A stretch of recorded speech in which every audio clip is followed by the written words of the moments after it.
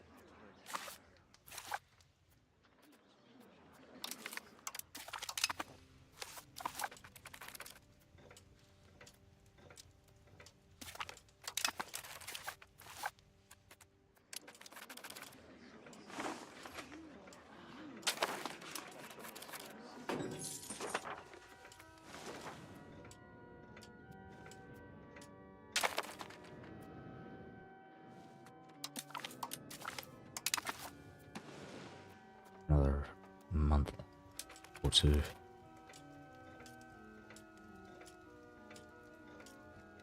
Yeah, get that kept 2 months and then we'll start doing that.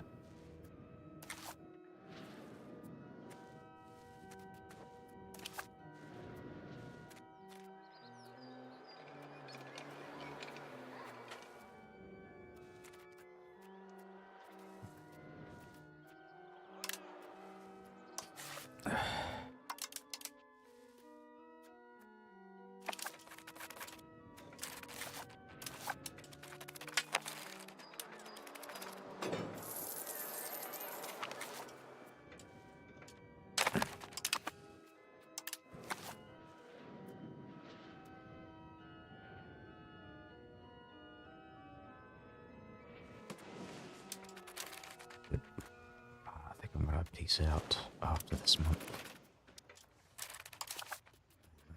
Maybe increase display spending. So what am I getting? Maybe just a bit more.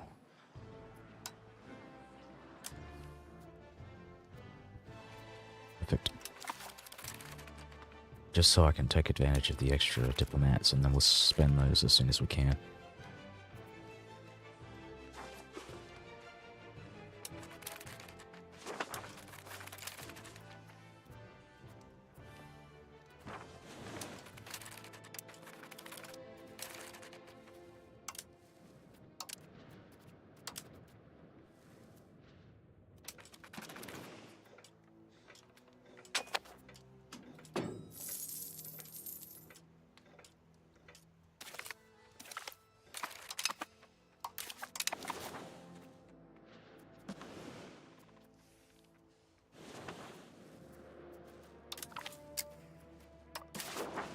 Realize I can't do that.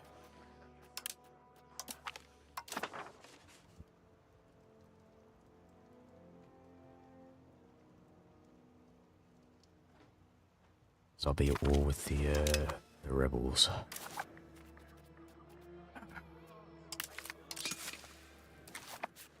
Alright.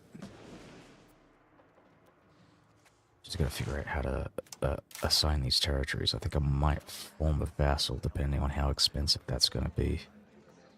A vassal or a fiefdom, depending on the loyalty as well. 4.56. Okay, so the fiefdoms are really powerful. So we want vassals. So these two make the most sense to me because they have fortifications here.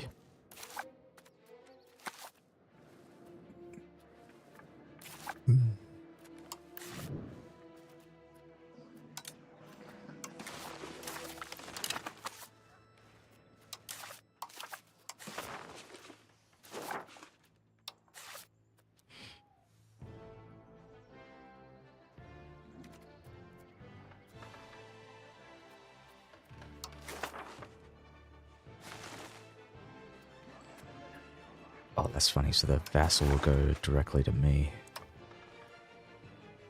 Oh, that's very interesting.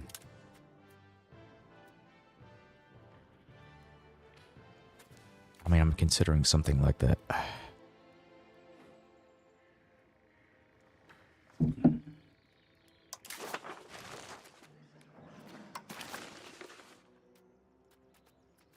just don't know how, like, feasible it'll be in the long term.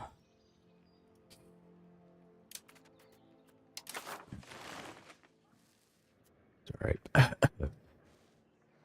Just feeling a little. So I might give this to Anna Palaiologos, but I don't think that's a good idea.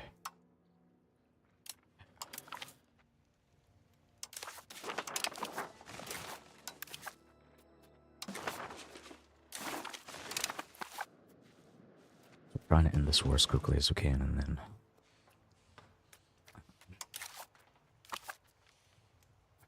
I gotta drop Sultanani. No.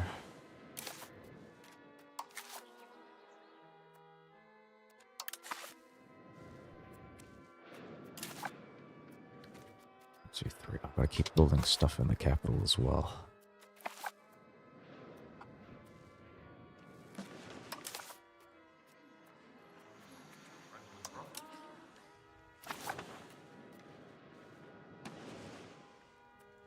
Check out the diplo capacity. We're doing very well here.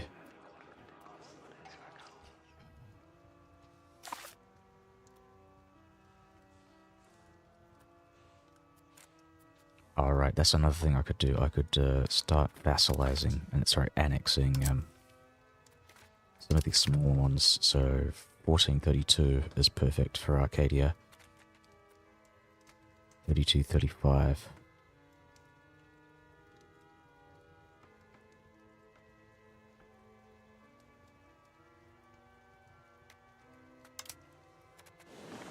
And then declare on Lucca. Okay, so I've got the Catholic zealots. They have to fire off first, and then we can declare. I can bring France, Hungary, and Naples into the war, and then should be good. All right. I think I might keep this there. What is that? That's 3.75. I need to increase my diplomatic spending just slightly more. Speed it up as well. Send our professional armies out to deal with the Catholics in the western part of the empire.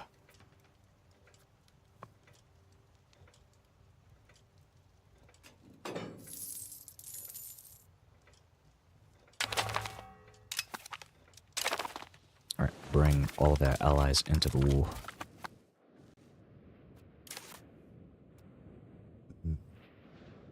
Right, so we are losing money here.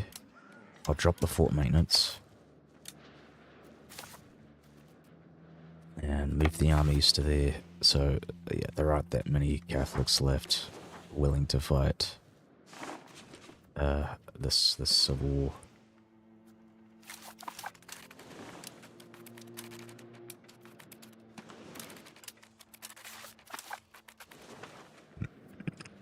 That reminds me, I've got to drop these forts in Hungary.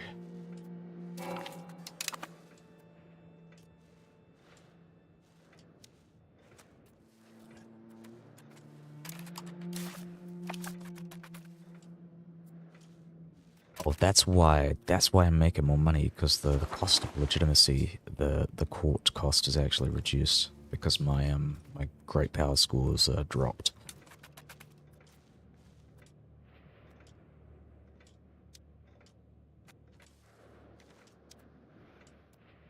Nice.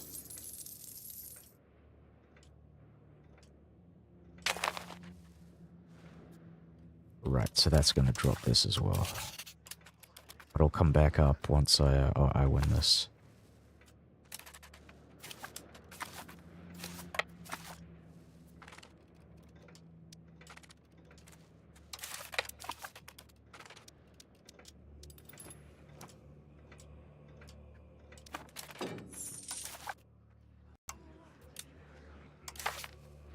I think this is actually a really good time to spend Diplo power. It speeds up the rate of annexation for these vassals, and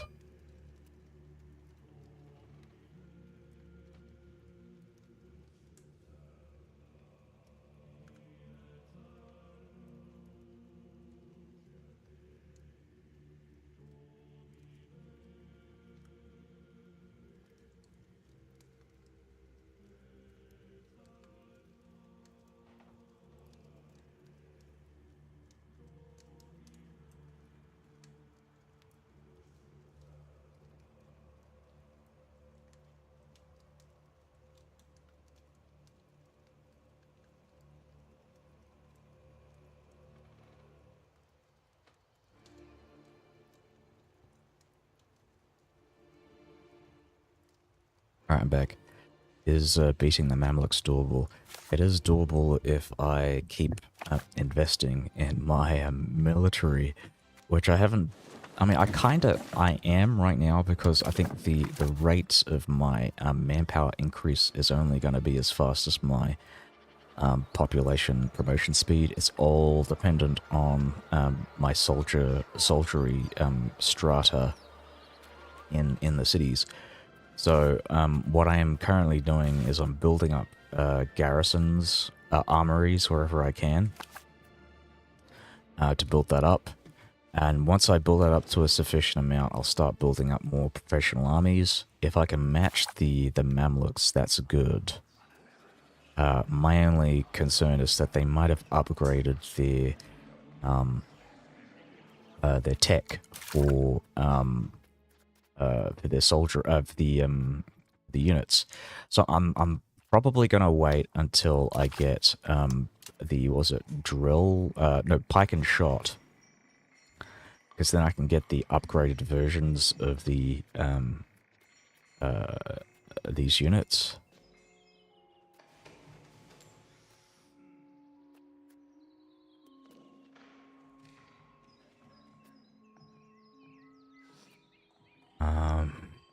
There's also a bunch of other things that are really useful, like the House of Parliament.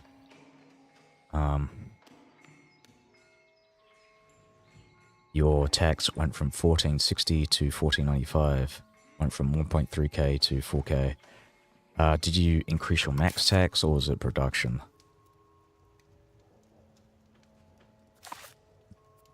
I think yeah, what probably happened is you improved like every aspect of your economy, just kind of gradually over time.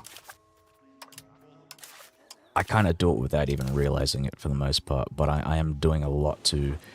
I'm like building a lot of buildings in my capital area because of the control. Getting lots of taxes. Building more cities. I've also got a guy encouraging migration to my new town in Mitrai,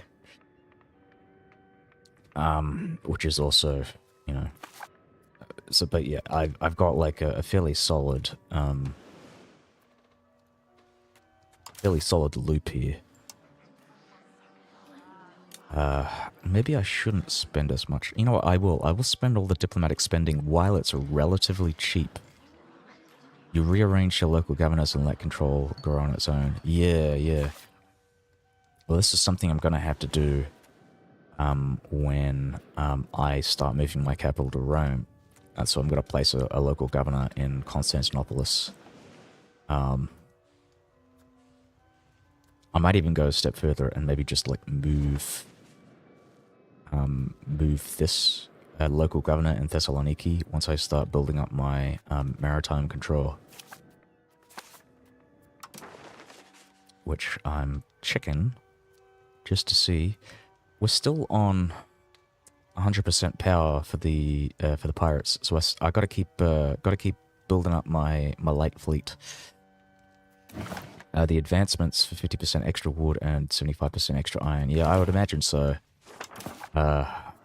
Is that in Discovery? Yeah, yeah. All right.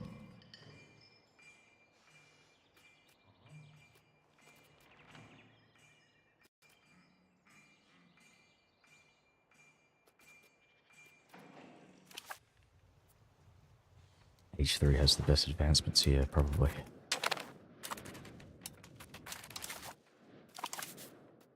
I gotta keep building up my... I gotta get innovative.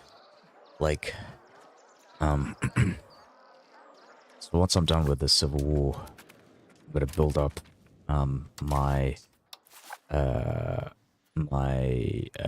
what do you call them? Burger estate.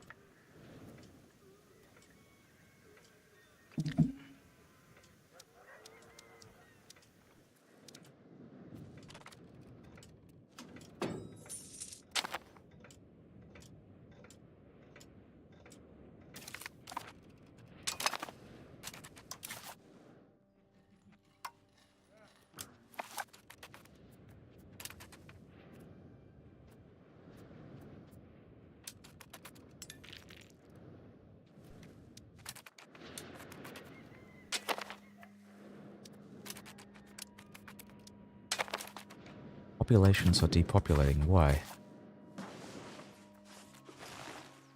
Ah, diseases. I've got smallpox. It's all good.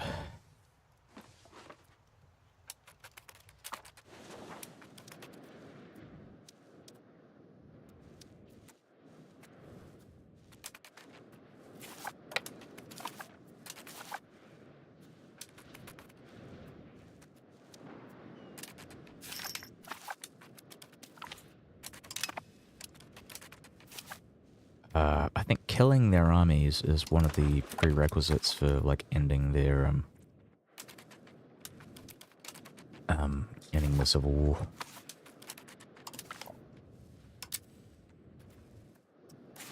Is there a way to set...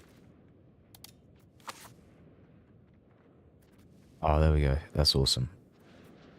But I'd like to set, like, a, you know, because you got the organizations, on the numbers, right? I can press 3 and get the international organization. But I want to,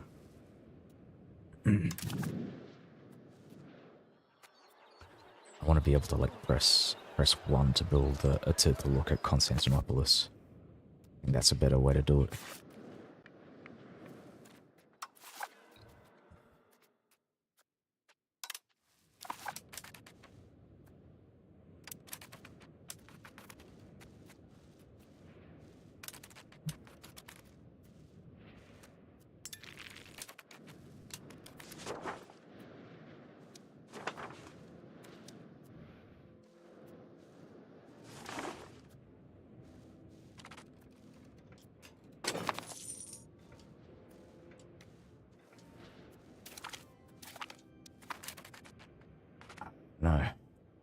Can banish characters. Yeah.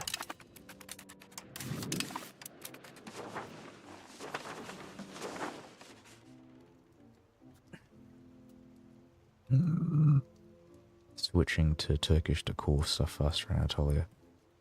I can accept Turkish as a culture.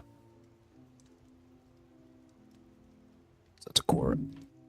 But the problem with doing that is I then won't be able to assimilate Turkish. You can only assimilate tolerated or yes, untolerated cultures, non-accepted cultures.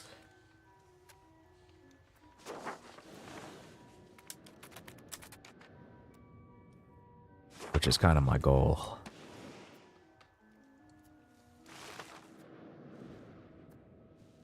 This is actually doing really well here. I'm wondering why.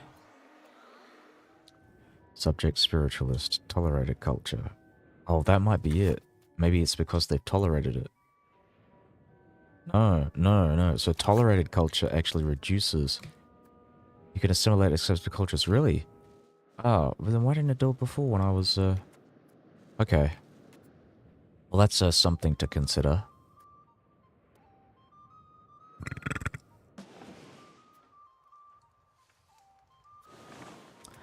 Might do that with Bulgarian. I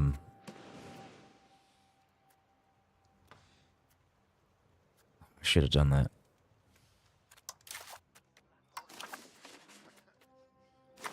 Or Turkish, obviously. If I'm,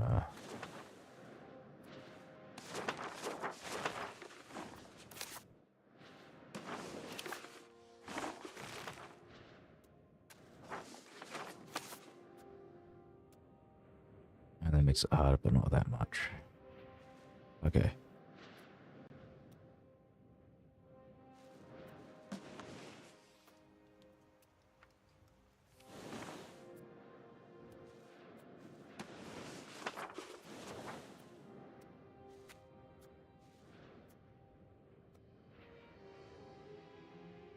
Oh, really? Okay.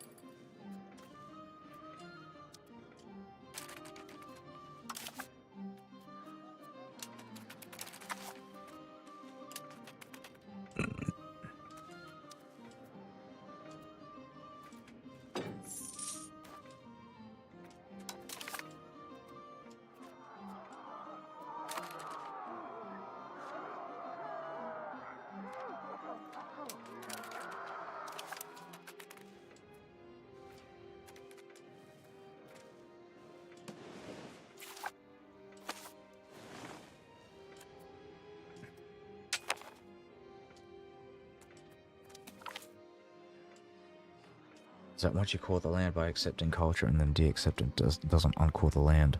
Actually, it does uncore the land. They changed it in 1.1.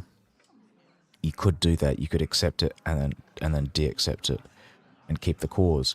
But nowadays, if you're because I've noticed this, if you have a core and then your primary culture loses out, your primary cultures and accepted cultures don't reach the 50% threshold, then it will uncore and go back to integrated.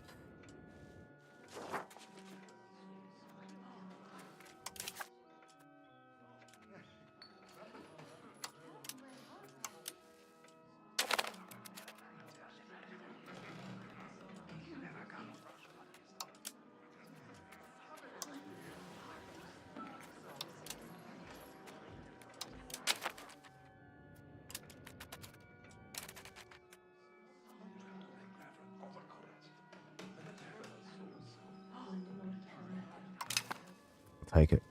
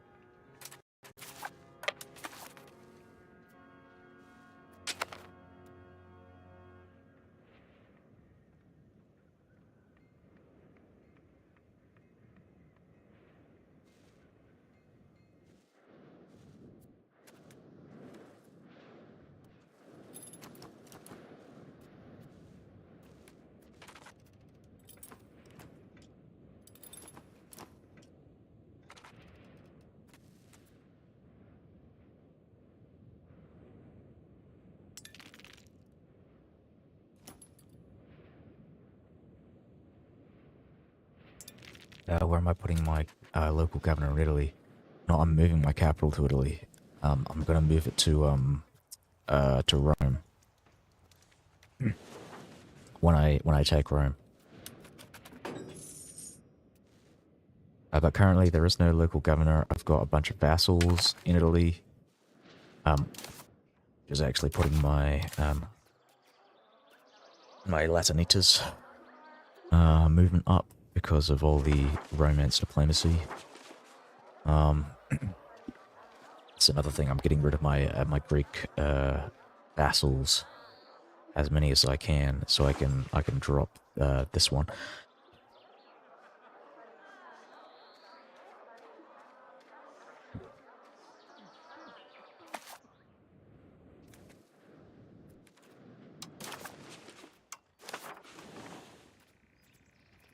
What am I doing here? Maybe promote integration process.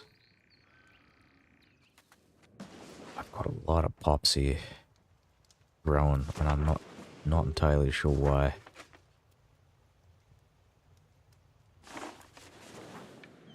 Also, let's have a look. How many people are we bringing in? Oh, that's good. I might stop this though. Because again, I might start doing promote integration process. Which reminds me, where is this actually integrating? So this is integrating in a lot of the my eastern territories. I don't think I care for that. So I might take the speed of integration plus 20% for the however many months, 6 months, and then I'll probably take the taxes. So I'll increase my taxes for uh for 6 months.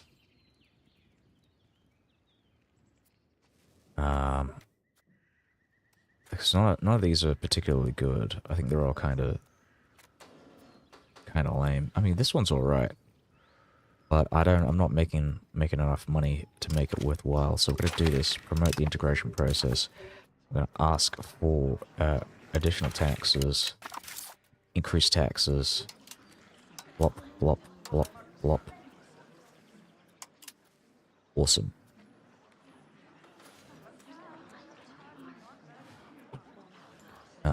And then we'll use that money and invest it in the capital region.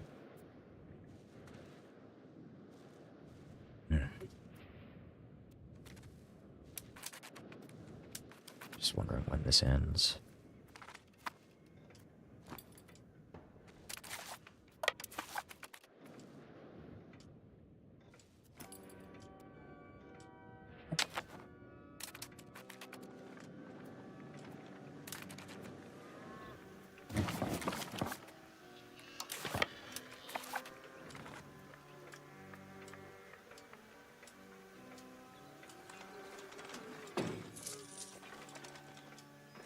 Was it? What's next? What are next?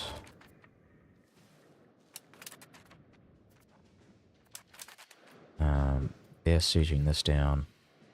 I think everything is being sieged down. There's practically nothing left, apart from Corsica, but I don't need to siege that down.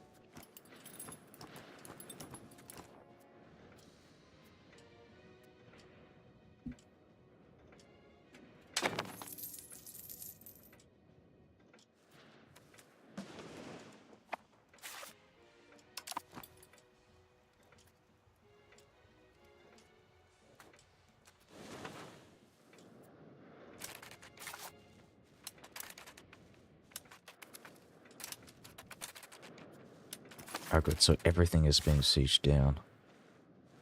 Apart from this. So we'll siege that, and then we'll send the troops back.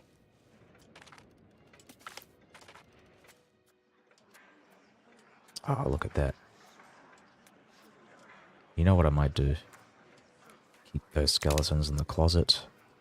We'll go and increase stability with the and then I'm gonna steal money from the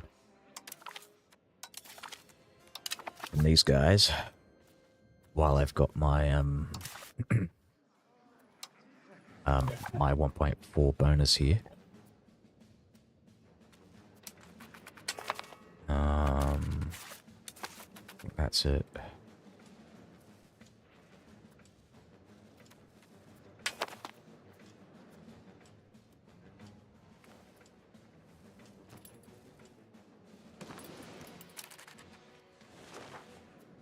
It increases the cost of legitimacy ever so slightly, but I can drop like my other costs while I'm dealing with that.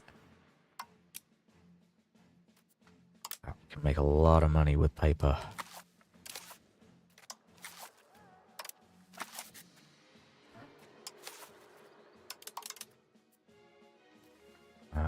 More paper. More paper. paper.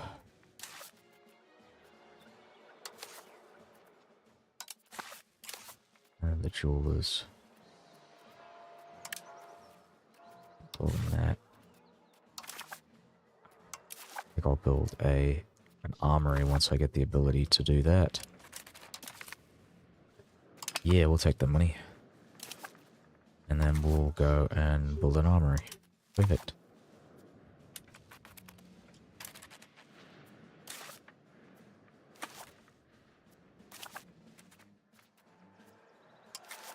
Might do the same thing here. Build an armory. We need more manpower.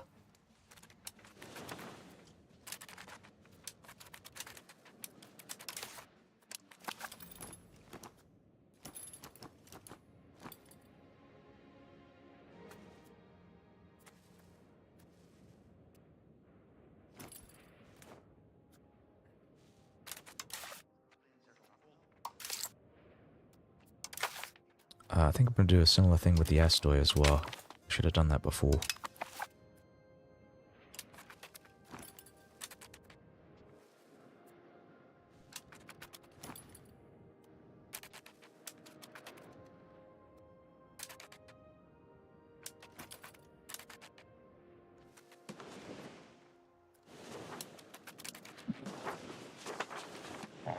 Haven't won yet. Still gotta wait for the siege. Move the troops back. Check out the rebels. Okay, we're not going to be dealing with any of these rebels anytime soon. So I'm not too worried.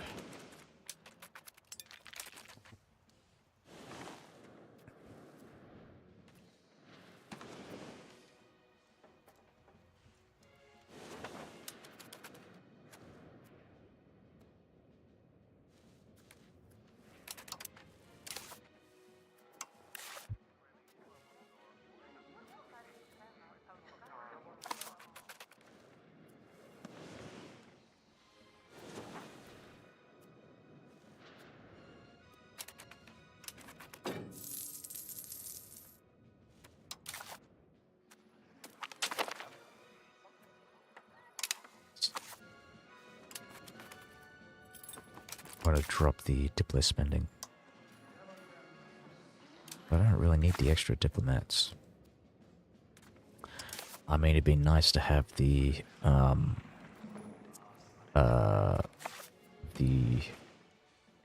extra diplo spending flat like annexation speed modifier, but I'm not gonna bother too much with that.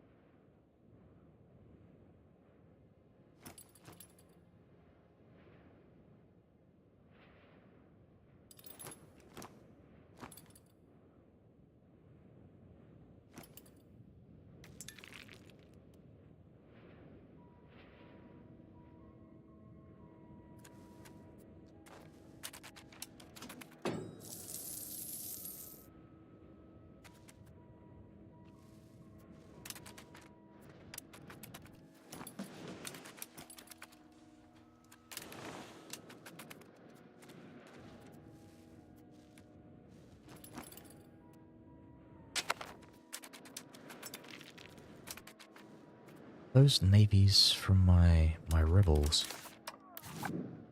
No, okay. Oh, maybe they were like levied. I suspect that might be the case. Alright, just gotta keep investing in the capital now. I think I gotta keep building these up. We'll do another paper makers, more tailors, more spinners.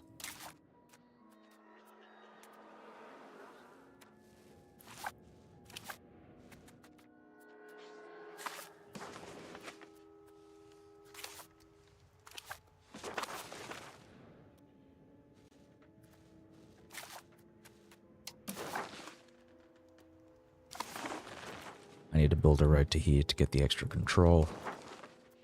I'm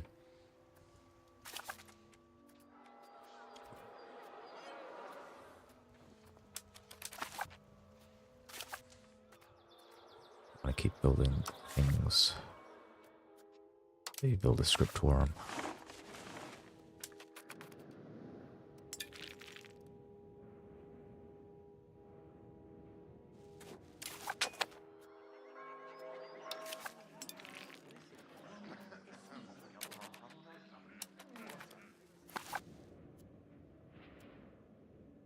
Did I get the rag paper?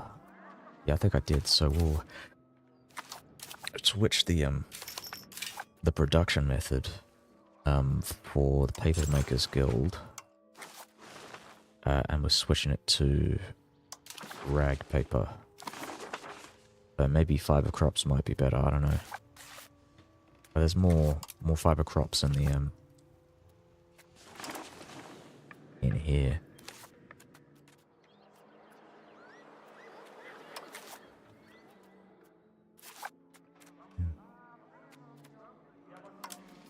No, I make more money using fiber crops.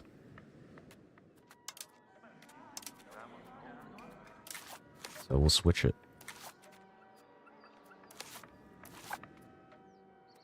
In fact, I might build this up as well once I have the pops.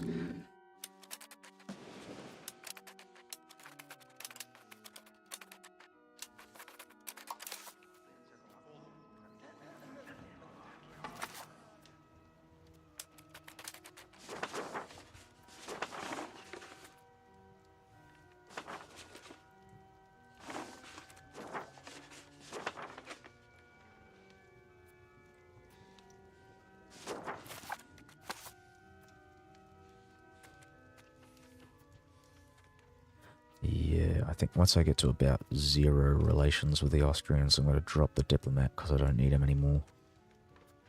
Switch to something else.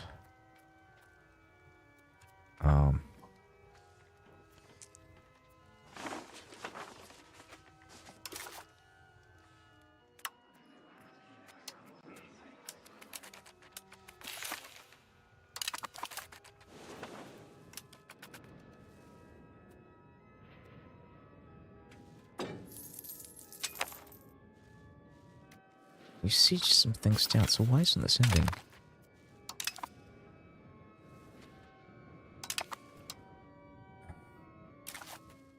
Alright, I will integrate this province.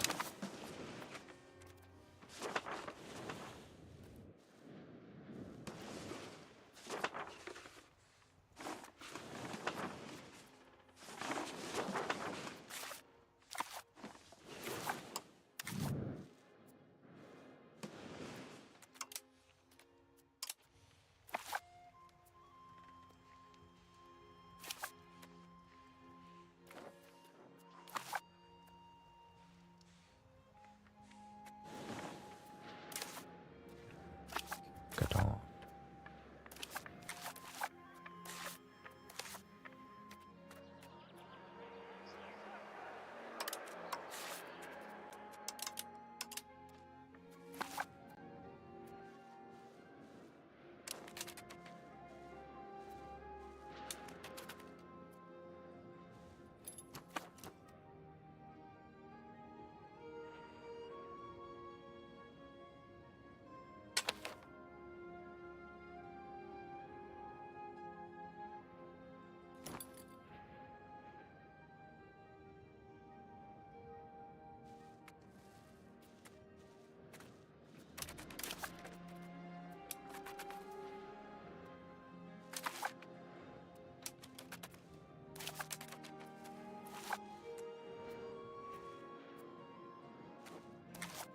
Might start switching migration to Salimbria. Because I've got a lot of pops here now. What do we have? 17k. Wow. That's very quick.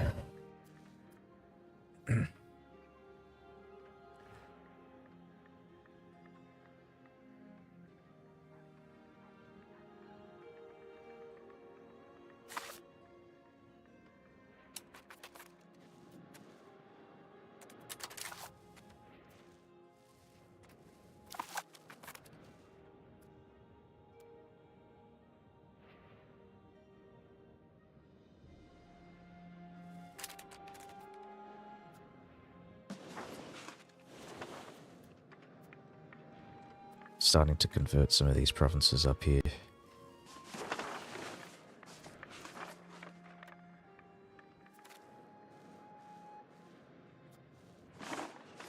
That's something to think about when I'm building up these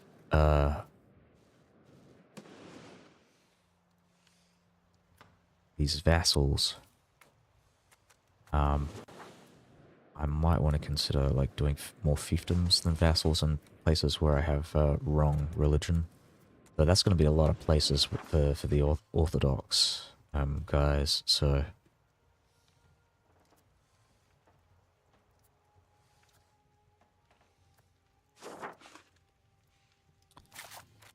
Good relations with these guys, I think.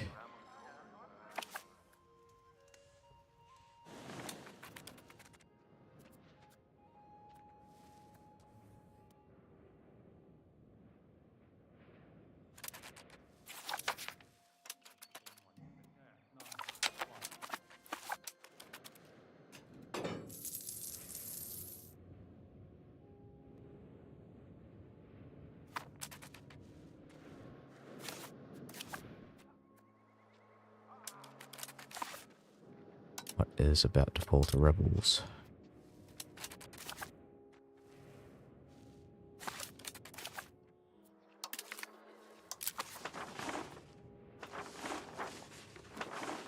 It's kind of confusing. Maybe you on the Warrens.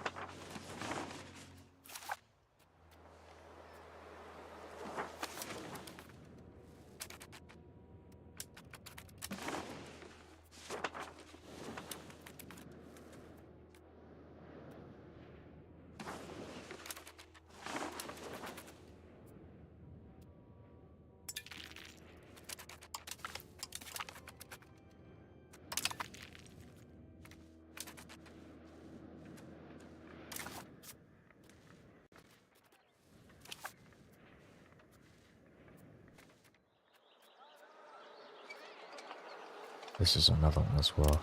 But I want to maybe forget.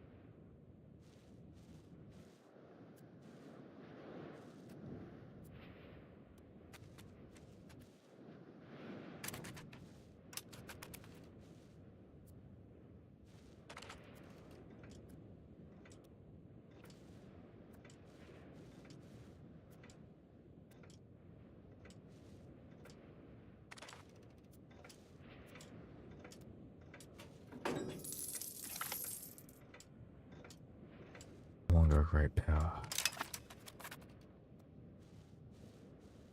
Good.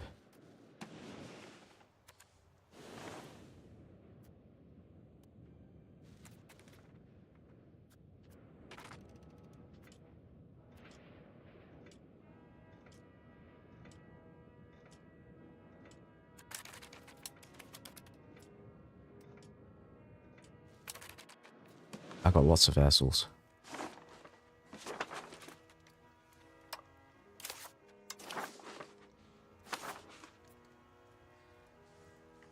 I just have to annex all of them.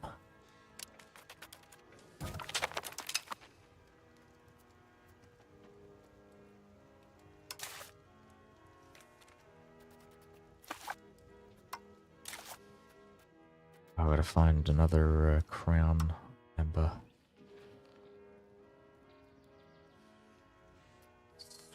Someone young. Belisarius.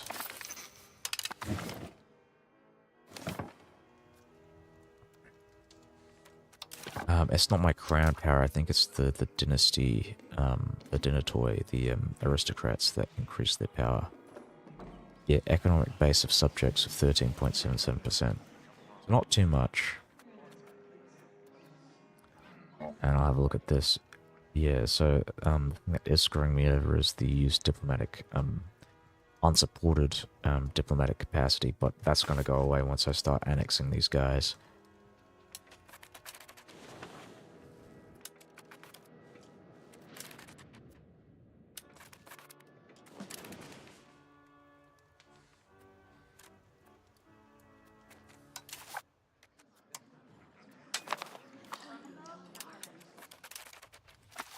I might actually start maybe some more annexation. 1432. I don't rock the boat too much.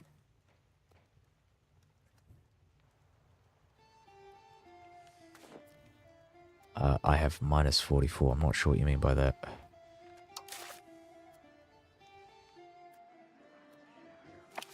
At the top, minus 44.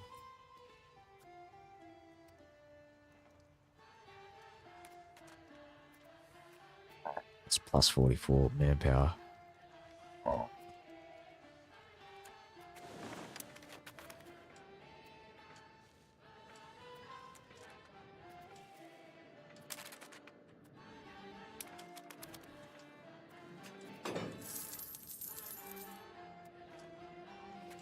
My taxes have dropped. So I might crown estate. Minus 44. Crown power from population, right? Oh, I see. I see. Okay, I hadn't considered that. Wow. So maybe, yeah, I should start annexing more of these guys. Wow.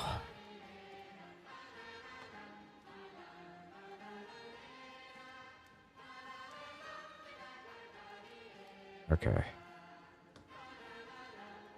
Let me think about that.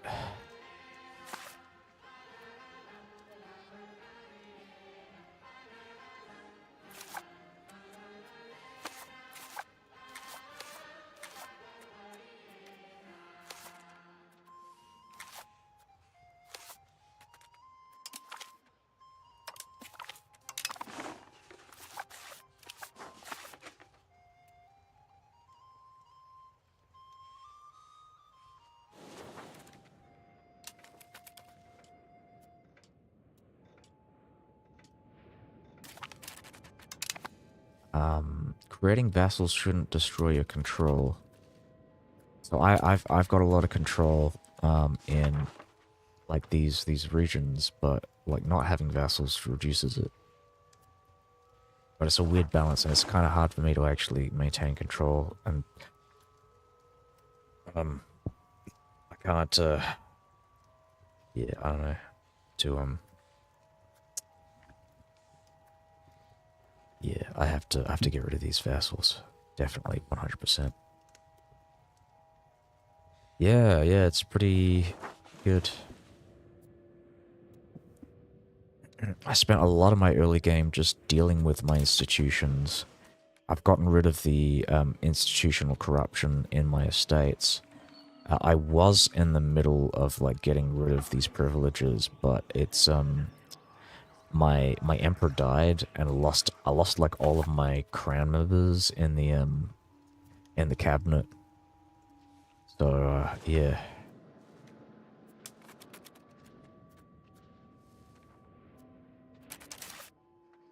What was I doing here? Right, so I'm gonna drop this to get some positive income.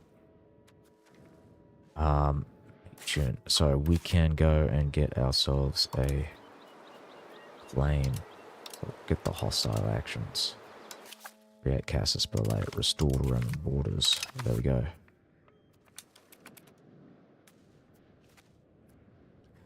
I've got the new Casus Belay from finishing the Fate of the Phoenix, so it's like really cheap to take land in the de jure Roman Empire.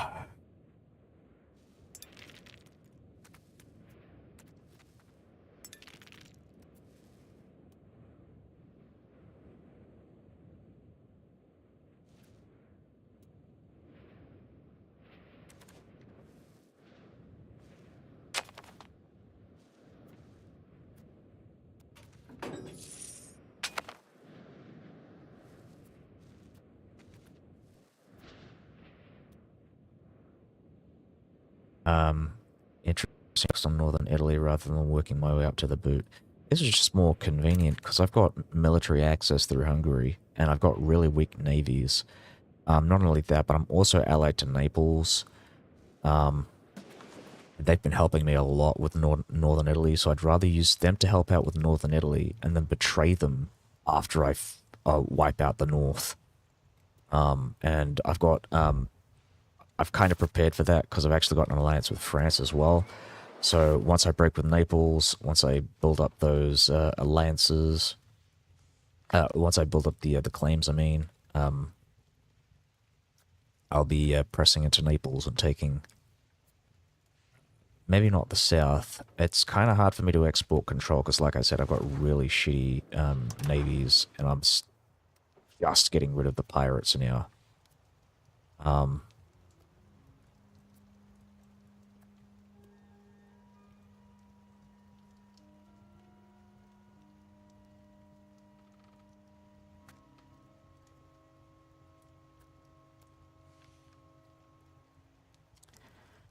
Trying to figure out how do I get rid of their power? Change this. All right. Okay, I see. Of course, I have no control over this, but that's fine. Then one of the great things, right, is that I'm getting lots of Catholic zealots rising up against me. And the good thing about that is because, yeah, that's what I'm doing. I'm building up barks, but I'm currently taking advantage of something. So when you deal with civil wars, your great power score goes down, and when your great power score goes down, you actually pay less for legitimacy. 5 times the pirate hunting ability of galleys. I assumed so. Which is why, again, like I am building barks, but I set a navy to patrol the seas mission. It's not specifically. I think it's this mainly. There's a thing called Hunt Pirates button, and that reduces so it reduces maritime presence, but it also reduces it gives you a bonus to anti-piracy modifiers. It happens in the sea zone, so like all of these highlighted areas will lose pirates. Yeah, because before in 1.1, it felt like navies kind of lost their relevance once you started building up, you know, better versions of the coastal forts and docks and stuff, because you could essentially create maritime control. But with this, now you've got pirates to deal with. Like actually building a navy makes sense.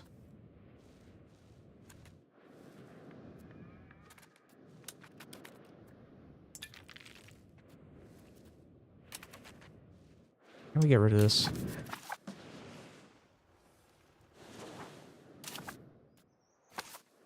Cannot. Alright. Coastal forts. Yeah, yeah.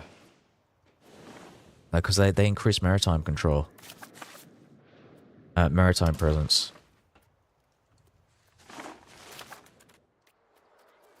If I can find it. Oh, there's protected harbour here. That increases as well. Actually, that doesn't do... Oh, let me think about that. Is it harbour capacity that increases maritime control, or is it... Yeah, so this gives maritime presence. Right, yeah, yeah. So I was kind of right about that. Let's have a look at coastal forts. Yeah, so this gives local maritime presence of 0.15. So I was right about that.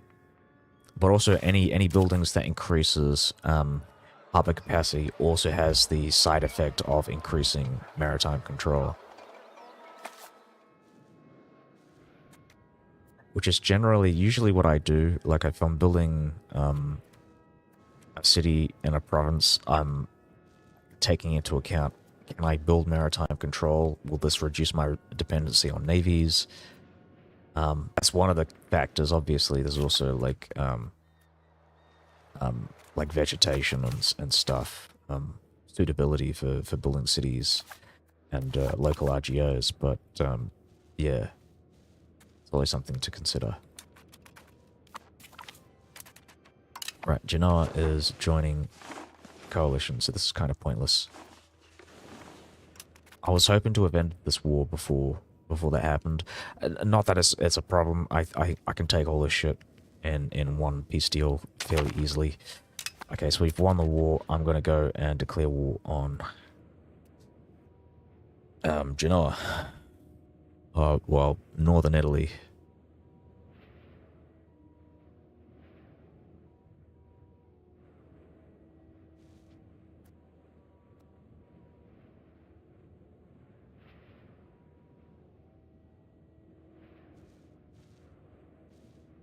They don't deserve independence. Your main issue is the economy. You've got the opening moves on lock. You won the Fate of the Phoenix in 1350. Wow, yeah, I got it. I removed it around 1380. You got rid of your corruption shortly after, but your economy sucks. Well, it's gonna suck. It's always gonna suck until you start like managing your estates. I think is one of the things. Like increasing your maximum tax is really great, but also using whatever money you can find by in peace deals and shit, and spending it on your capital region. So building buildings in your metropolis, especially because you're going to have a lot of merchants and like spare merchants, spare laborers, spare clergymen. So you might as well spend that like start building up. Like scriptoriums are really great because that really boosts up the demand for paper, which is your main source of income. And then you use these books to power up your other buildings. You'll support buildings like universities and hospitals. I think they use books as well. So yeah, eventually you want to start building like hospitals and universities, your slightly more expensive buildings, some buildings that you wouldn't think of as being particularly useful, but they are incredibly useful because they prop up your economy, because they require certain goods like books, like paper, like mid-range input goods.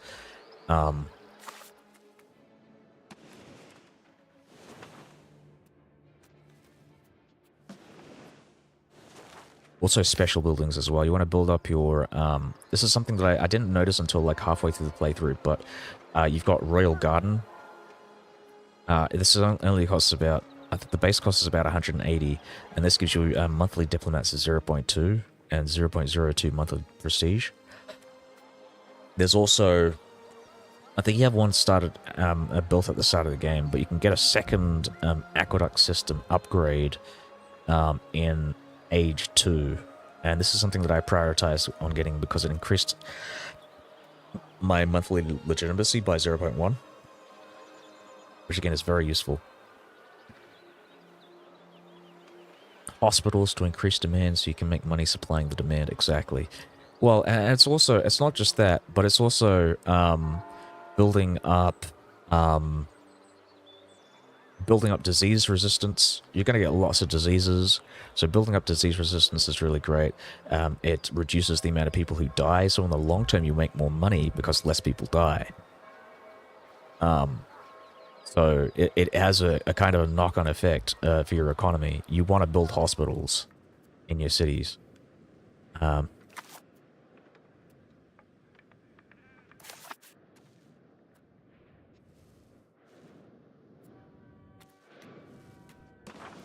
I'm getting a lot of population growth here. I'm wondering why. Oh, you know what? It might be because I just took something here. Hippodrome is also good. Hippodrome is very expensive though. So I try to prioritize building other things first.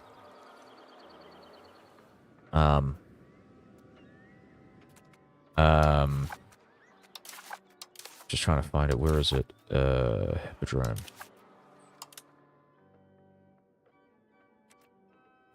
Yeah, 1.9k. And I'm not really doing particularly well on... I don't have like a big surplus of stuff here. But yeah, this is really good because it does increase your crown power and estate satisfaction equilibrium. But because the hippodrome, at least for me, I'm at that stage where I might change my capital to Rome fairly soon. So building a hippodrome in my my old capital in Constantinopolis might be a bad idea. Because that's like 2,000 gold down the drain. He built it in the later 1400s. Oh yeah.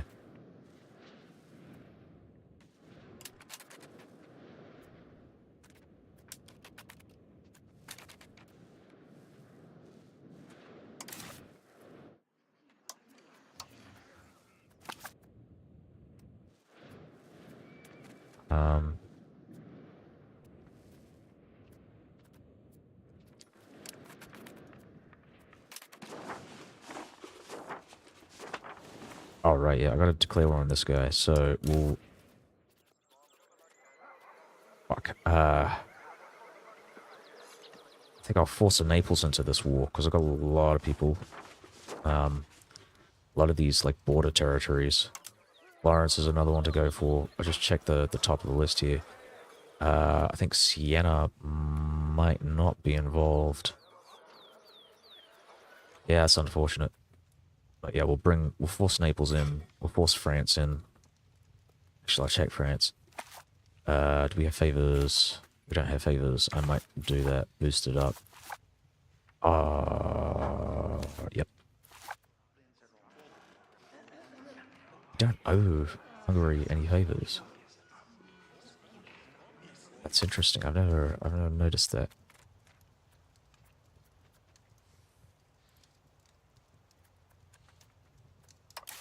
Yeah, I think I have to do this. So we're gonna go for Florence. Restore the Roman borders. Due to Florence... Oh, we've got great relations with Florence. I might... You think you're getting what you're missing, though. Build demand to be able to profit off the supply. Seems reasonable, I guess. Yes, that's pretty much what it is. You build... it's mainly a lot of your demand for mid-range goods are going to come from your clergy buildings, which if you look at the because you can't rely too much on the on this thing here, the maximum income per level, because some buildings will give you income indirectly through demand by propping up your supply buildings. So like the scriptorum, I think you make, well, like your income is like something like 0.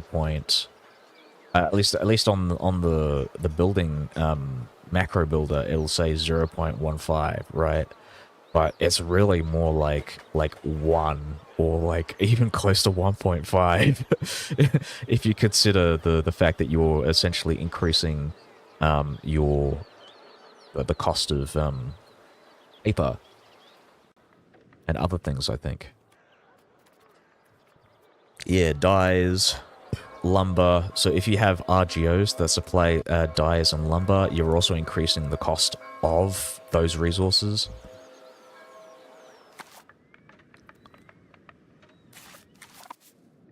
Which is why building RGOs is very useful. Another reason why I'd build RGOs is just to use up laborers, because laborers give you more taxes, but you want to increase RGOs generally if you have like spare cash left over. I would prioritize, like, if I had enough cash, I'd build RGOs like lumber or maybe even stone at this point, because I'm actually having issues with masonry. An over-reliance on the automation of click button for most profit, leading me to this one. Yeah, yeah. Yeah, no, the game is a lot more complex than that. It's not just number go up. It's like, oh yeah, we've got lots of import goods. How do I increase the cost of import goods to maximize profit in in my economy? It's yeah. This is why I like this. I prefer this to Victoria 3. Because I think it's just the way that it works, the economy works, and this is like a lot more interesting.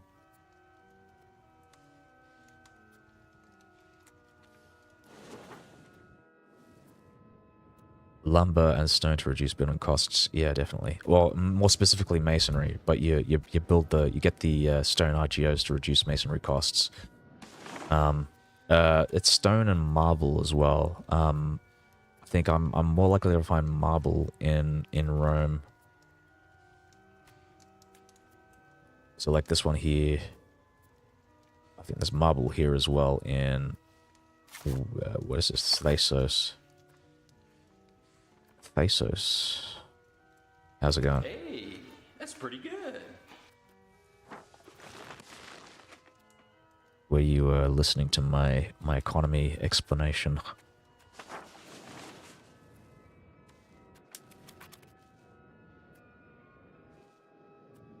I might stand up in a second, get myself a drink. Oh, did I declare war? I don't think I did. Yeah, I'm zoning out. I just want to see what the reasons are for them not joining. Right, so it's mainly levy availability. I want to bring Naples into this war. So we'll do that, declare war.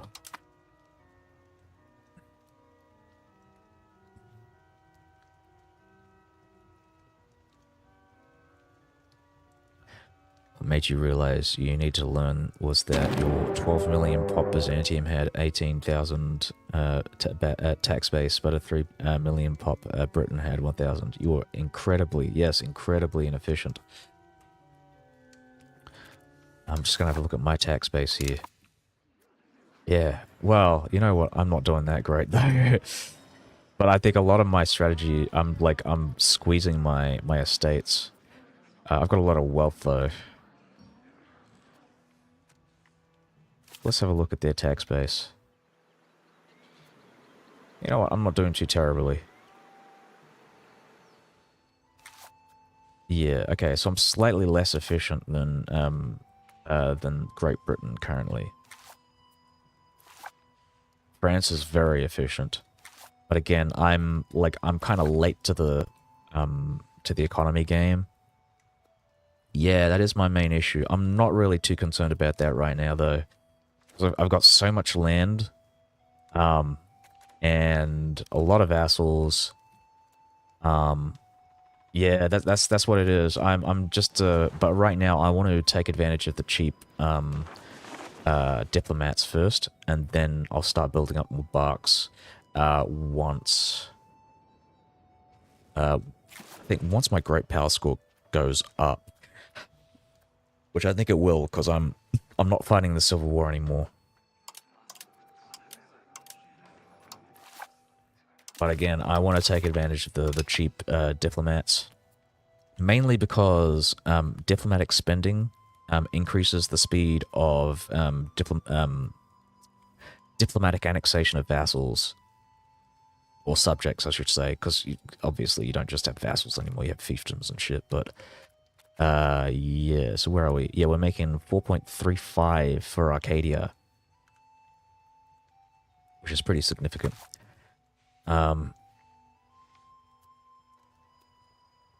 Though I might drop it again, because I'm losing diplomats, and I don't see myself...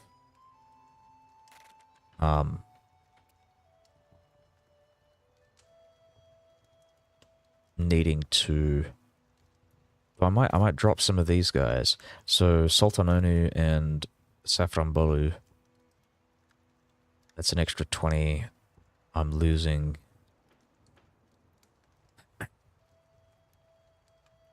I have to account for the fact that I'm going to get the extra 25 subject relations malice from annexation. So I think I might go for another 5 or 6 months, and then drop these diplomats. But right now, yeah, I think it does make sense. I'm gonna drop diplo spending.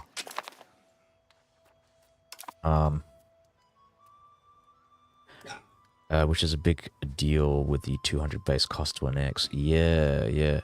Well, I've noticed that a lot of people are not going with the one province meta anymore. It's like 2 or 3 provinces because it's a lot more efficient to. Though I'm not entirely sure if I would agree with that. Getting the, like, because I was just noticing with this, you get like fucking 514% diplomatic annexation cost for like smaller vassals. So to me that feels like, I mean, I guess if I've got like high diplo annexation. If I'm spending lots of money on diplomatic, whatever you call it, diplomatic spending, and yes, it's great, it's amazing. Having lots of small vassals being annexed simultaneously is like the strategy. I guess right now having bigger vassals with... Yeah, I don't know. Maybe I'm wrong about that. I think the math is... I think it's still small vassals are good.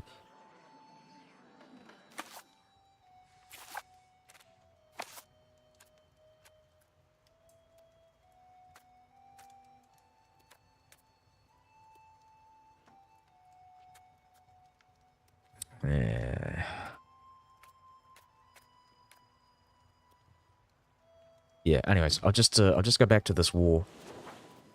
I'm forcing Naples in. They're fighting. Perfect. Oh, fuck.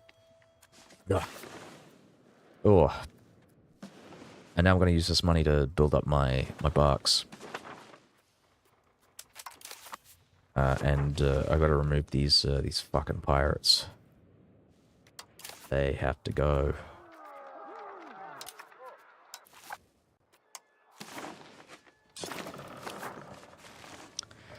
You've been shooting for 2 to 3 states per vassal, especially because the 10-year cooldown means you want to give them a Greek capital and spread them out a bit. So why do you want to give them a Greek capital? That's my question. Is it because of the 100% from dominant culture? Because I think that's probably not worth it. If you were thinking about cultural assimilation, I think cultural assimilation is incredibly slow for vassals because of their malices. I'll just provide examples. So this one gives... So you get minus 50% cultural assimilation. Though you know what? I'm looking at this now and I'm thinking, okay, so I've got lots of cultural influence now. So maybe it is going to be faster. But a lot of these guys are really terrible at spreading... They're terrible at exporting control to their integrated territories. So if we look at this, for example, they're not converting anything here. They're doing a lot of religious conversion. So I think personally, I think it's not worth it. Because essentially what you're doing, right, when you assign those territories that you should be integrating yourself, you're essentially like doubling the cost of annexation. So you're taking twice as long trying to annex those territories. I think what you're better off doing is just, maybe even just doing like forcing religious conversion on your vassals rather than actually setting up vassals in Greek territories and then giving territories for them to culturally assimilate. So then you don't have to deal with, again, Diplo annexing a territory twice. Yeah, I don't know. I'm still trying to figure out the meta, honestly. But I don't think that is efficient enough for me to consider.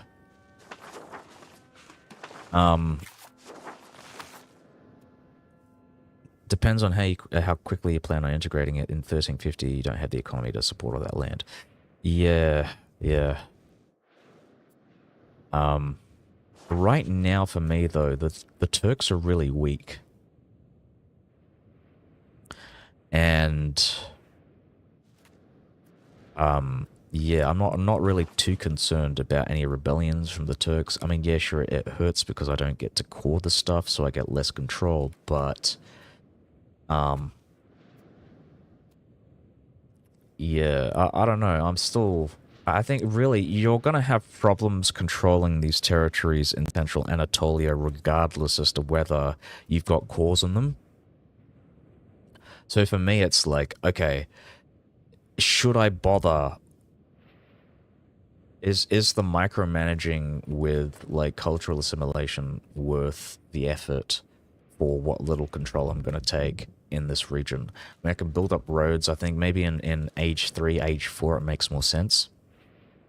And like, building up to that, like age 3, age 4, like getting modern roads and shit. And especially as the Roman Empire, you get bonuses for, I think it's proximity speed, or is it, I think it might be a reduced proximity per, of your roads, but like, so like with modern roads, I think, yes, you might be able to export maximum control in Anatolia, but right now I just don't think I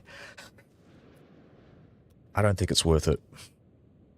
Cores are nice, but the Greek pops also give cataphracts. Oh, I hadn't thought about that. So that might make it worthwhile. I actually don't know how the special units work. Do they upgrade based on the age? Like if I were to like... Or is this like static?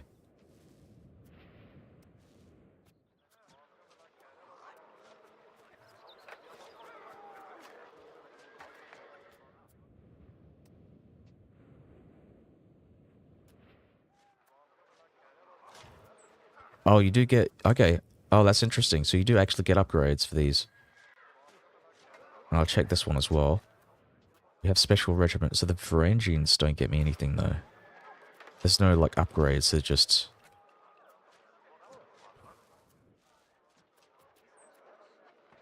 maximum strength, morale, and strength damage done. There is a research in each age to upgrade them. Well, for the cataphracts, sure. But I don't see anything for the Varangians. There's, like, it's just the one there.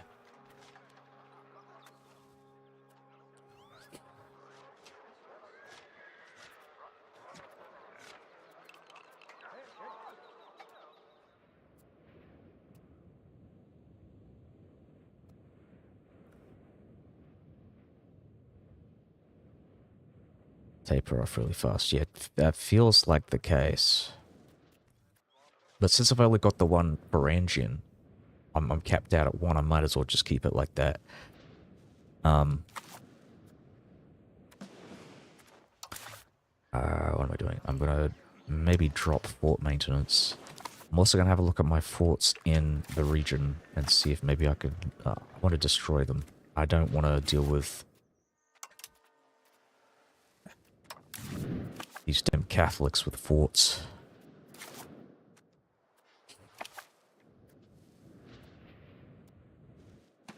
Okay. Alright.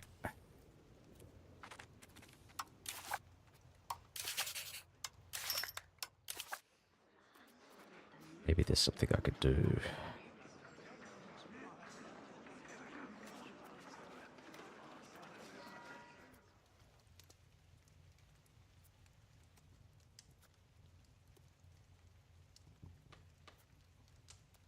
Whoa.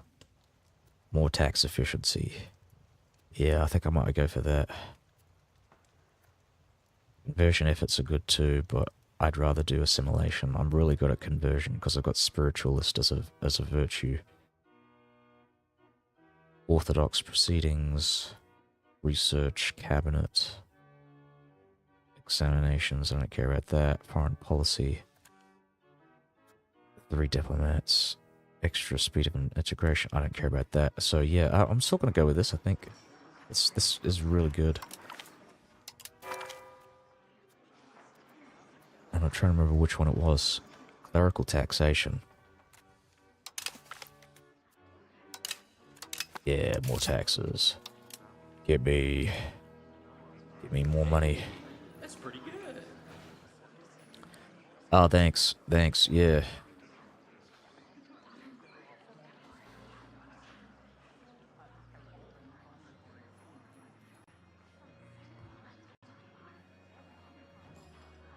Oh.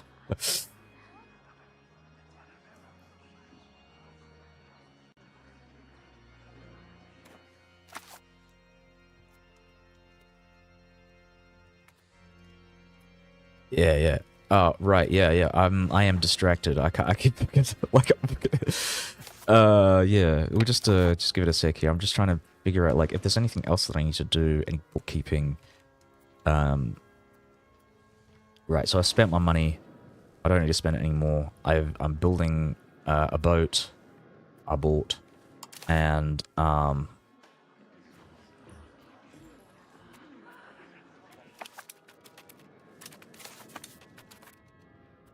cool, cool, cool.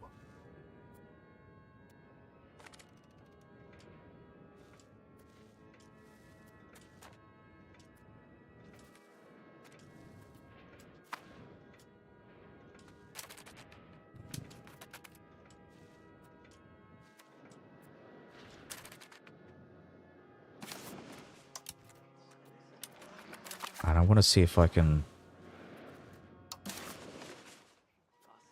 Okay, so I can separate piece these guys. Or those guys. But what about these guys? Alright, so coalition members can be separately annexed.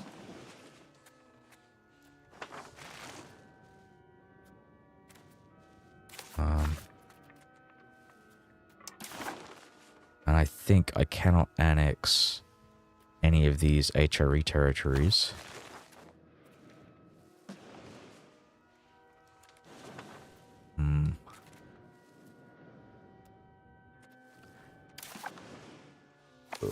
Let me think about this.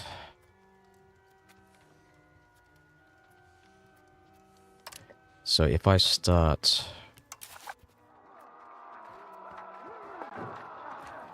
raising up my levies, I will lose control. But I'm going to do it anyways.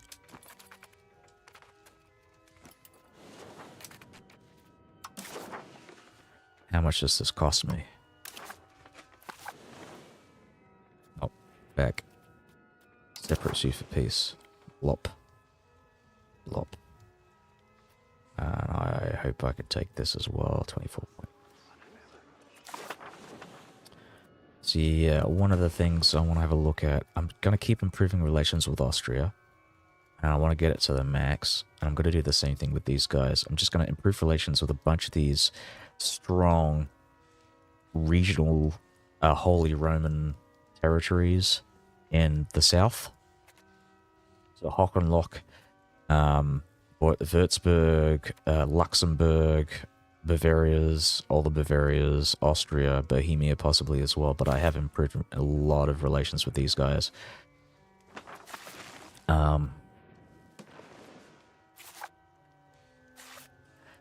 I'm also thinking about potentially declaring war on Hungary in the future, but my main issue is that they're really strong. They are one of the strongest powers in the game right now. Stronger than me. Even though they're a normal power technically, their military is like dwarfing mine.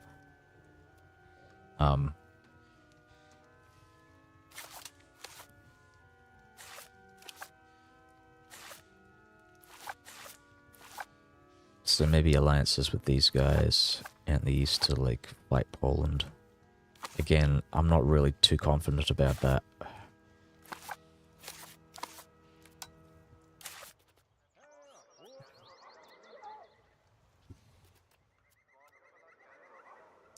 And the French like Hungary, so getting the French to assist is not feasible.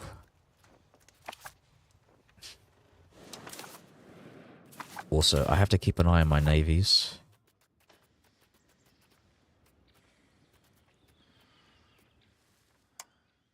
I might have to send... Did I put my son on... I did put him on here. I'm going to put him on the Navy. Because... he doesn't actually give me as much crown power on the cabinet, but if I can put him on the Navy, it's like 25%. And I don't intend to use this Navy. He's got really shit fucking military, like martial.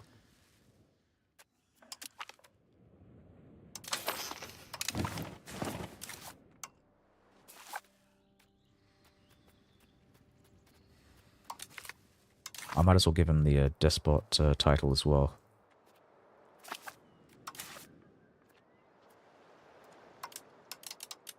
Can't right-click him. Fucking what the fuck?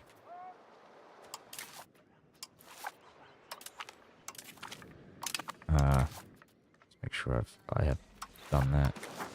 We'll get him to join Order of the Swan. Prestige, really. Oh, this is actually pretty good.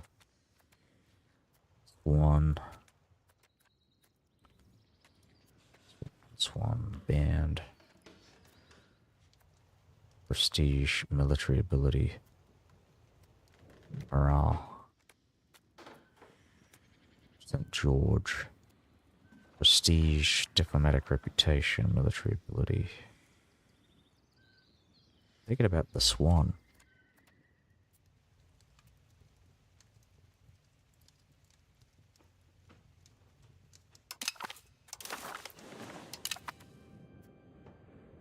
Awesome. So, I don't think this is going to give passive abilities.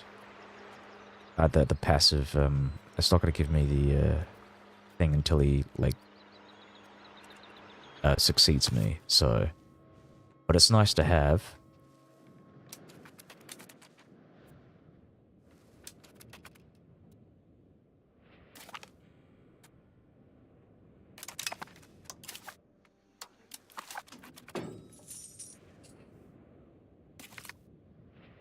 Yeah, one of those.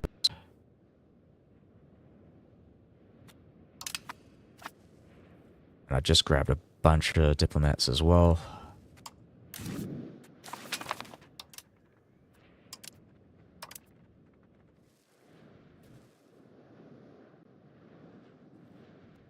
Gonna have a look at the Diplo spending. Yeah, it's very expensive now. So it was a good thing that I took advantage of that.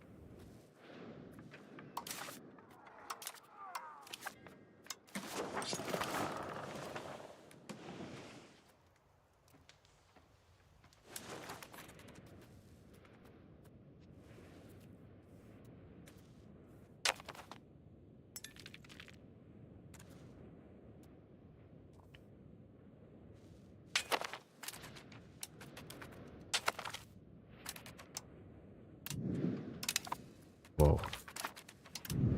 Whoa, no. Cool, cool. Naples is losing their navy. This is very good for me.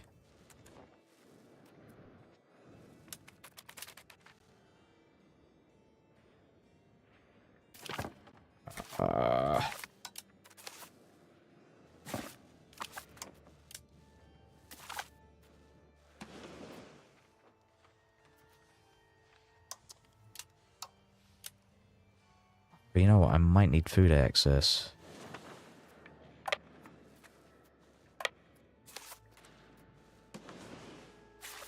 That might have been one of the reasons why I was reluctant to do anything there.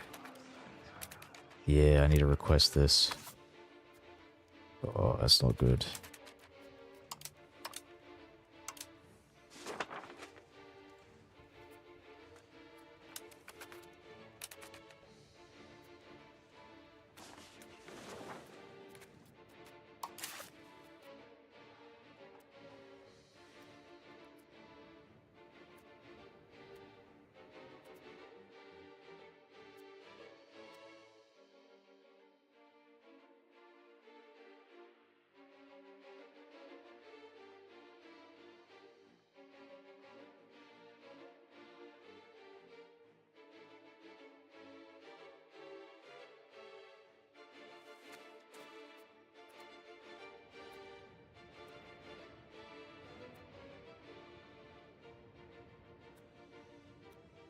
I think it's kind of funny that they count Scotland.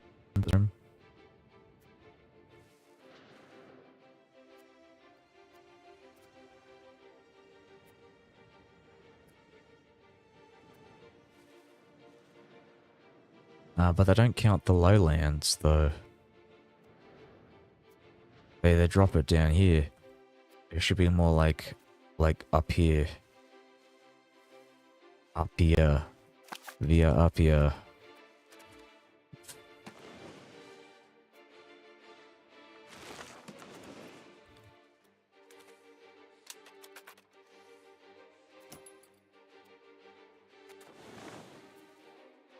That was a road. That was one of the highways in modern day Belgium. The Via Appia.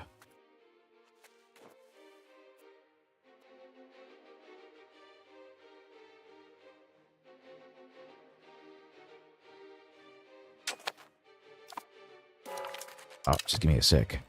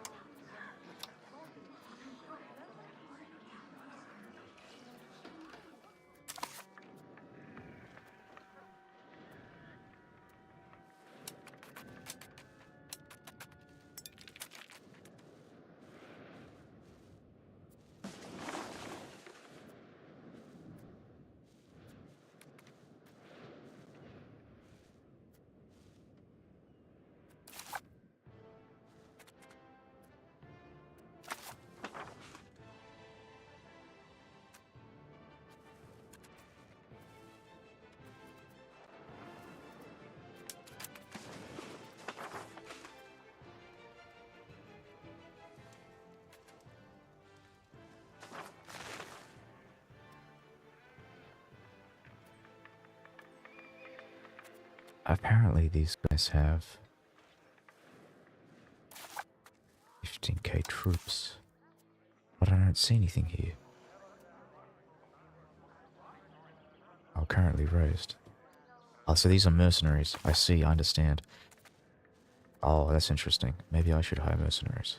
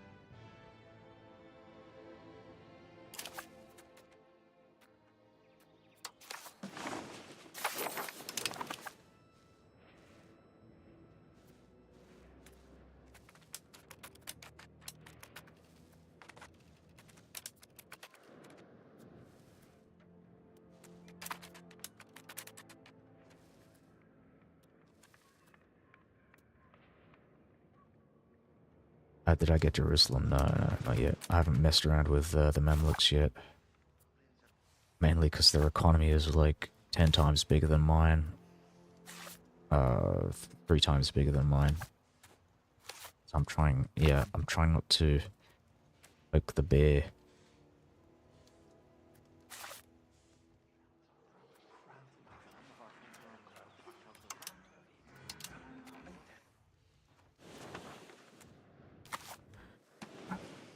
I might bring France into the war. And I bring Hungary in because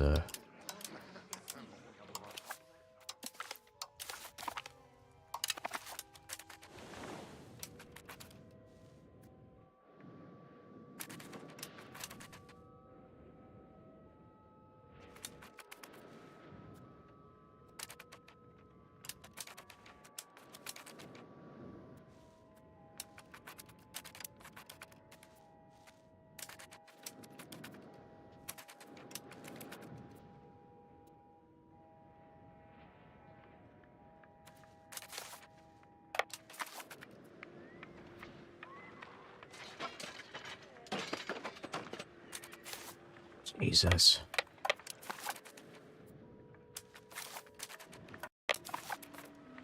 I've already lost so many like levies just dealing with these guys.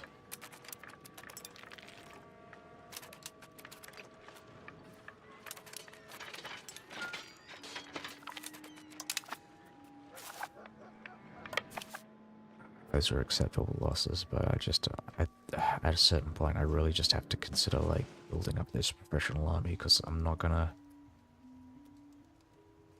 When you go after the Egyptians, at minimum, cut the Nile River above Cairo. The control has to go through the Sinai Desert. Oh yeah, that's a good idea.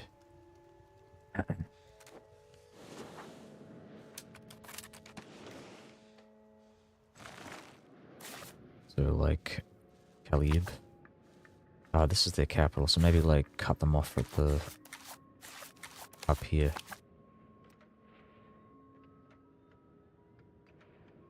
Oh, gotcha. Yeah, alright.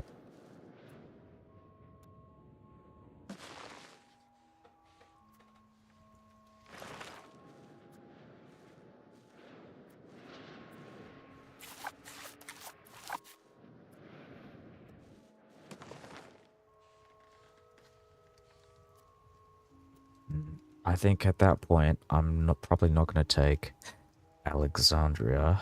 I would just take, like, Jerusalem and then take these. Four provinces, yeah. And then form a vassal. Start converting to Orthodox.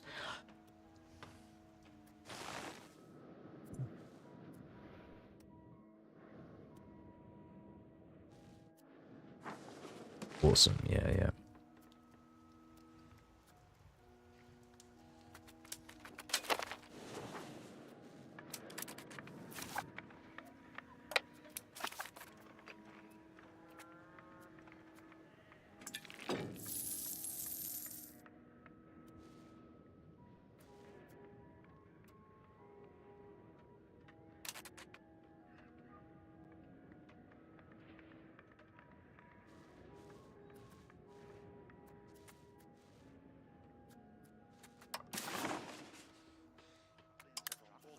I don't want to take this as a vassal, so I'm going to wait until naval governor. I don't think I've ever messed around with that. I'm wondering how you get that.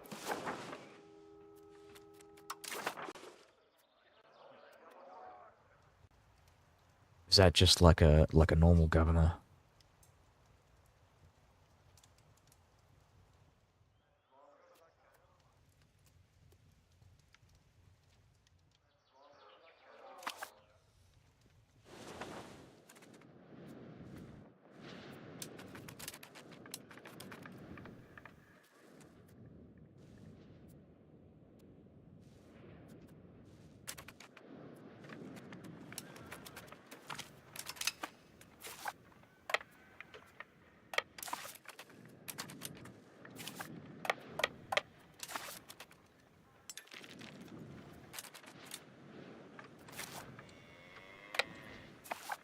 Mainly just going to be like later advancements or the naval government reform. Alright, cool.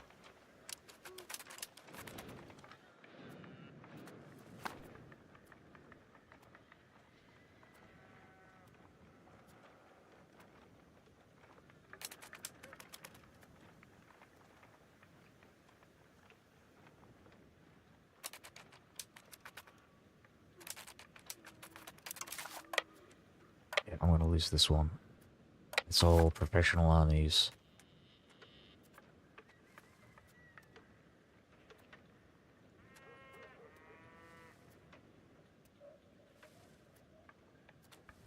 Goddamn mercenaries. I'm just going to have a look at the reform, because I haven't really messed around too much with naval or land in previous playthroughs. I think I know which one you're talking about. This one. Harbor administration. Proximity impact through port of minus 20%.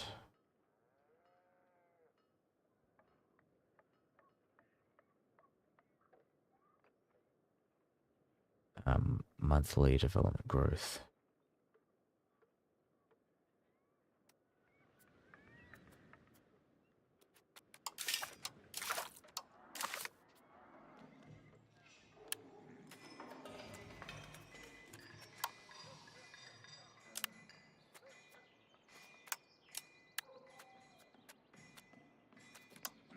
So there aren't any texts that increase it.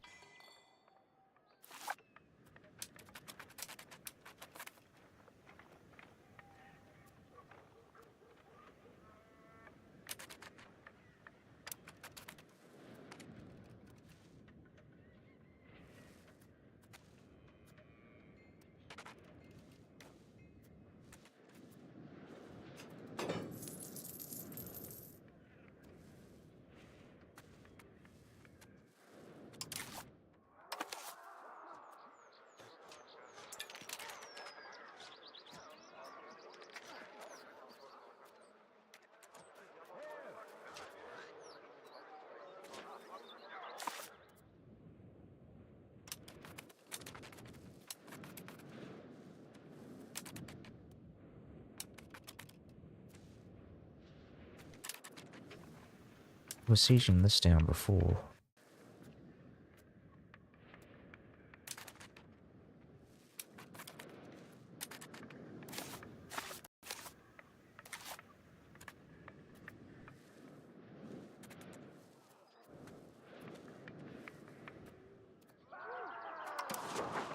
Oh, you know what? I will take this vassal. This is actually not a bad idea, because then I can just give them Pisa and give them Florence.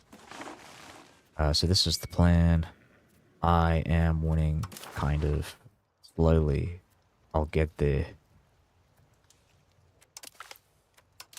And it knocks them out of the war, so I don't have to deal with their fucking mercenaries. But yeah, getting the vassal is not a bad thing. I mean, it's not great, but we are going to be losing some vassals in the near future.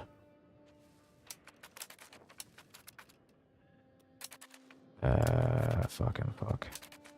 Just want those guys to move up north to deal with these guys.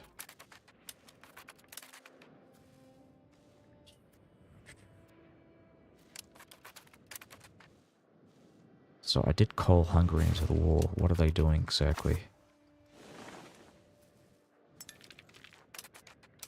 How are we losing? We're losing 50% from 60 battles. Because these guys keep fucking running their troops into the enemy. Ah. They're so bad. They're so bad at this.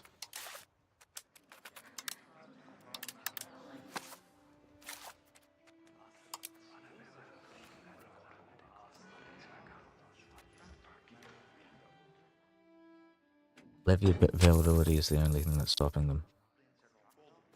So hopefully in... How long is this going to take me? 15 months? Maybe 30 months?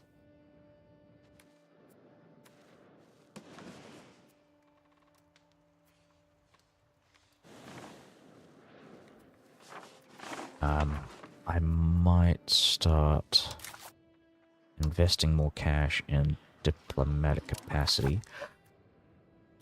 I know I said I was going to build some more navies, and I will, eventually. But I want to annex these vassals as quickly as I can. This will annex in July.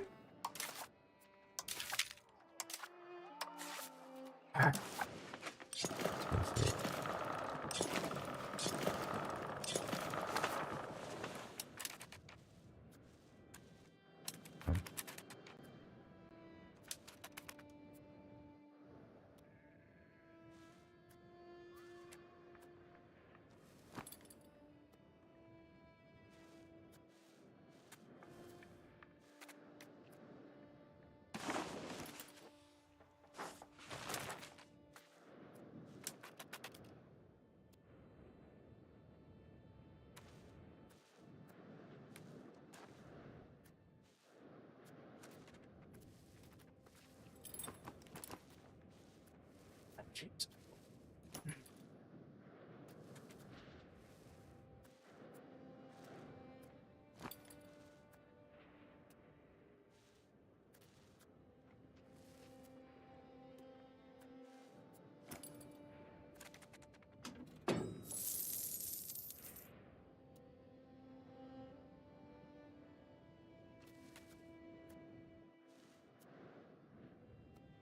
So we're gonna be using this. Oh fucking jeez! Drop the diplo spending. It's too much. We're still gonna get it in August, but yeah, it's pretty bad.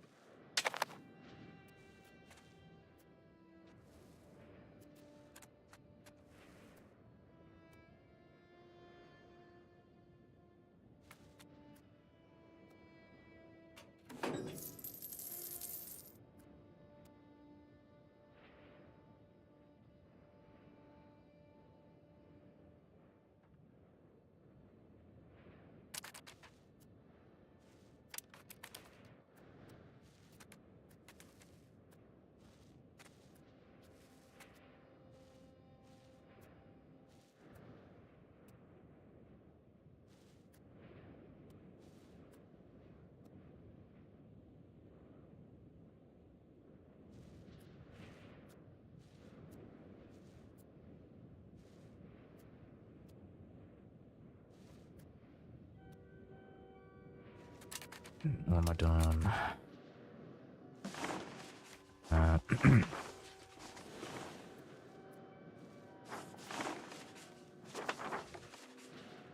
Alright, so this is, look at all this Orthodox territory that's been converted.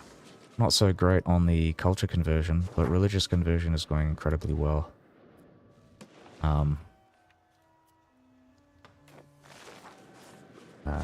I keep forgetting. I kind of need to like convert these guys. I got the Cantacuzenos dynasty in Sivas. These guys are, of course, descended from John Cantacuzenos. My incredibly corrupt minister who died at the age of 98. Not only was he my minister, but he was the head of cabinet. So I couldn't fire him. And he died at 98. And he'd been corrupt for like 40 years. It's like, so I was dealing with like negative tax efficiency for a long time. I'm surprised I made it this far with John Cantacuzenos.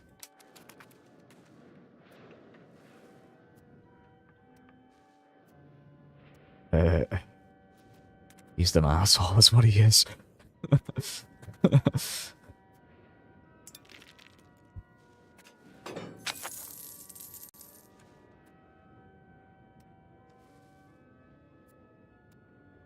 Lived to 104. Jesus, is this guy like predestined to live like as a dodecagenarian? He became the patriarch. I didn't. No, really? Is he supposed to be corrupt as well? Is this like a trait that pops up, or am I the only one?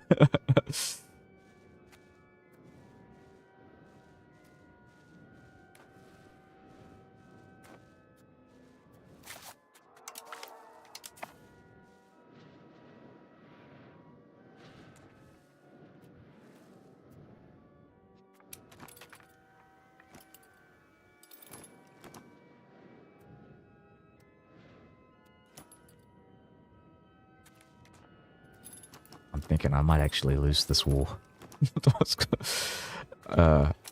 Yeah. I'm gonna keep paying for these diplomats. I want to get France as soon as I can into this war. Corrupt was random, got unlucky. Yeah, very, very unlucky.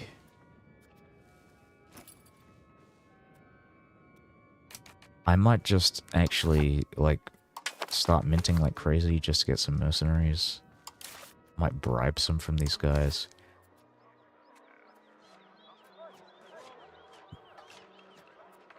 Oh, Jesus fucking Christ.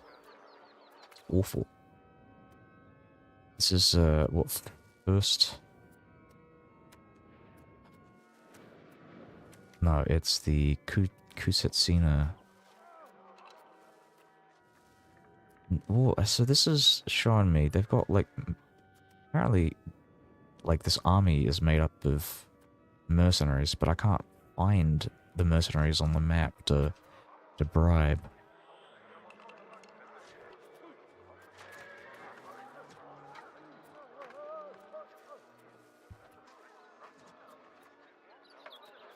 Are these just navies? Hold on, these are navies. Back. Gotcha. Fucking god, this is gonna be expensive. Hey, fuck it, this is what they paid for the army? How much money do these guys bloody have? Oh my god, I'm gonna have to compete with this?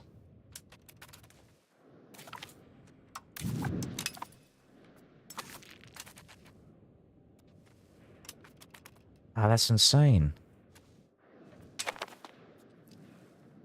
Naples is having a problem as well. Here's the thing. I think I can fight them.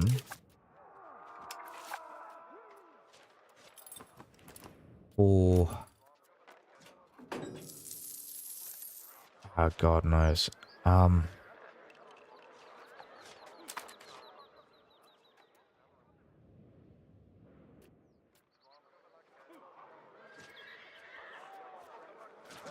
How long do the mercenary contracts last for? Is minus 73% bad? Yeah, I don't know. I don't know. Well, the good thing is it only ticks to minus 25%, so as long as my allies don't, like, contribute to the war school, then I should be fine. But knowing the AI, they probably will. No, actually, you know what? It is capped out at minus 50%, so they have to siege me down.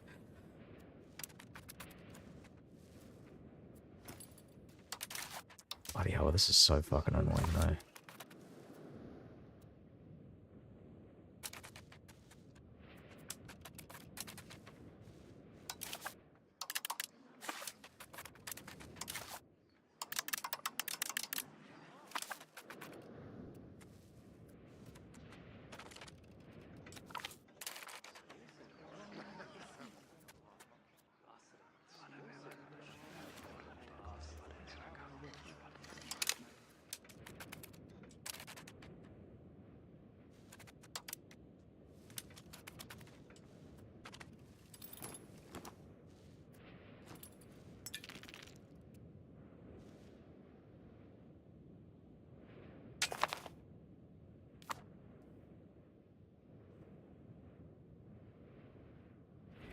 I'm gonna send my levies down here to help out. I need professional armies.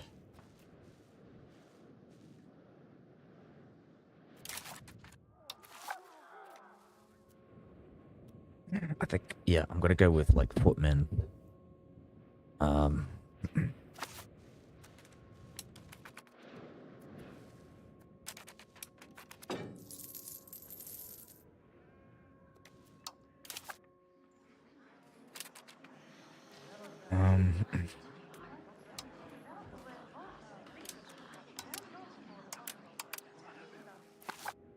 There we go.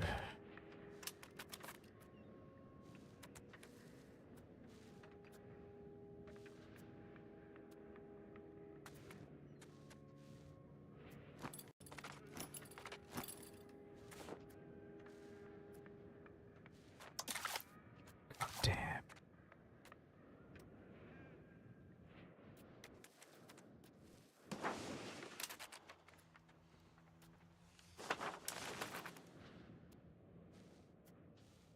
This is even worse than fucking, like, Egypt. At least with Egypt I have a fucking chance, but these guys, it's like, it's just incredibly highly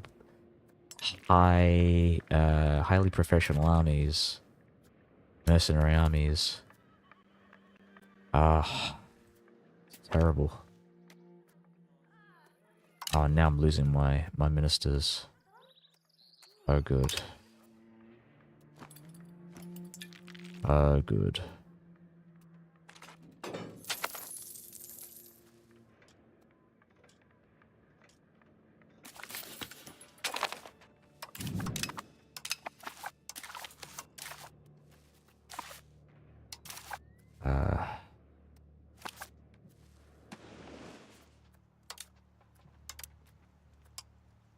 Just not gonna do it. It's too expensive.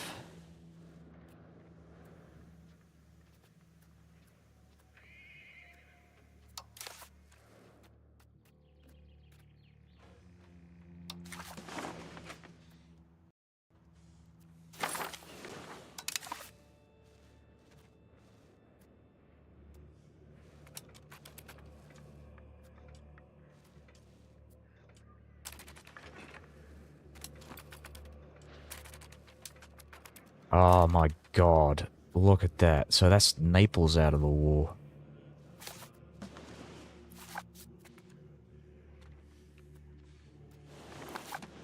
Which is a good thing, actually.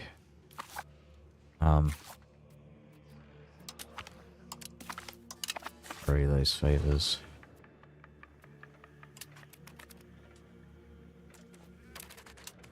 Oh my god. This is so shit.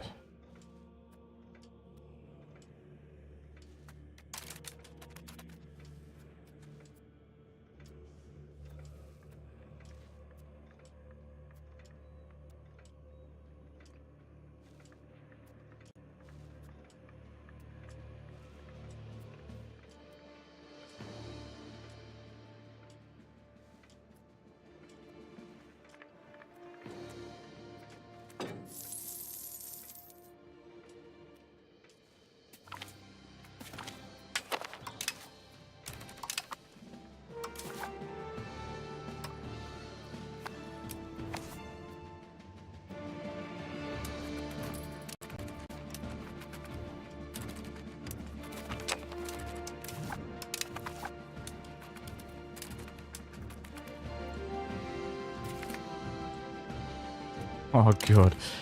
Uh,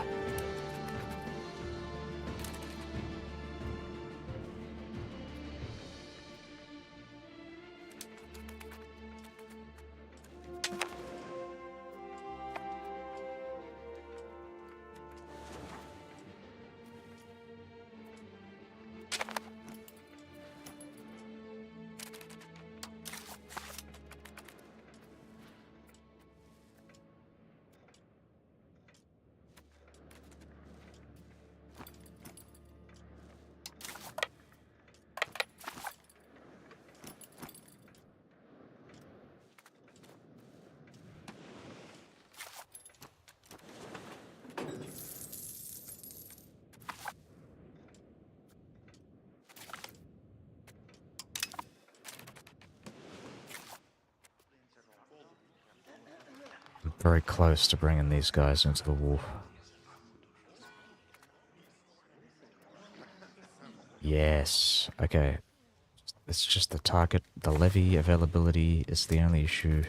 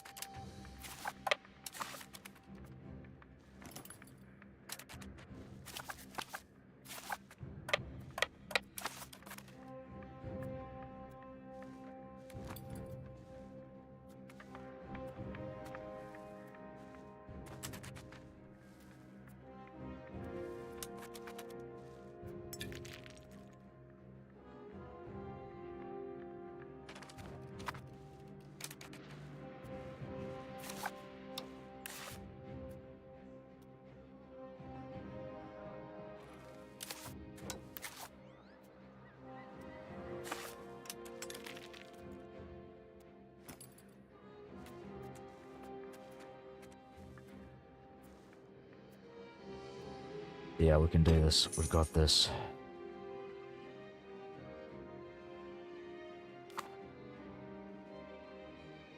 I just have to keep an eye on this army. I think they're gonna run into this. Oh, there's no doubt about it. We gotta run. We gotta go.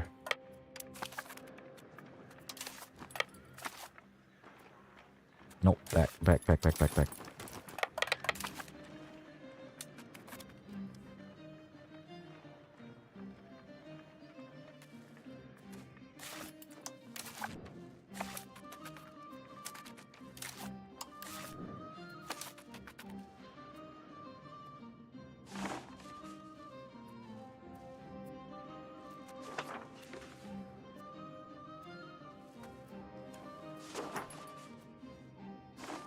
Excellent. I think Naples is hiring mercenaries now. No, they're not. Wait, hold on. So what are these armies then? There's like AK here. Maybe these are like friendly armies?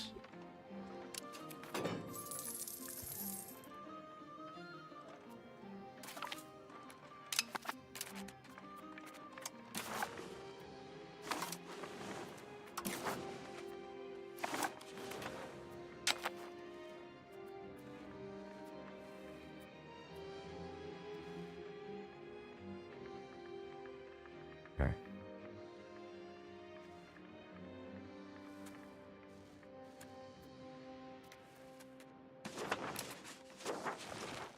If they could siege down this stuff, that would be pretty awesome. I might have to run.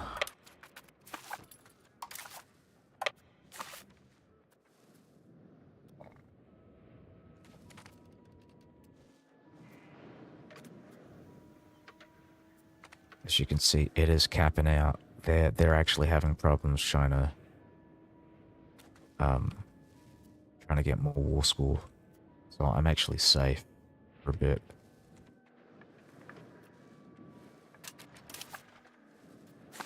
Oh, another thing is they're actually not reinforcing their forts. So what I could do is like send my armies Let's bring out the professional armies, and then I'll just kill the fort. I just gotta be careful about it, though. I don't want them running into my professional armies and back wiping me, but I think this could work.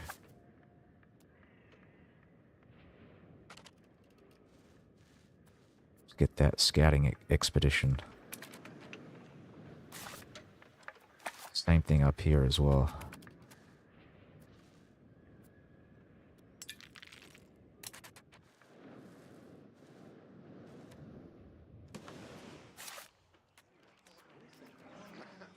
Trust. Trust is another thing, so I might actually do that with this.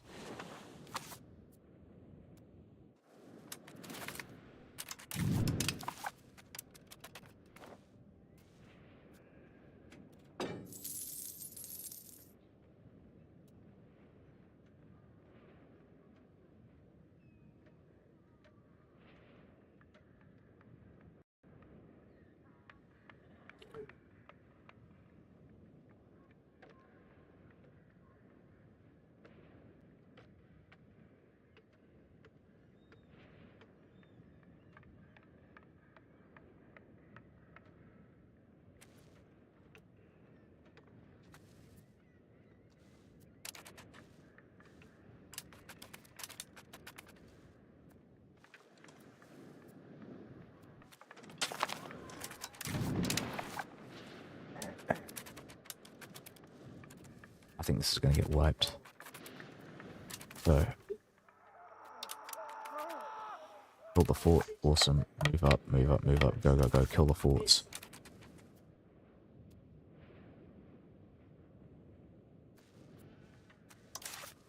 I'm going to set myself a general. Yan Dala Kacheri. We'll plop them down there, and then we'll run away once we've killed these guys. Come on, keep moving. Go, go, go, go, go.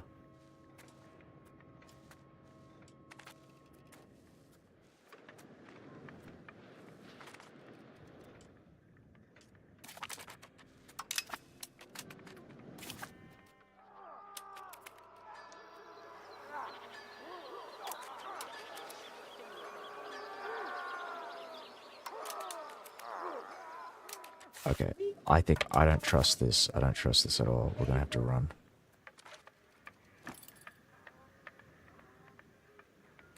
Run fast, jump higher.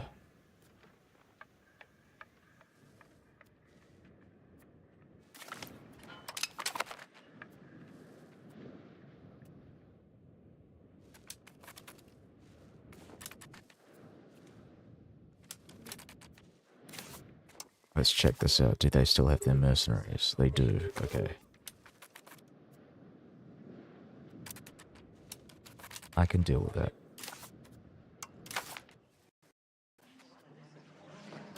Check out the parliament we've got.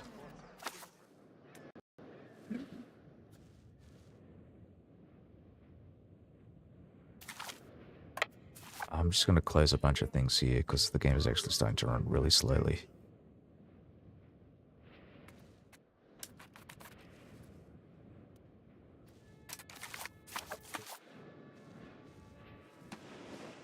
France, bro, help me out. Yeah, take that. Italy, be going down.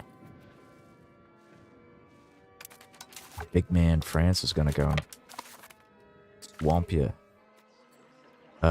Exiles in the Papal States. That's pretty terrible. Have a look at the rebels. Okay, so we're gonna be dealing with another Catholic rebellion.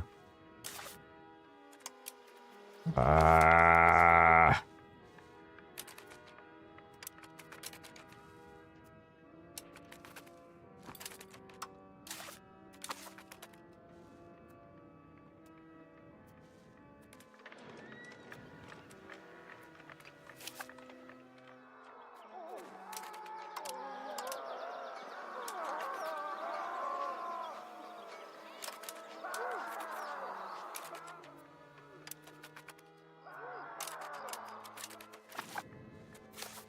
Run out. So let's go. Goodbye.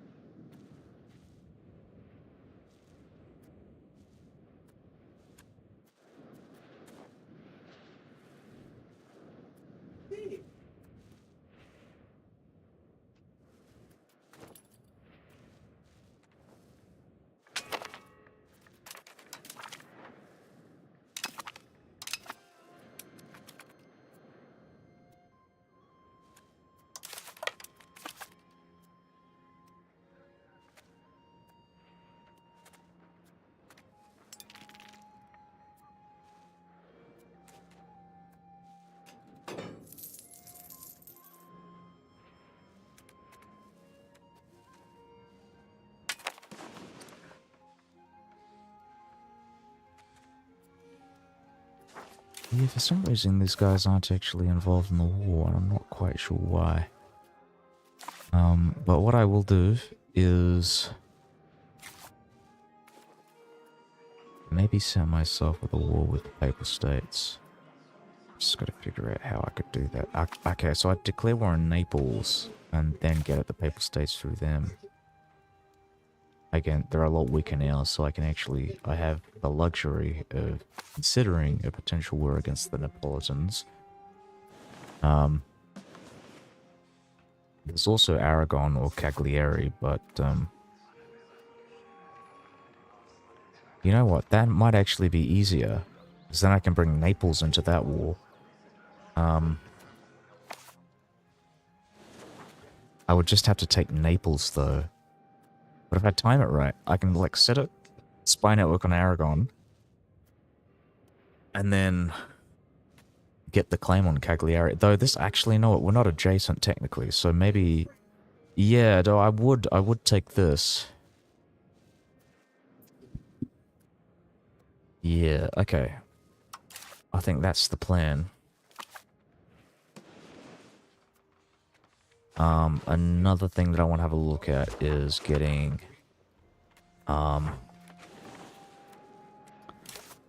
getting more of these people ready for annexation. So we've got Sultan Onu, Athens, I think, is another candidate. Yeah, so these two are probably going to be the next two. Safranbolu is good too.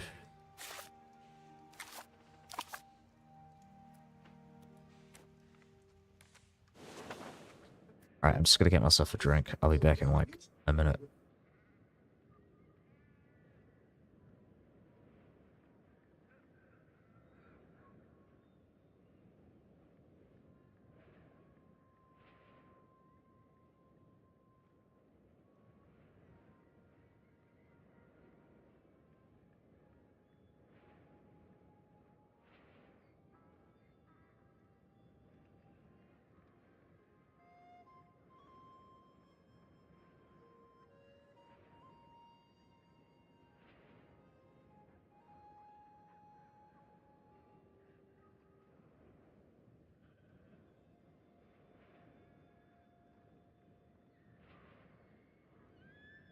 Alright, what was I doing?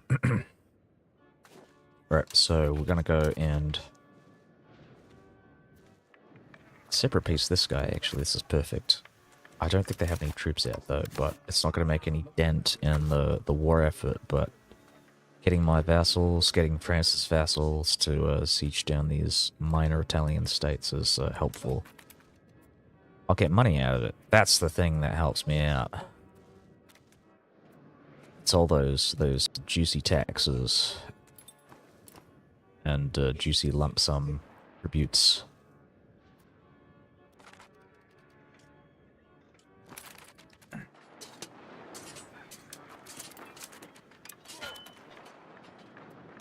Yeah, I'm not going to help him out with that. This is the main belligerent, by the way, so I'm not really too concerned about sieging stuff down with these guys. I'm more concerned about Genoa. I'm more concerned about this one, though I think they... Oh, actually, I'm looking at the wrong one. This is the guy with the mercenaries. I think they lost one of their mercenary stacks, and I think they're running out of money as well.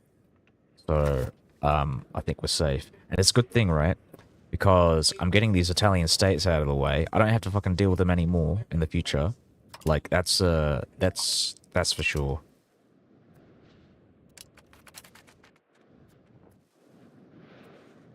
I just gotta figure out a way to, like, stop these Catholics from rising up. I don't like this. I'm already at Diplo capacity, so it is a bit difficult to really, like, I might have to give out more land per vassal.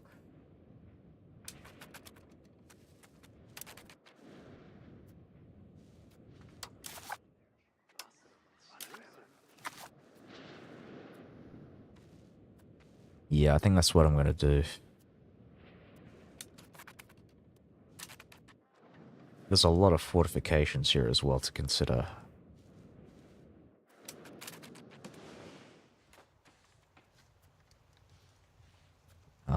I don't wanna give these forts to the pesky Catholics.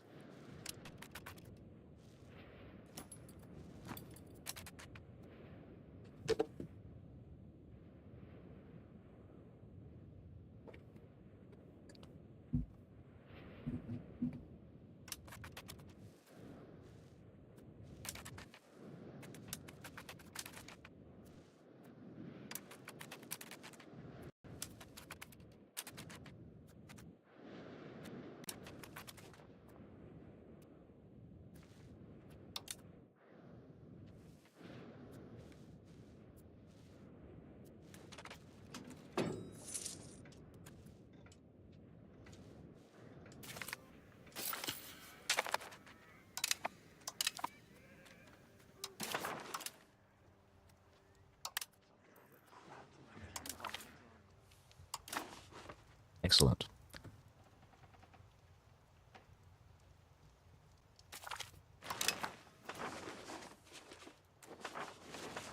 How we doing up here?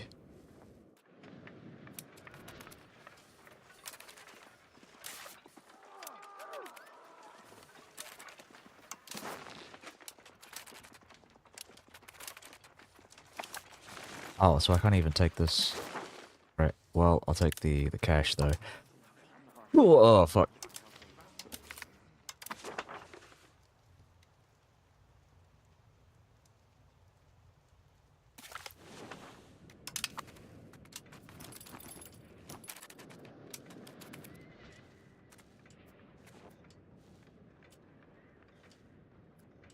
You see, all I had to do was wait for them to run out of money, and then I'll win the war.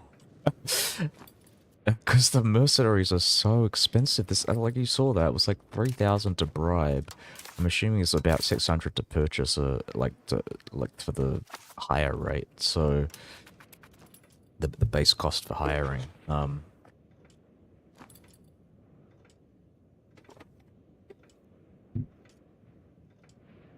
they had 2 mercenaries at one point. So yeah, like I'm not surprised.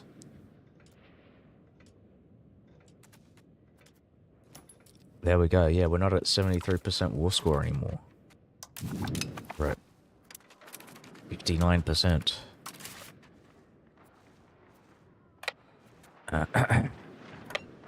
Just ignore that one for now. So how is Tortona doing? Oops, no, wrong one.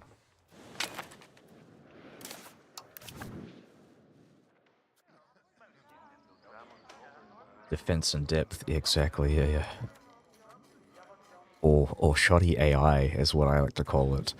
They didn't actually siege down. They didn't reinforce the forts, so I could just take all the ship like in like a fraction of what it took for them to siege it down completely.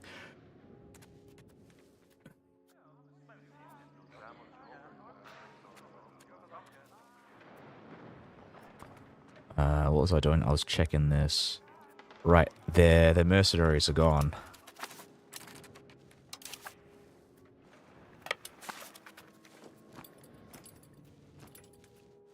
Let's strike while they're weak.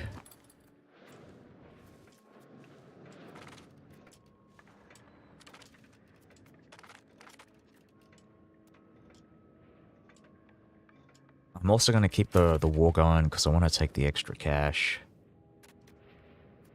Oh, right, yeah, I've integrated something. I think I might want to integrate some of these northern states here.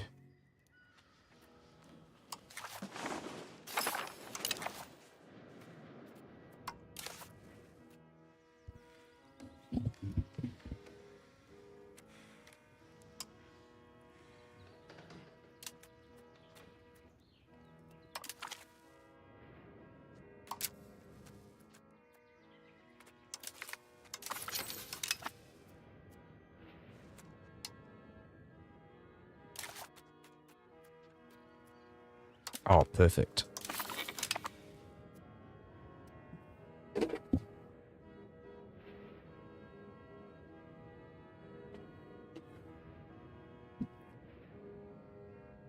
So what was the other thing I wanted to do? I want to check out Stilimbria. Right, yeah, that's what I'm looking at. I'm looking at burgers. We can start building some more things.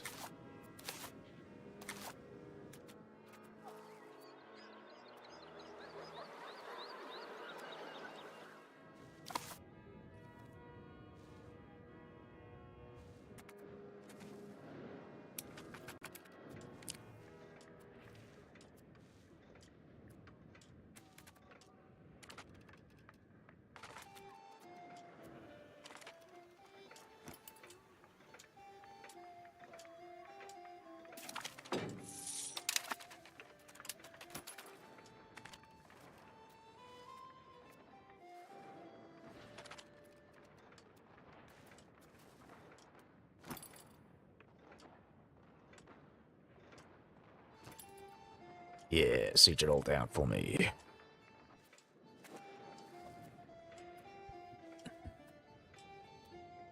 Notice how my allies are ignoring the Alpine territories because they don't actually give me any war score. I think that's why it's happening. I mean, I could be wrong, but I'm fairly certain they're... Actually, that's another thing. So I'm going to wait until I get 3 diplomats.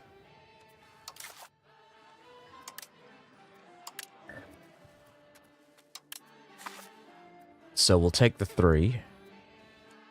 And we'll use a bunch to get spy networks. I'm going to get someone to maybe reduce the war exhaustion. Because I'm going to start farming diplomats. What else? I want to get a claim on Siena. I want to get a claim on Cagliari. And maybe a claim on Dauphin, on Provence. 1445. So I'm ignoring these northern provinces, obviously. So I'm actually maybe improving relations with Tyrol and Salzburg. But yeah, I think it's going to be Dauphin and Provence next on the chopping block. I especially want to get them first before the French do. And, what else is there? Yeah, there's Aragon, right? I did mention Aragon. I want to get, oh, I can't, right. No, I can do it. I can do it because this will be adjacent. What about Arborea? Who are these guys allied to? Genoa, right.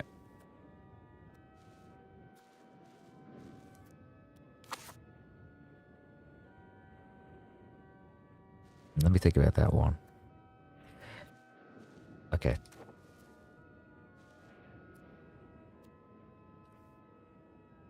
Siena. Aragon. Provence. Now I'm going to have a look at these diplomats. I'm actually going to drop it in Provence. Keep it in Upper Bavaria. Drop it in Viennois. Keep it in Allier.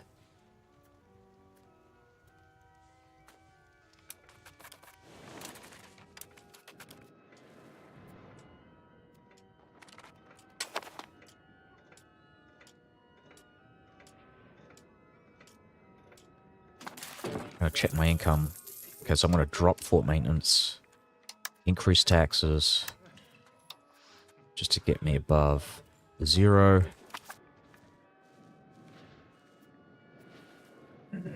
Yeah, I think that's it. So for people who are joining in, I am at minus 50% war score, but it's all capped out. I'm not getting any defender ticking anymore. I've capped out on battles. My vassals have my allies and vassals have given them so much war score. So I'm not too worried about that.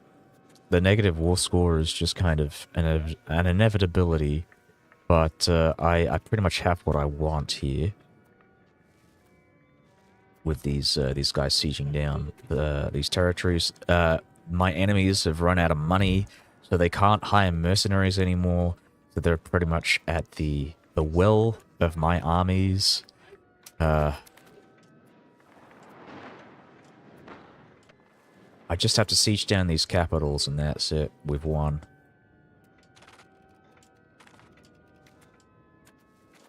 And again, I'll reiterate as well, I'm going to be farming diplomats with the Coulter peace. Actually, I should probably get someone in the government to start dropping the war exhaustion. So we'll have a look at...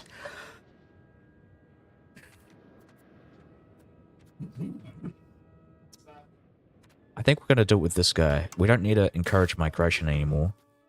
There we go. Excellent.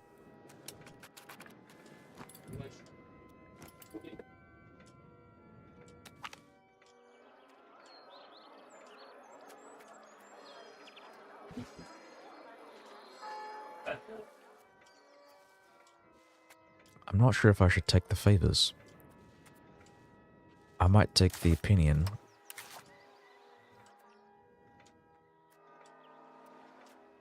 I'll take the favors. Legitimacy or religious influence. There we go.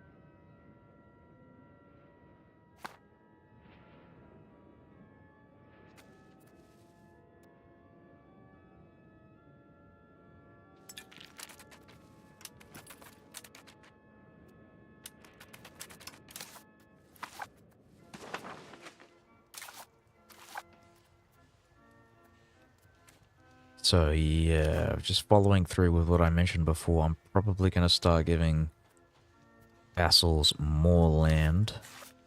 So we'll give this guy 3. This guy's going to take 1. The Pisa 2, 3. I'm going to have a couple more vassals up here in this region too.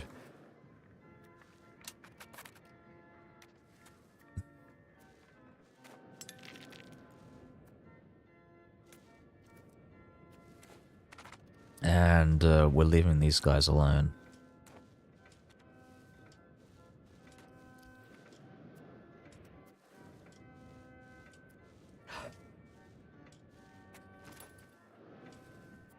And I say leaving them alone, I'm gonna have like a really long truce with them.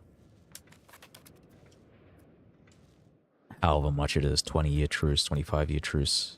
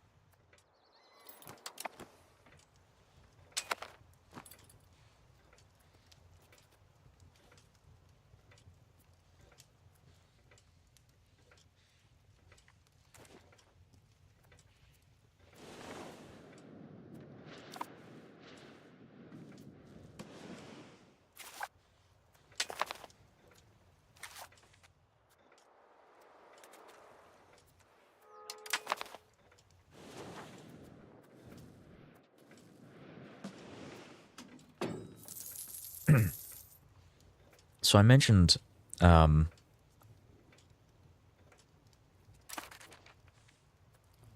I mentioned these Western states. I'm thinking it might be a good idea, maybe, because I will have favors with France. I might declare war on the Mamluks.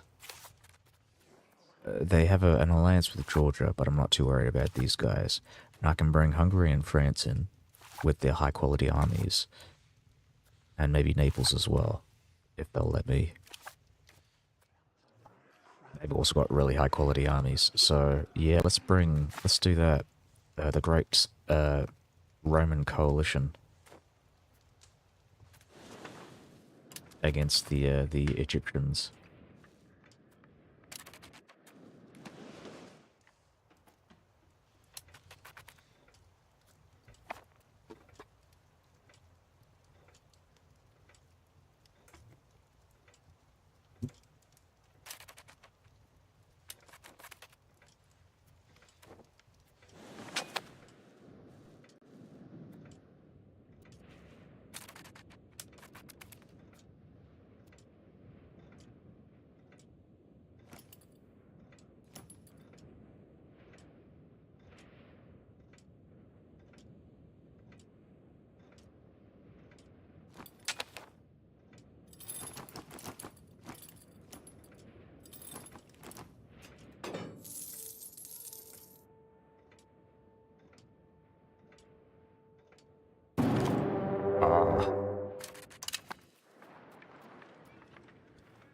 Ah.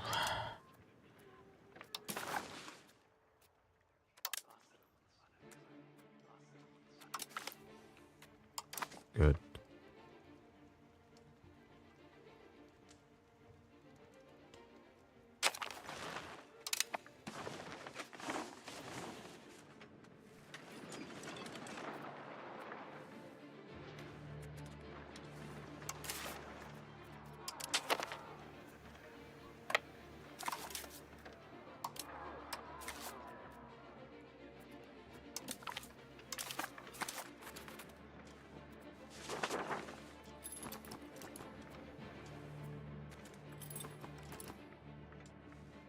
I need them to keep sieging this shit down.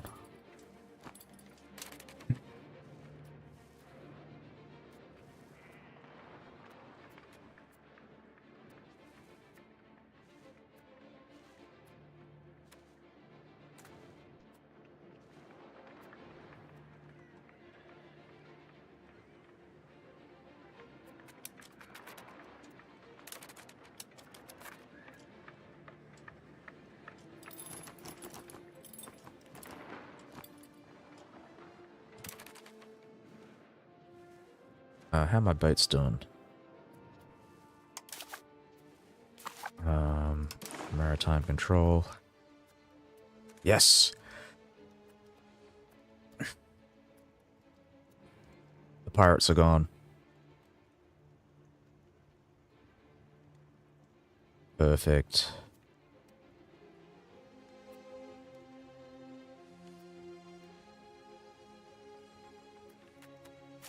So I can probably drop this now.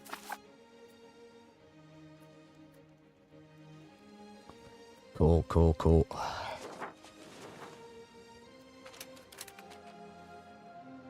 Check out the control as well. Yeah, more taxes, more money. We'll do the same thing around here. We'll get another navy to export control. And the Sporades. And the Ionian. Actually no, this is the I think this is the Ionian actually. Which is confusing, but yeah.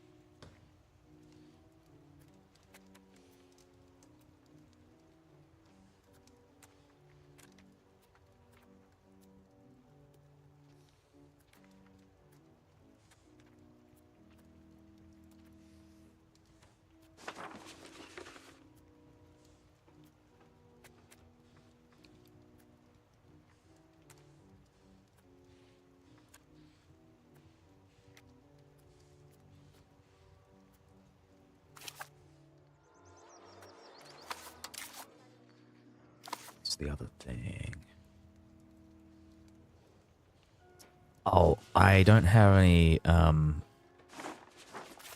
don't have adjacency bonuses. I mean, I don't have adjacency to the Mamelukes, so I can't actually consider that quite yet until I annex, Tarsus. That's unfortunate.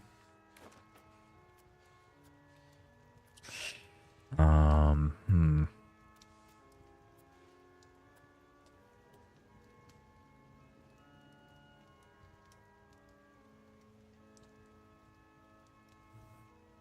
What was I considering? Considering annexing this.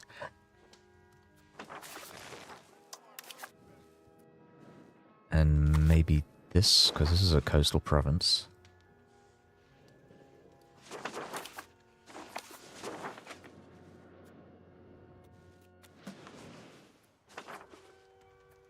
The Age of Discovery is coming up, so I'm probably going to get the cultural hegemon when, at least I hope I do. I think the Chinese might get it.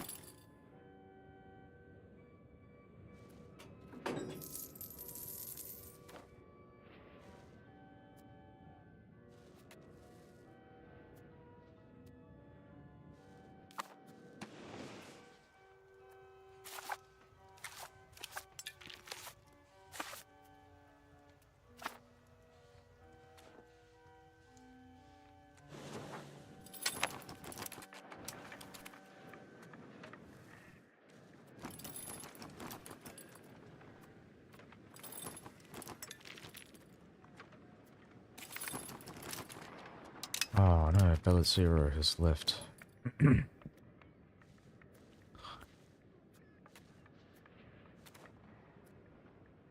Yeah, I don't know why, but I keep thinking of Russia in EU5, in EU4. I mean, I used to play in, like a lot of those minor, like OPM states, quite a bit. Like, I guess this isn't an OPM, but I used to play Ryazan, and I thought that was really fun because it's like nomadic Russian, state. The Ryazan, there was also Oriev. I did a kind of like a half world conquest as Oriev. 'Cause there was an achievement to get, I think it was a monopoly in China where that was the Latin movement. So I think the value was fairly, I mean, I'm stuck at around 40, but it can only go up to 30. It is a gradually, moving towards Latinitas. If I can look at it. Oh, 0.024. So the cap is 0.24. I have a lot of, romance vassals here. And I'm going to keep producing more romance vassals as I start annexing, the Greek ones out in the east.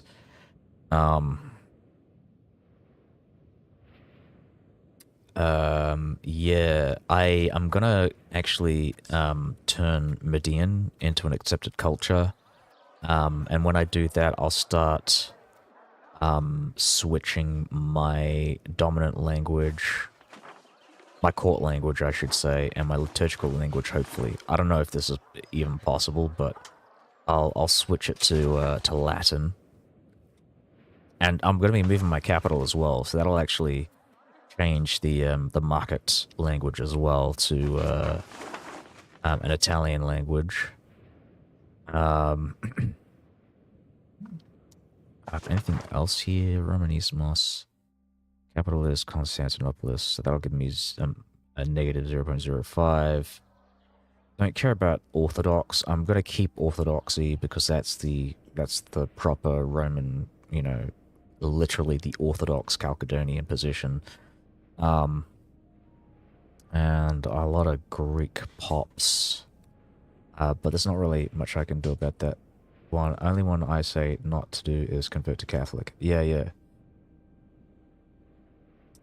For sure, for sure. I don't like the idea of going for Catholicism. Yeah, it feels like it's weird, like playing EU4. I mean, after playing EU4 for however many years and going to this and thinking, like, yeah, Orthodoxy is actually kind of powerful. The Catholics are weak. Well, the Catholics do have some useful boons. Like they got like antagonism reduction and other things that I can't think of at the top of my head. And you'll get them fairly consistent, I can't say it, consistently as well, because it's fairly cheap to get the bonuses. But I really like what I'm seeing with the Orthodoxy, with the Pentarchy.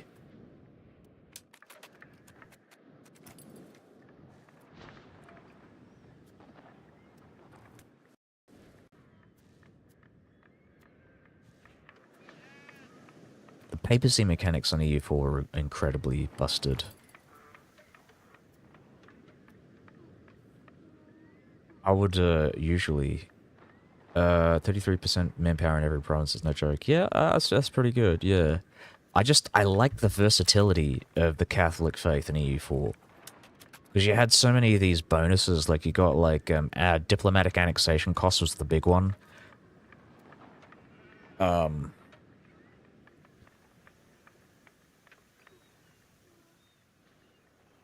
Plus, getting religious ideas increased your Pope points, which gave you more bonuses on top of that.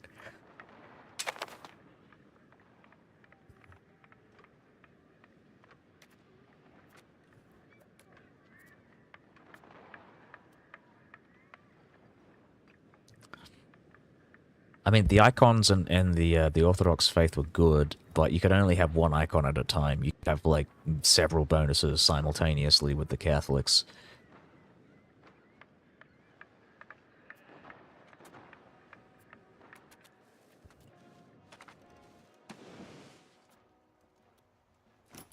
Yeah.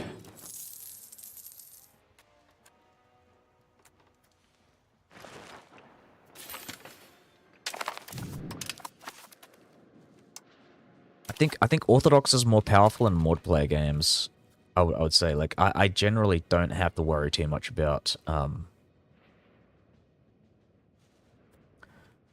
Oh, did they really? I didn't know that. I haven't played Catholic.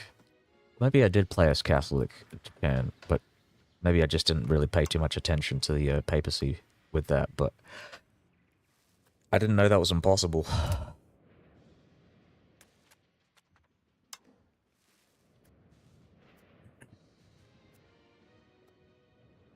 So what is the plan?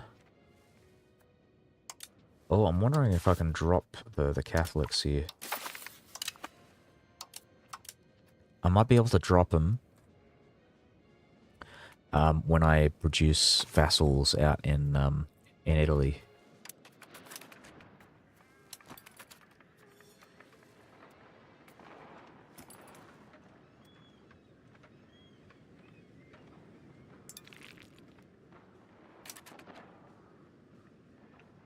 Oh, that's awesome. That's another thing. I gotta go and piece these guys out. Getting more of these banks.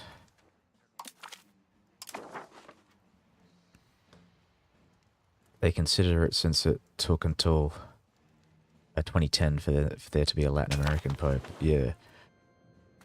But all the popes so far have been very, like, very European. Even, I mean, you could argue the Latin American popes are European. I mean, they're not from the continent of Europe, but they're, like, European culture. There hasn't been any, like, from outside of that. I mean, they were considering. I know in the '60s and '70s they were considering getting like a one of these like Eastern Church bishops as as a pope, like a moderate in the second church, but that never panned out. Yeah, I agree with that. I think I agree with the logic.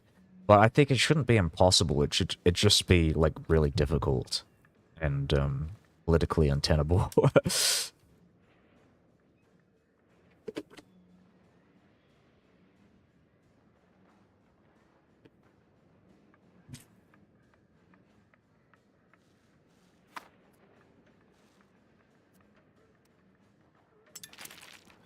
Yeah, move the seat of the papacy to Japan. Make the Emperor of Japan the Pope.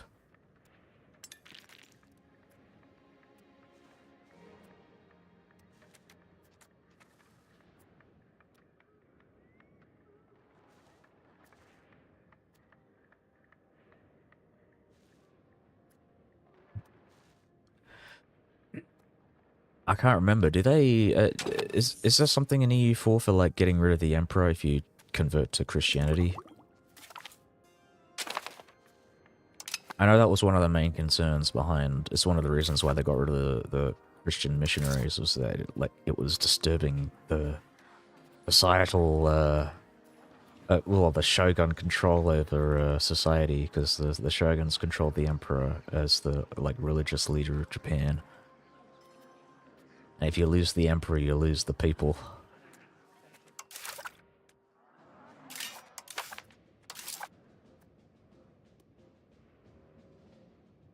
Yeah, the Chrysanthemum Sea, yeah. That would be a really cool concept, though. They should do that for a flavor pack. When they do Japanese content, it's like a Catholic like heresy, you know?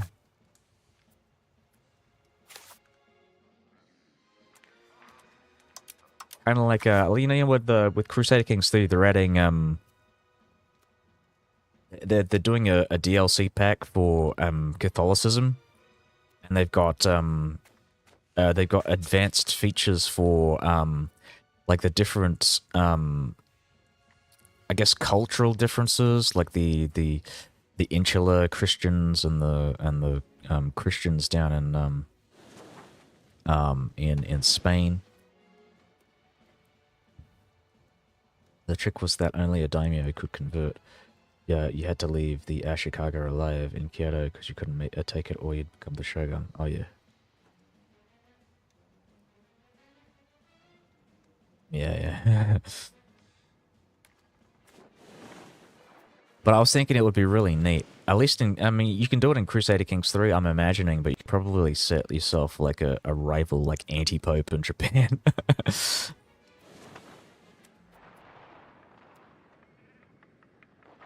Isolation, openness mechanics. Yeah, I remember messing around with that. So I did, I think when I did my Japanese playthrough, it was actually fairly recently. Just shortly before the release of EU5, actually. Now that I remember. Just gonna take this. But I did mess around with the isolationist versus isolation versus openness. It was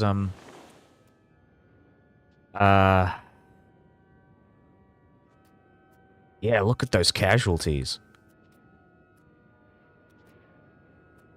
Well, I mean, I'm assuming this is casualties accrued dealt by their allies, and it's not just these guys that killed civil casualties as well. Jesus, there's a lot of people dead.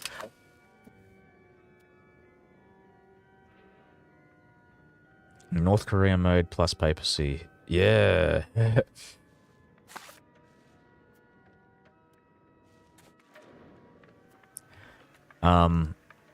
Yeah, I remember in the early days of CK3, you could do North Korea mode Because they, I think the way that, like going over domain limits still worked the same way as CK2, so it was like minus 90%, taxes or whatever. Yeah, yeah. No, I'm aware of North Korea mode. I used to do North Korea mode as like tribal, because in Crusader Kings 2, as a tribal, you could actually like raise buildings, and when you raised everything to the ground, um, you would actually automatically religious and culturally assimilate. So that's what I would usually do that just to like to do religious and cultural conversion. And a lot of that involved like North Korea style gameplay, like keeping all those territories because you have to if you want to like raise it all to the ground.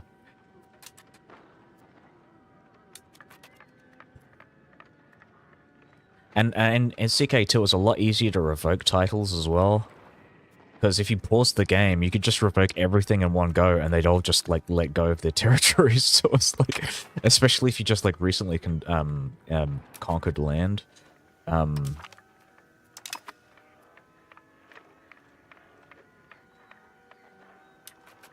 yeah, yeah, yeah.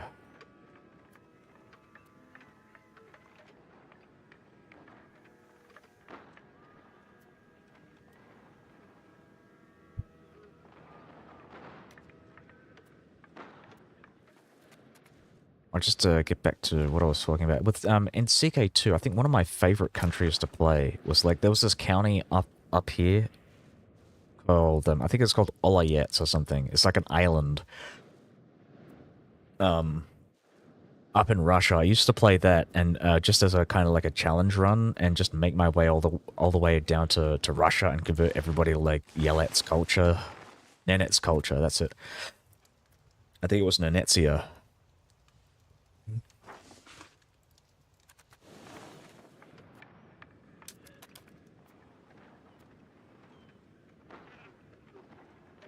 Oh, nice. Yeah, yeah.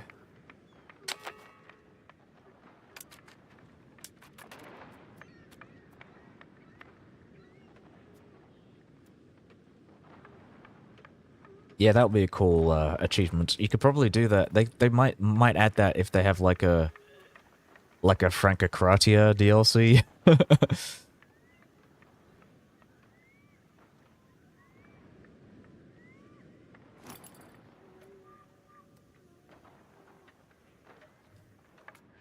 It's like when yeah, that would be like when EU5 has been in development after like 10 years, and they're coming up with like ridiculous like achievement like challenge run achievements, like they did with fucking like Hamburg becoming I can't remember what it was. I think it was you had to become like the Empire of Inca as starting as the city of Hamburg.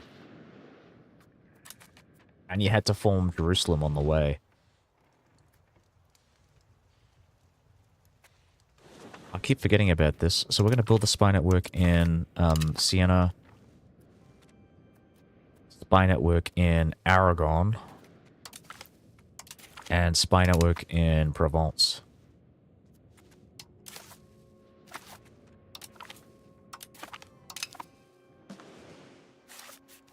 We have all of these guys involved in the war, so it should make it easier for me to... Oh,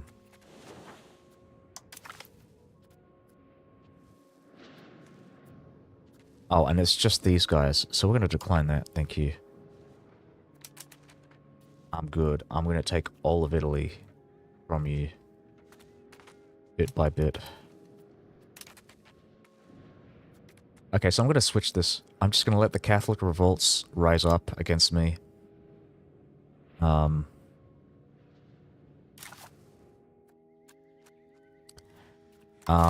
And another thing, so I've got the 3 diplomats out. Getting the spy networks. I'm going to drop the diplo spending. Oh, no. Alright, see ya. Subscribe and follow or whatever if you want to, like, keep track of the VOD. Because I'll be pretty much streaming tomorrow as well.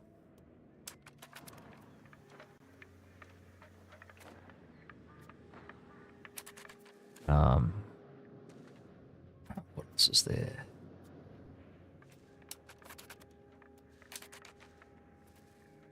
I really wanted to clear war in France. I gotta I'm just gonna deal with these southern states first. Maybe I can mess around with North Africa too. Get the French to help out with that. Set up New Carthage. Oh, thanks, man.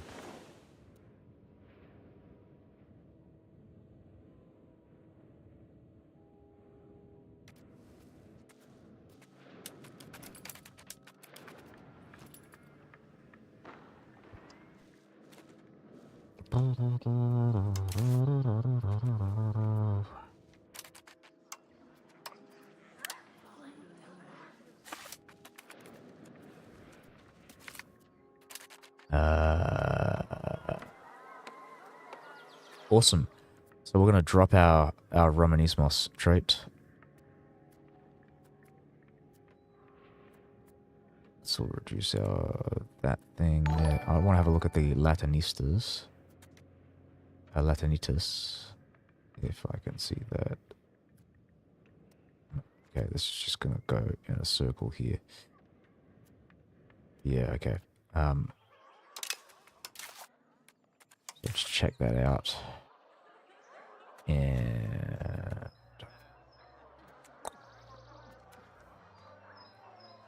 yes, this is, I mean, really, this alone is amazing. Expected diplomatic spending minus 20%. That, essentially, what that translates to, for me at least, is cheaper and quicker diplomatic annexation. That's perfect. And obviously I want to get this thing running as well. I just don't know how to...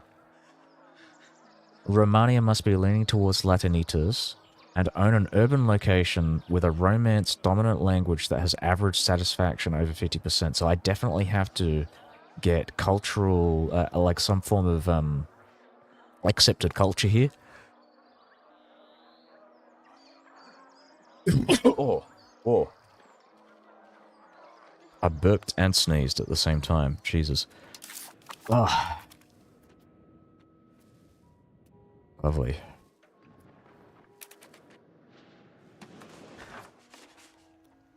So I'm checking these pops as well. We've got about 5 million pops, though I don't know how many of these are in Italy proper.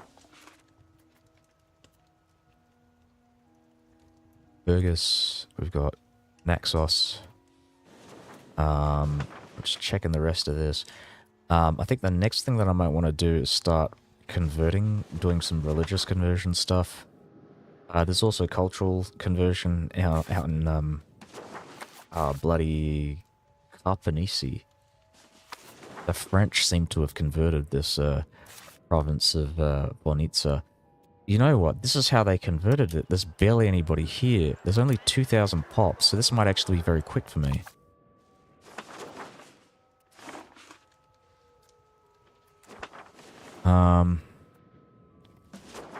Yeah, okay.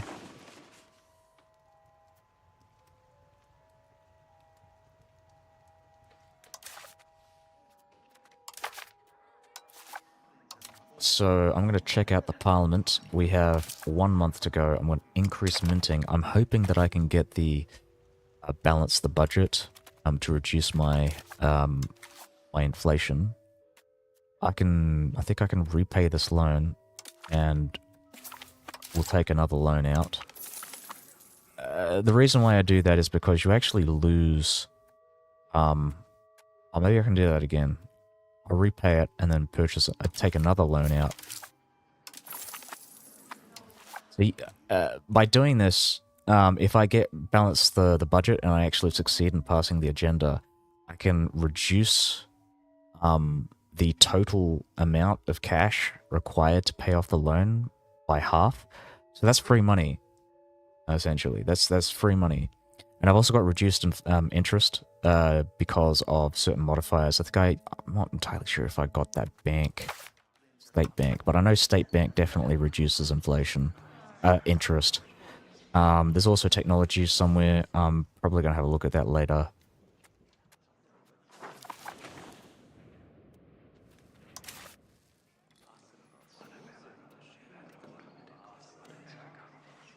So this is another thing I'm going to have a look at. I want to revoke a privilege from the dinner toy.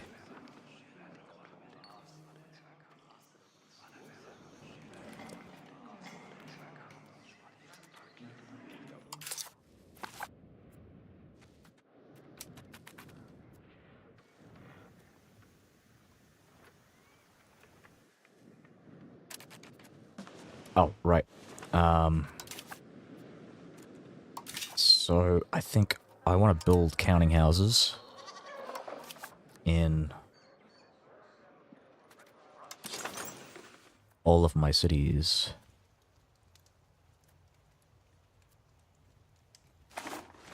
The two big ones in particular, I think. Oh, though, you know what? Let's not do that. I'm going to wait. And the reason why is because I might actually get...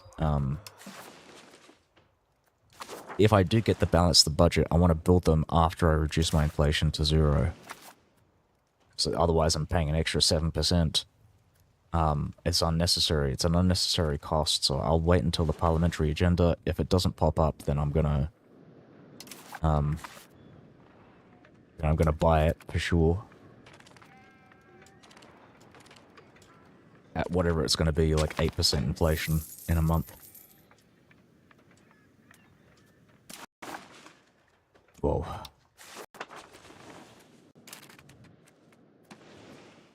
Right, so there is no...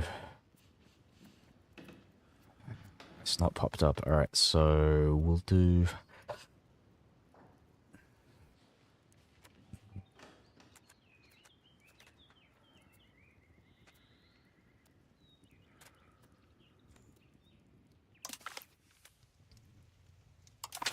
In state feudal levies, I'm gonna go for conciliatory movement. Request additional taxes. Drop the minting. In fact, I'm gonna go and reduce inflation because I'm on 7.34%. And purchase those counting houses once I get to about 5% inflation.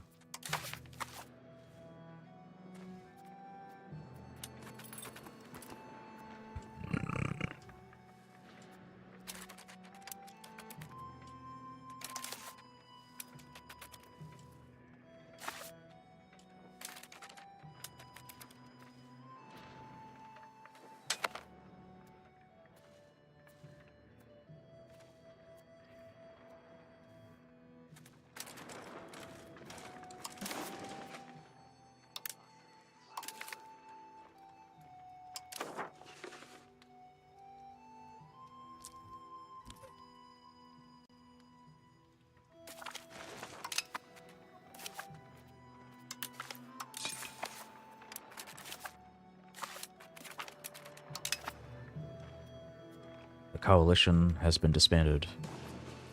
How is this looking? I might want to go and improve relations with Württemberg.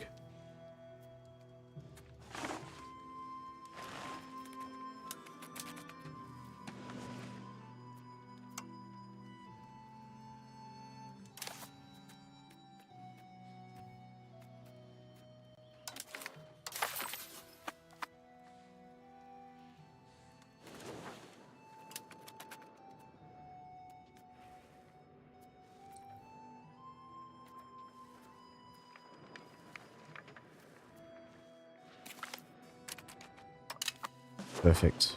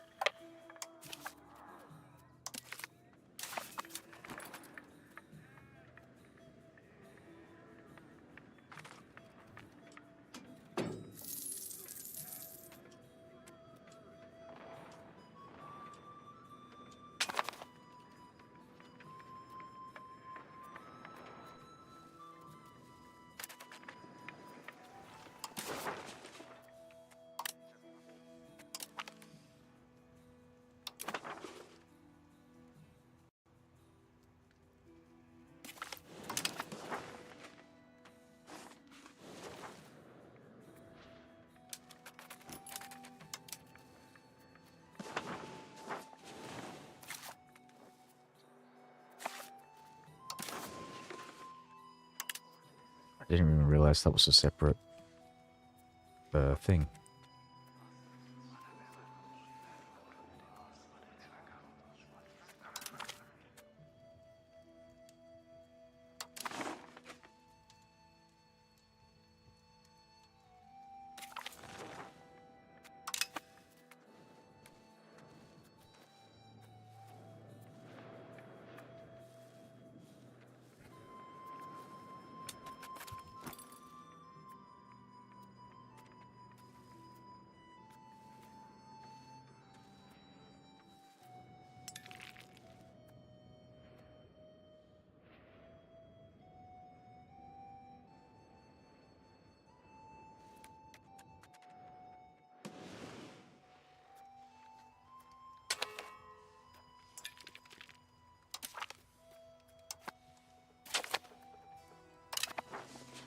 Solatherm.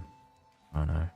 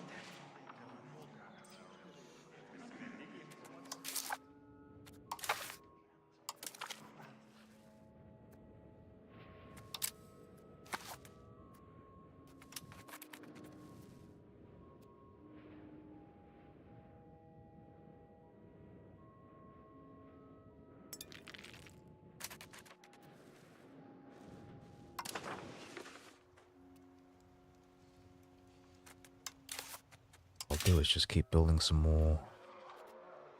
Keep building these boats.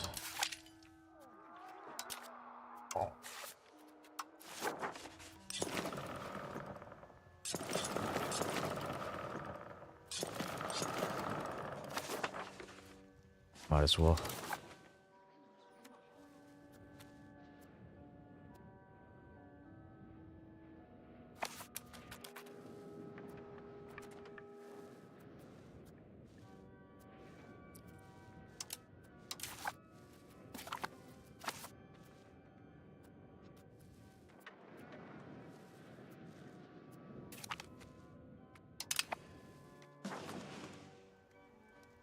So this is a very good thing here. What's happened here? So if I can, if I declare war on Siena, I can bring Naples in. I don't have to fucking fight Aragon for this. And we'll bring the Papal States in. That's yeah,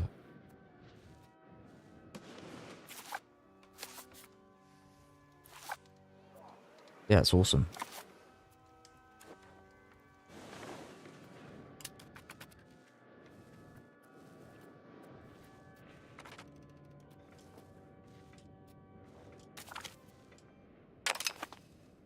Hamburg.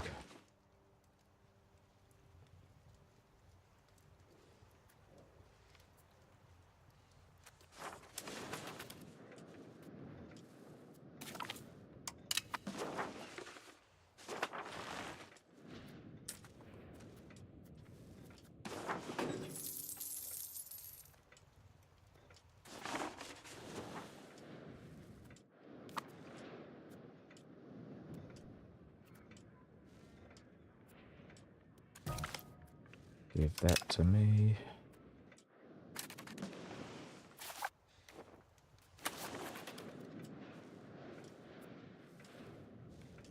Yeah, they're starting to deal with these. How's my aggressive expansion? It's actually really good. I mean, sure, I'm getting coalitions up in the HRE, but I don't care about the HRE, apparently. I mean, I've resolved my issues with the western flank in Provence and Dauphin. Antagonism is actually really good for me in Italy because it means that I don't have to spend as many diplomats getting casus belli. I mean, because I'm getting a claim on Siena, I can just take papal lands through them because of this coalition.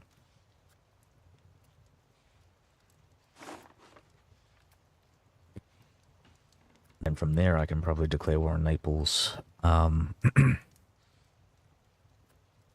course, a lot of this stuff that's happening up in the north, the conquest of Siena, the Papal States, so on and so on, this is all being subsidized by the Neapolitans. Uh, yeah, I am incredibly ungrateful, I guess. So I'm just gonna betray my ally as quickly as I can. But it has to be done. We're reforming the Justinian borders. So we need these territories. We need Rome. We need Naples. We need this rich farmland in the south. All that wine, all those olives.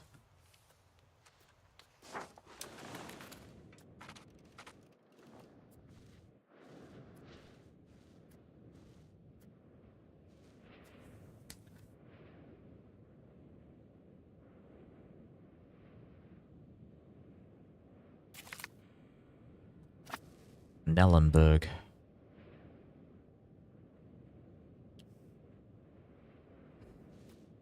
France is not giving this back to me.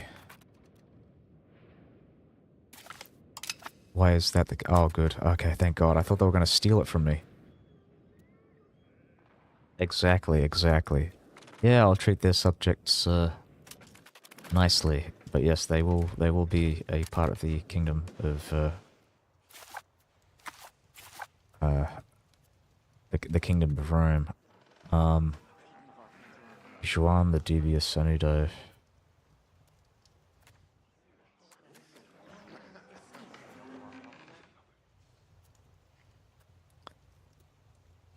Doing with this guy. Who is this guy? He is... Yeah, like, I remember now. He's like Venetian, isn't he? Yeah.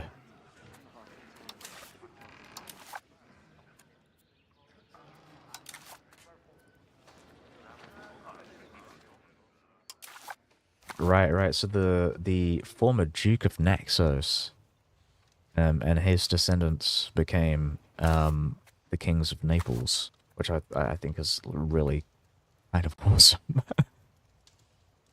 Awesome to think about. I think I mentioned it before. These guys are literally the only Italian kings in charge of an Italian kingdom. Like the other states up in northern Italy, you could argue they're a part of the Holy Roman Empire, so they're not really independent. But yeah, the stateless up in the north are all republics.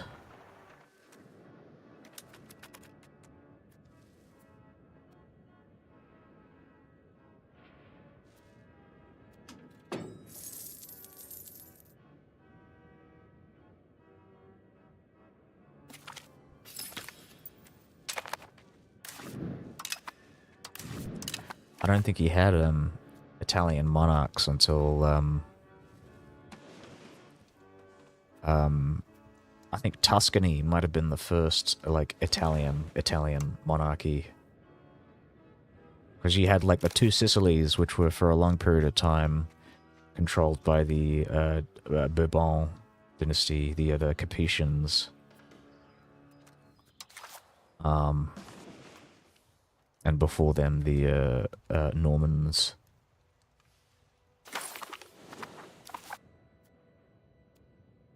I think Sardinia Piedmont might also be... No, I think they're Savoy, actually. No, so they might be the first.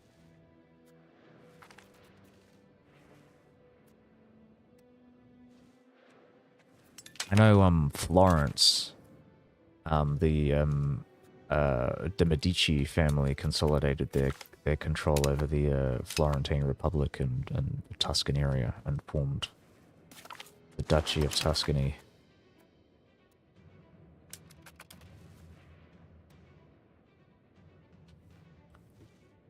Back when, before Napoleon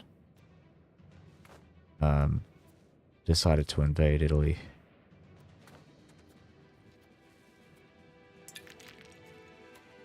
I think they're one of the few Italian states that really got screwed over, or at least the few like Italian families. I don't think were reinstated to Tuscany. Yeah, yeah. But the two Sicilies came back. They gave back land to the de Bourbon family. Or maybe, oh, or did Napoleon invade? Oh, I don't, you know what? I think now to think about it, I don't think Napoleon did invade. Wait.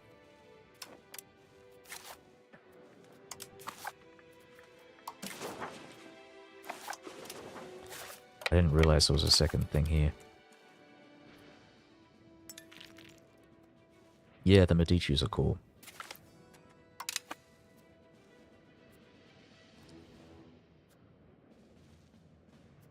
Like, I think literally might be the most well-known family, like, Italian dynasty, apart from maybe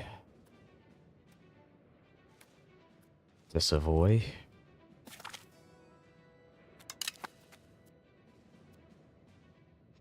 I personally think of de Medici because they were like the protagonists in Assassin's Creed 2.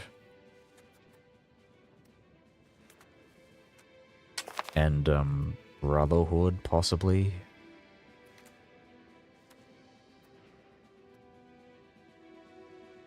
No, I think they were the protagonists in 2. I remember it was like you had the De Pazzi rivalry. Yeah.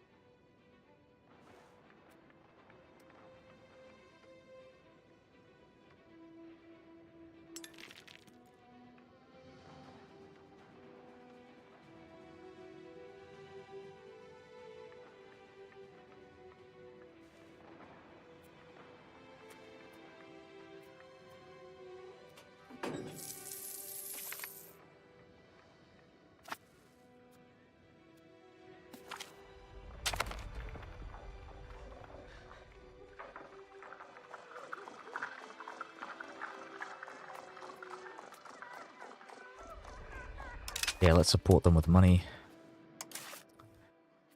I'm still paying that. Yeah. So I'm still getting taxes. Once my income drops, we'll invest money in the economy. We'll get those counting houses out there in our two big cities on the coast. So I'm looking at Nicomedia. We've got 83 control in this province. Only 38.24% maritime control.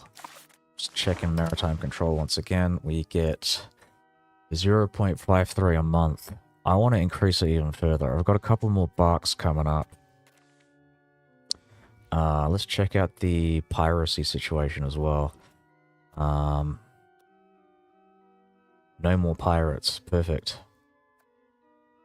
In fact, I think the pirates are completely gone. I don't think they're coming back. Yeah, no more pirates. I think the main issue was that there was like a pirate cove down here, and that was exporting the negative modifiers. I could be wrong though, but I'm fairly certain. Yeah, okay.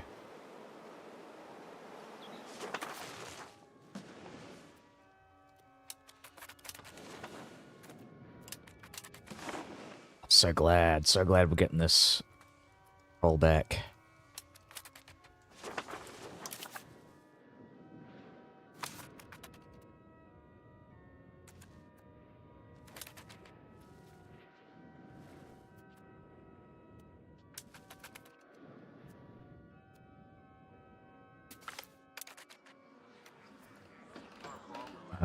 We're moving towards innovative, and we'll lose the stability. Perfect. Sferant says.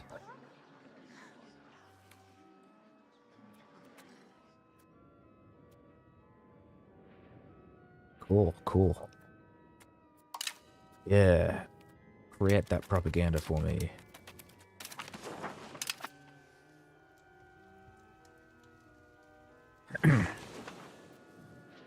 Pause it for a sec there. What are we doing here? Are they actually doing anything? Are they sieging this stuff down?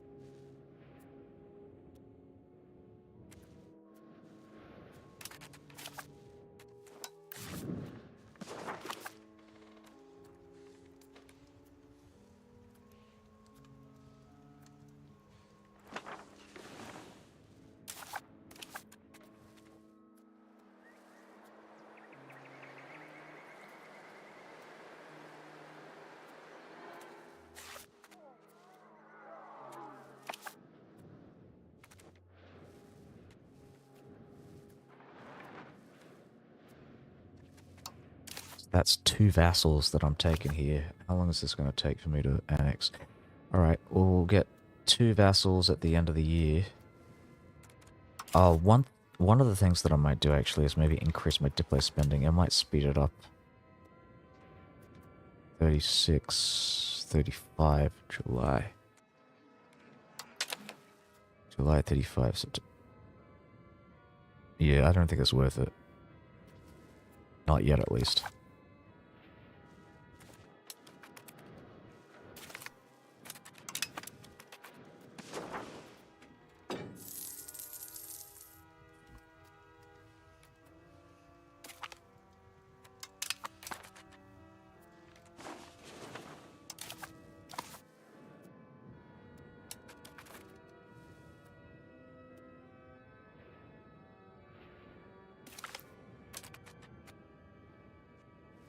Bank of St. George. I'd like to take these guys as a state bank.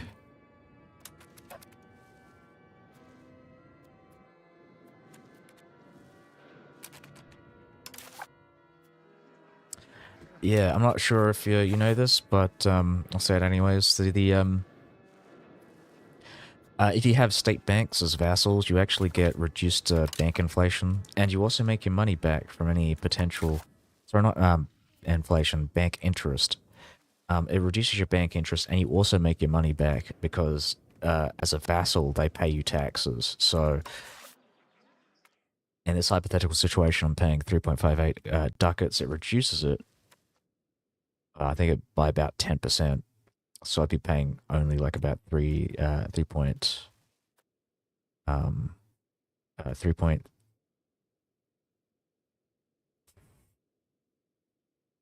ducats. ish. And then from there, they would also. I'm gonna have a look at their like taxes. If I can find them. 26.33. Yeah. What's your opinion? Are vassals worth it after all? They are worth it for sure. Because they, bear in mind, vassals have 2 to 3 ministers in their cabinet. So they'll be doing things. It's essentially like, it's setting up vassals is essentially like producing more cabinet members. You don't have control over those cabinet members, but you have a vague idea as to what they're going to do. In this particular case, a lot of these guys are doing religious conversion in my territories. This was mostly Sunni Muslim for a significant portion of time. Now it's mostly Orthodox. So I would say, yeah, I would produce vassals. Um,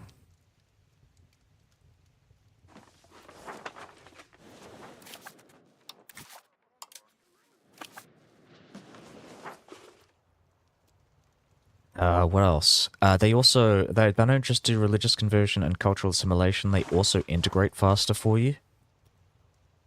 Especially if you give them territories of their culture.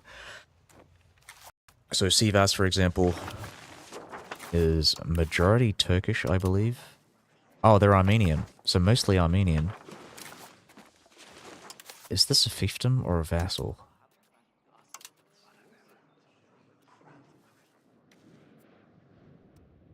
That's funny to think about. So this is a vassal, but I inherited this from my mother. So it's, I guess you could argue it's kind of like a personal union. But no, it's a vassal. So I'm gonna, I gotta change the religion for this one. It's still Sunni Muslim. And I just keep forgetting to do that, to change it.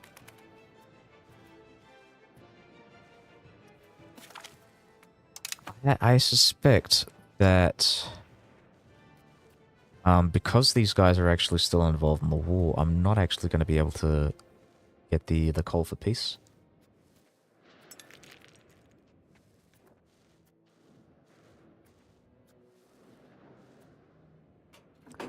Keep it going for a bit longer. But yeah, this is slightly concerning.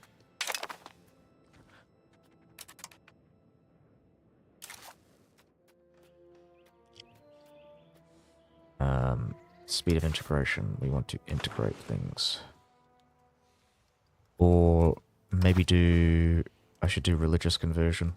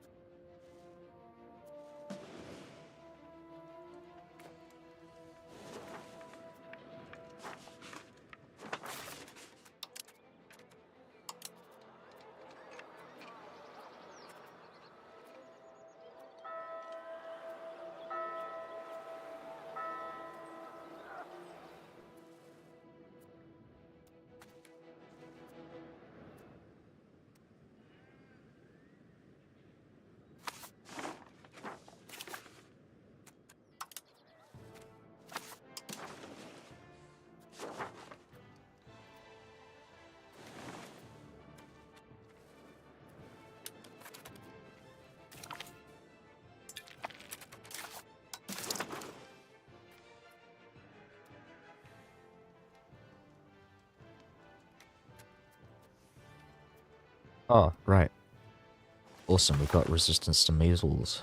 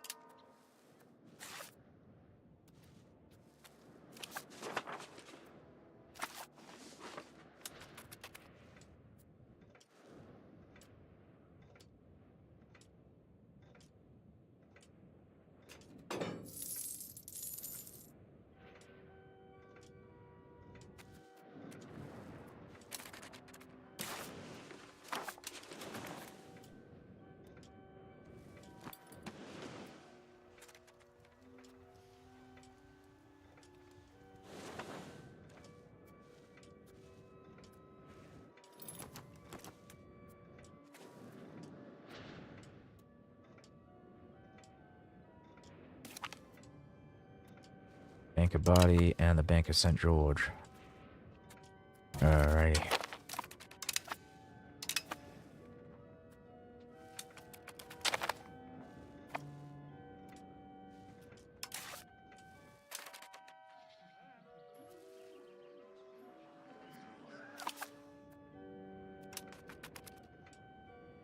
What are the penalties for taking Rome? I don't think you get any penalties. I don't really have the best frame of reference because the only countries that I've invaded Rome with have been Venice. Actually, no, that might be the only one. And I did form the Kingdom of Italy, so I don't know how... Maybe I did get penalties, but I didn't notice them. I mean, at least nothing popped up when I took Rome. Actually, in fact, I didn't annex it. I had it vassalized. I vassalized the Pope in, like, just the main province there and didn't bother to annex them until, like, very late into the game.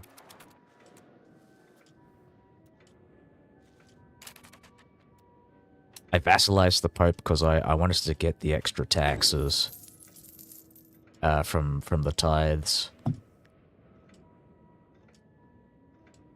I think that's been patched out now.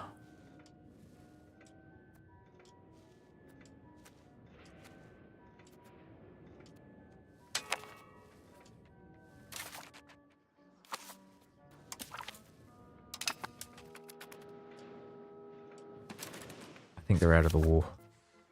Yeah. That's why they're asking for food access.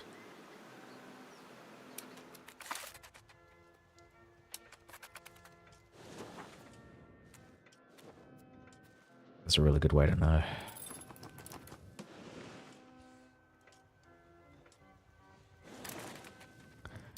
Okay, here's what I'm going to do. I'm going to actually put my minting back on normal and increase display spending. It's very expensive. Oh no, just keep it there. Keep it there for now.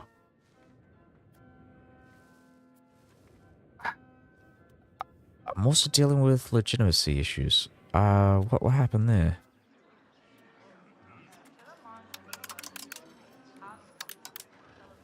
Why did I drop from 100%? Hmm.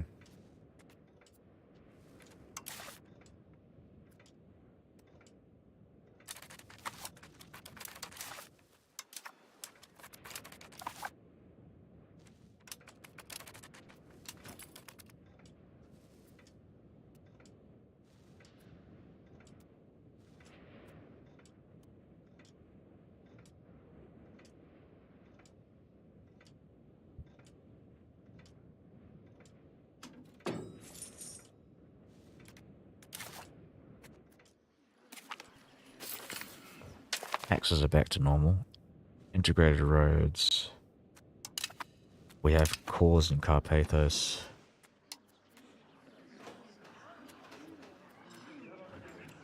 Okay, what am I doing here now?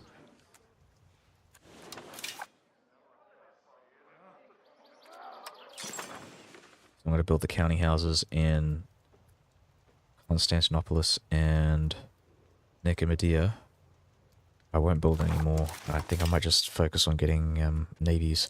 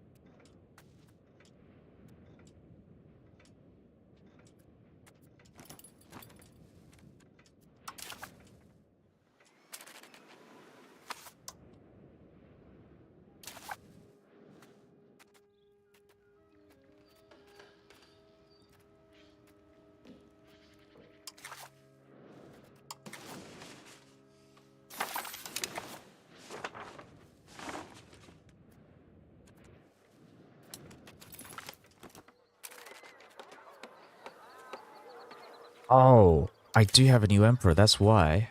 Okay. And I've only got daughters, that's pretty, that's actually kind of bad. Appease the Greek people or lose the legitimacy. I could do this, I'll lose prestige, I don't care about that too much. Thinking about it. What's this, how does this affect my values?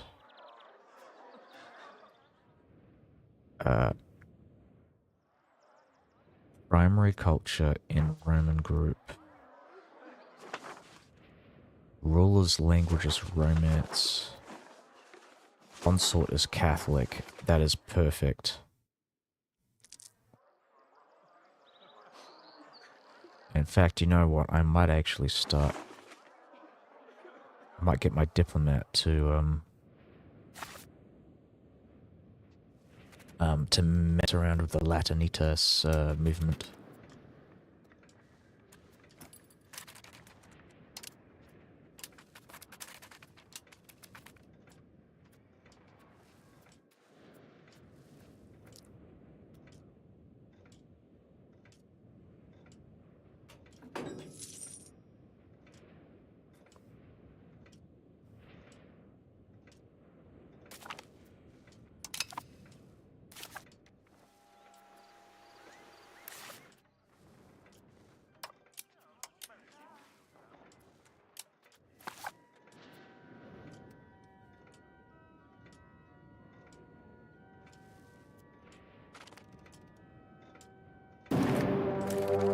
Nice. Okay, now we're gonna get the call for peace.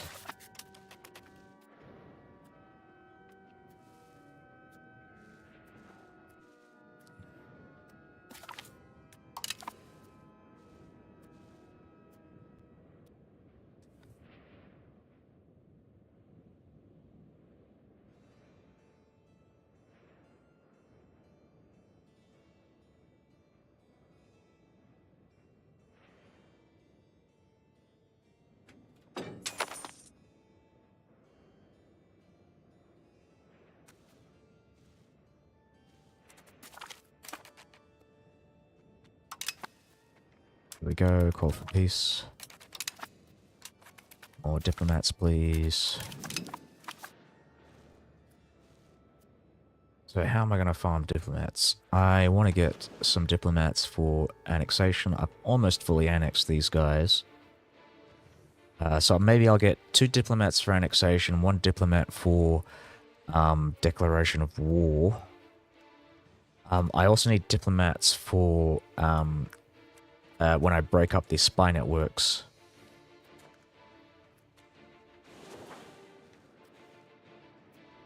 I'm getting 3 Casus Belli simultaneously with Aragon, with Siena, with Provence. I also probably want to go and improve relations with Lower Bavaria. Württemberg, maybe the Palatinate, but I might ignore those for now. I'm doing well with Austria, so that's good.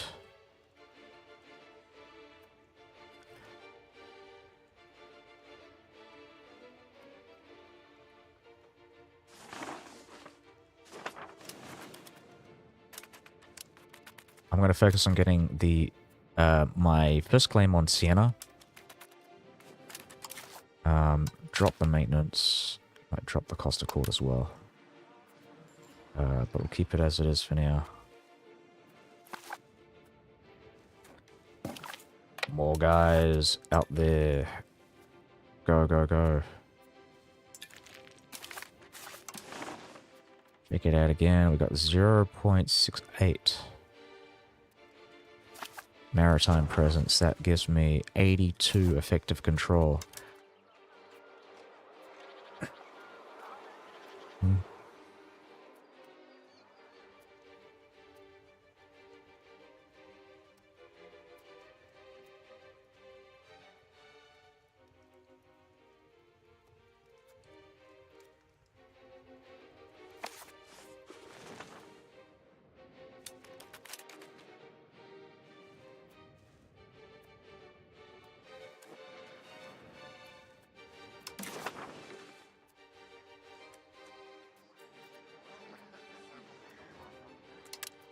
Awesome.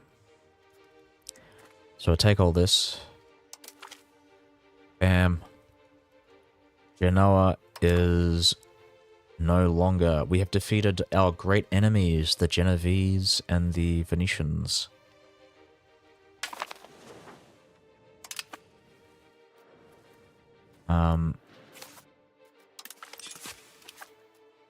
Just drop this one. Drop this one as well. Drop.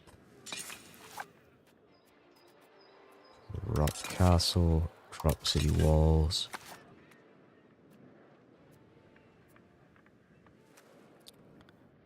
Because they're going to rise up against me.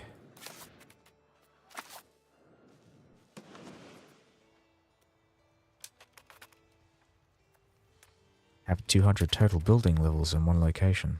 Really? In Genoa? Oh, nice. Wow, that is incredibly rich.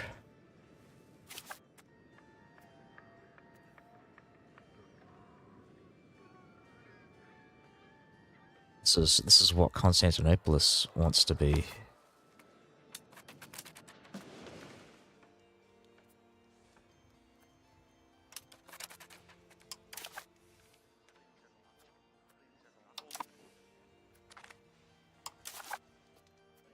Diplomatic reputation is 13.21. That's actually pretty high. I might even be the next.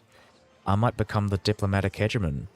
If I do, I'll get the extra diplo capacity from one of the cabinet actions. This is a good thing.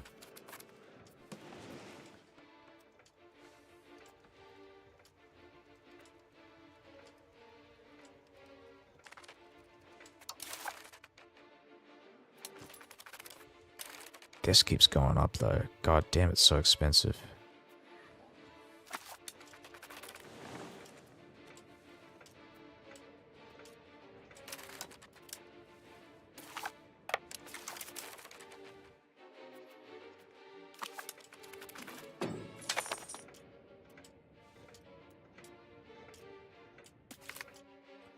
Annexing Hamid was awesome.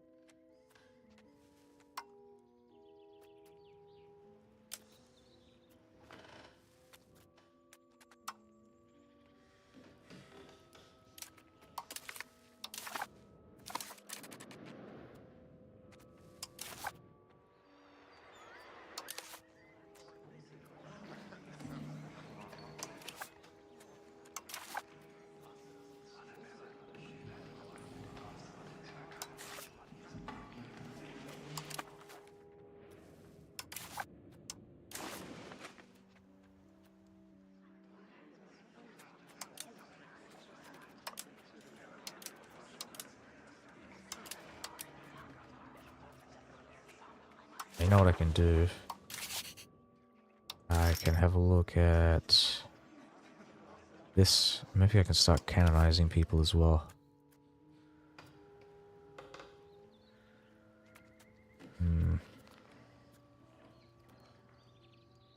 Constantinos, the great Constantinos. Justinianus. I like Justin. I might actually think about doing that sometime in the future. Oh, again, I'll just look at that again. So it's legitimacy and prestige.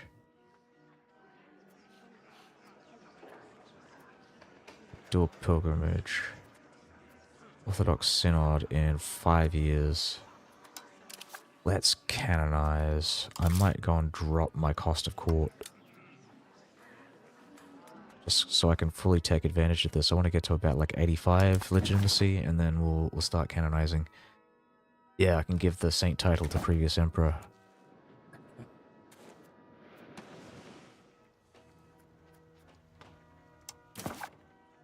It's a cool concept.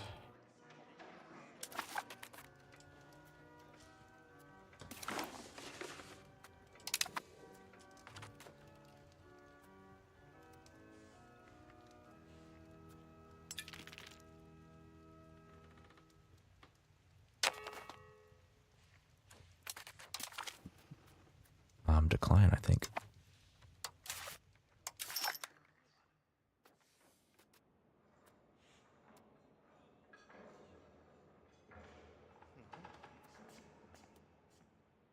Papadopoulos.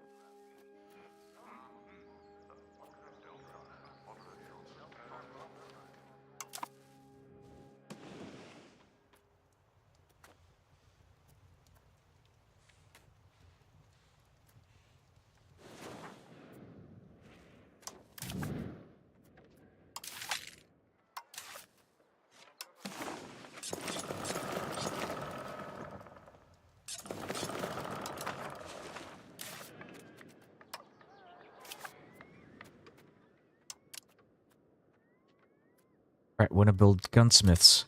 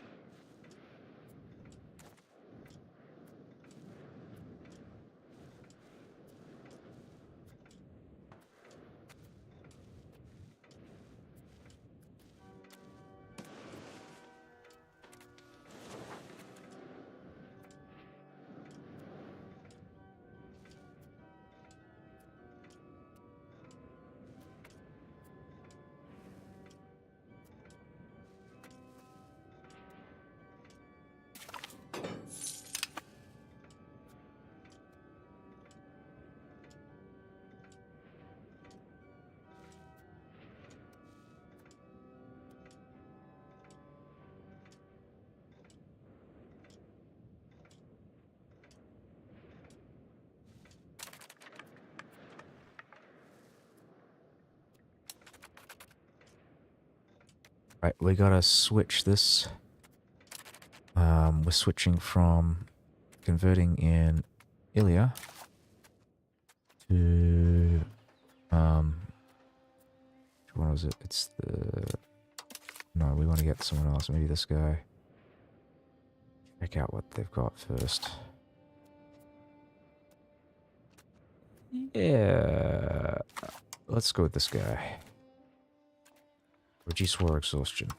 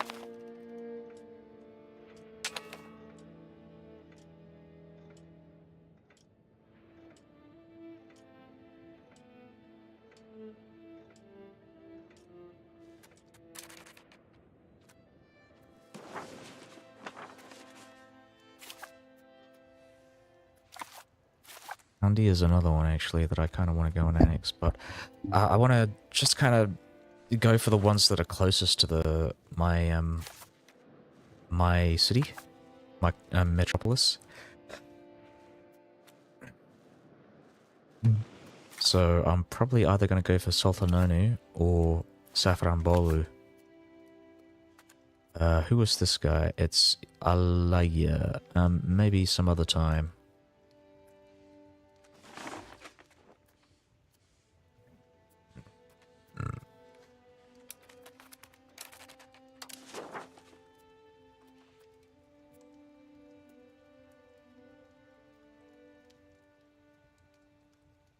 Okay, 0.2. I think it's 0.5 is the maximum, so we need at least 0.5 fleets.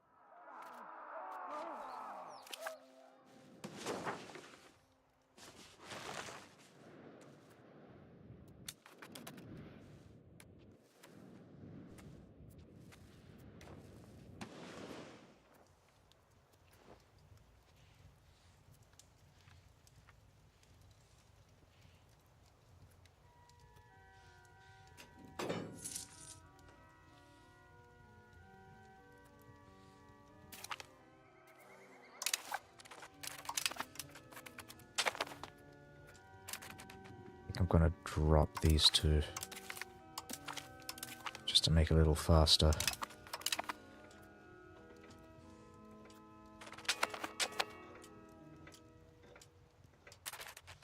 They want a white piece. I don't want a white piece. I want to get the longest potential truce with them. These guys.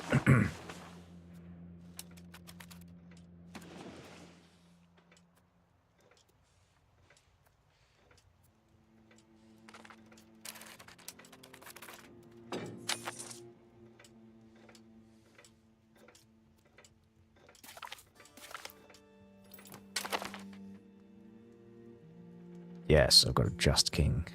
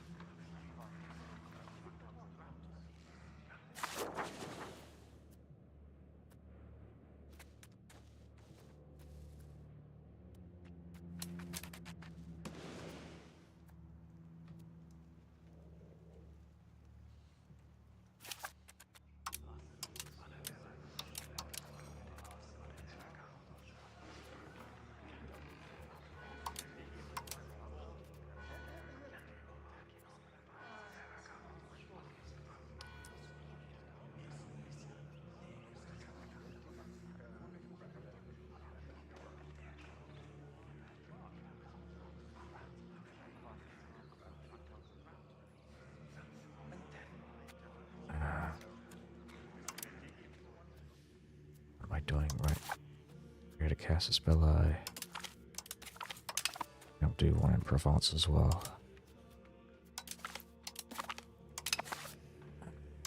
Now, number 2. How many rebels are we getting?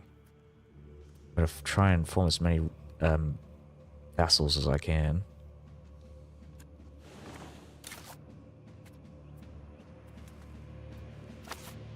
Before this really hits.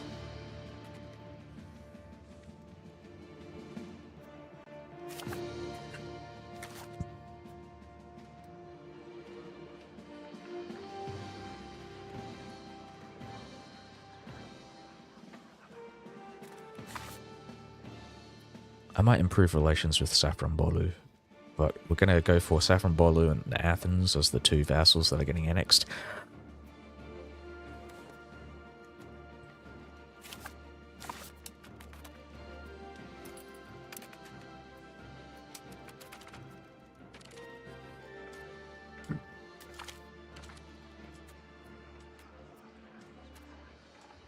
Yeah, we're going to have to lose the money. Improve the status of Basileus Andronicos V.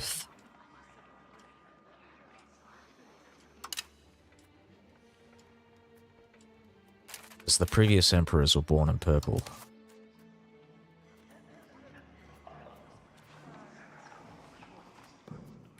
Or maybe not.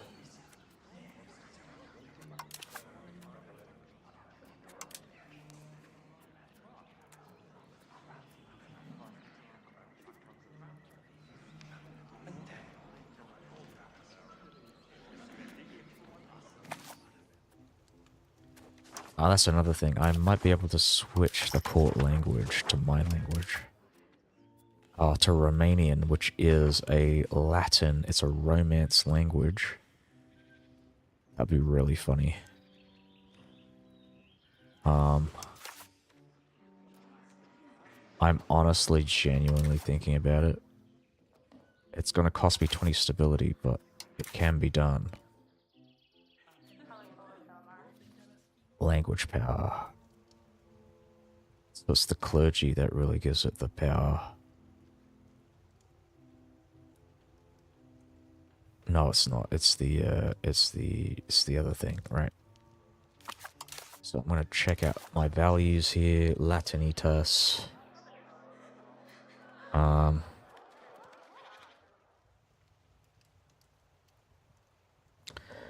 romance diplomacy, romance speaking population, romance merchants in the capital's market. Consort is Catholic. Romance languages, ruler's language is romance. And then we'll switch to liturgical language and dominant, which will give us an extra 0.04. Right, court and liturgical. 0.04, 0.09. 0.09. This is enough. And now I just got to figure out ways to like increase my Latinistas support other than counselors. But you know what? Let's switch this guy out.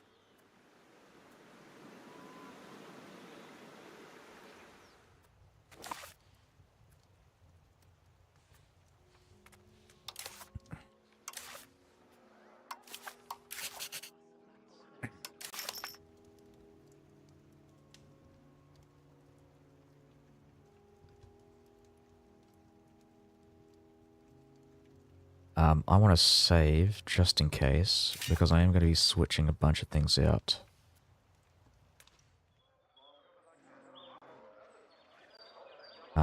Changing culture and religion.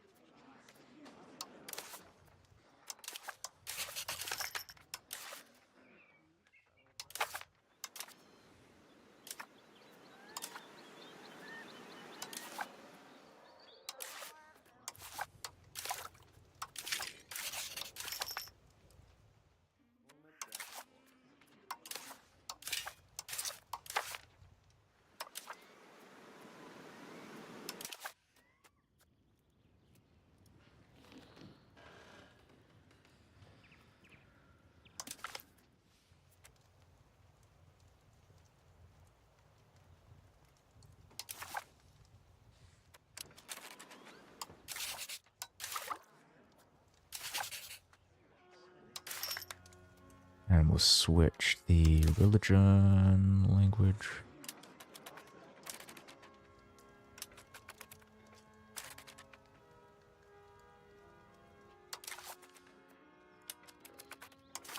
Give it a month just to see how it changes.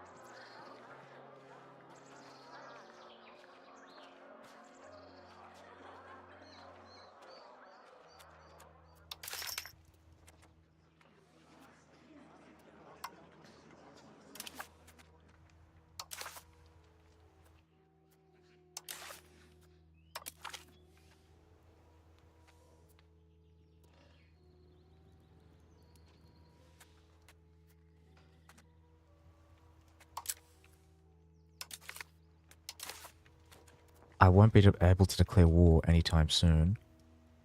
World conquest, yeah, eventually. We'll get there.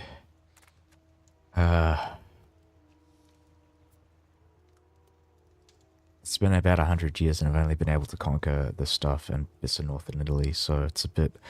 I don't think world conquest is feasible really in EU5, like it is in EU4. But I can take them to training for sure. That's definitely going to happen.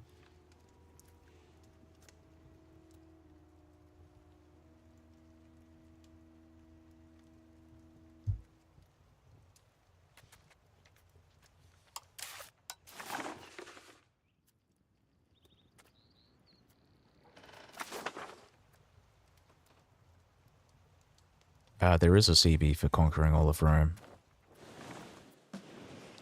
My issue is not so much the actual logistics of, you know, getting claims and shit. My problem is my economy.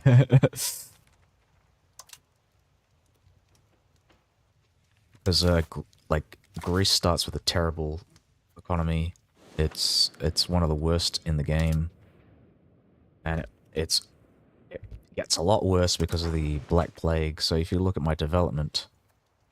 Maybe with the exception of Byzantium, because I've been focusing mainly on this, it's like, it's red everywhere.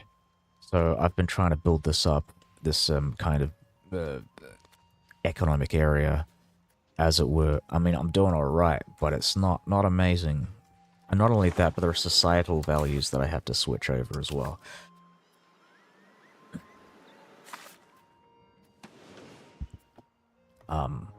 Like, I'm not doing particularly well in terms of, like,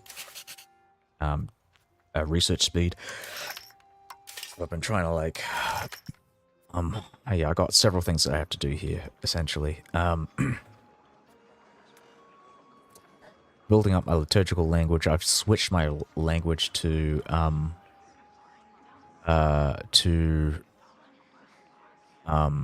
Romanian. Wow, you still decentralize. Yeah, you kind of have to decentralize if, like if you play like I do at least. How's it going? It's a lot cheaper to, can I see obsolete units? Can I see them? I'm not entirely sure. We'll look for... No, I don't think I can see obsolete units. These are age 1 units anyway, so they're about to be obsolete.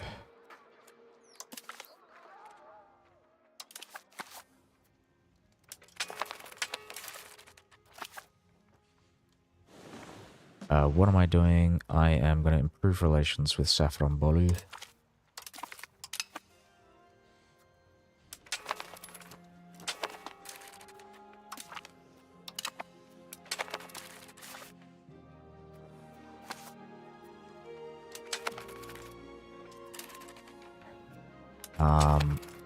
I need to take 3 diplomats. Because I'm going to be annexing 3 vassals simultaneously. That's the plan. I have a call to peace. That's why it's like spazzing out like that. You've researched men-at-arms, can't see footmen anymore. Don't know if it's a bug or if it's because men-at-arms are expensive. I think, yeah, I don't know. I can't remember what it was like when I was playing as Venice. Like, if I could see, like, the old units or not.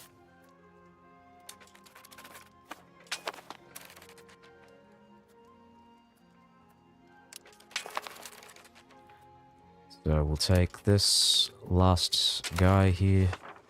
Oh, I might try and improve relations with some of these potential coalition members. That's what I'm going to do. I'm going to improve relations with Württemberg and with Lower Bavaria. Kick him out of the coalition before they join.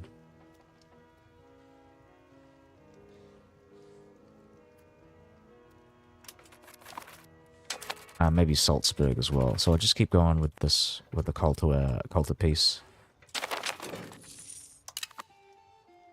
Excellent. We've got the Casus Belli. Proof relations with Salzburg. Princess Bishop. Whoa, that's... I've never seen that before.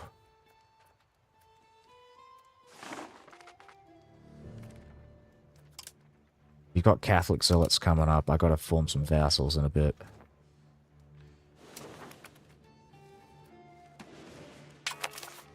How are we doing with our liturgical language?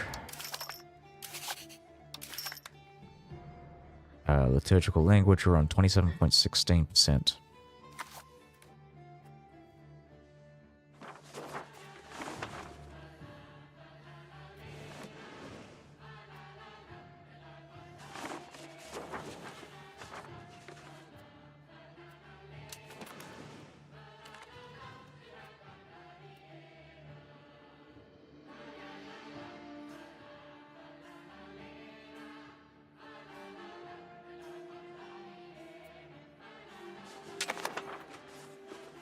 Yeah, you see, the Romans, they speak Romanian, they don't speak Latin.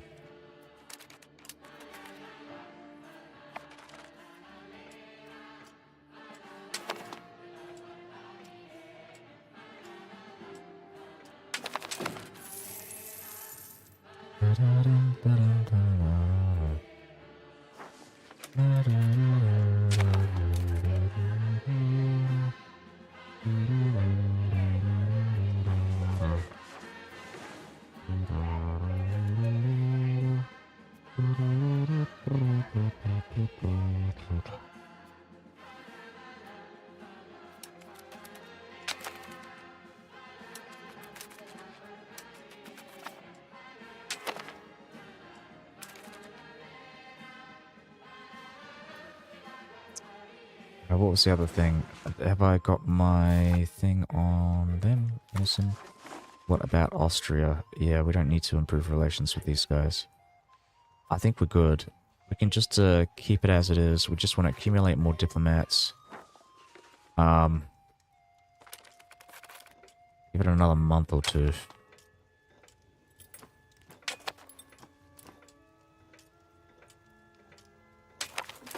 Perfect. So we've got 3 Casus Belli here. I won't be able to declare war on them yet because I've got these Catholic rebels to deal with. But once I'm done with that, and it should be very quick because I'm actually going to form like a few vassals to kind of fill in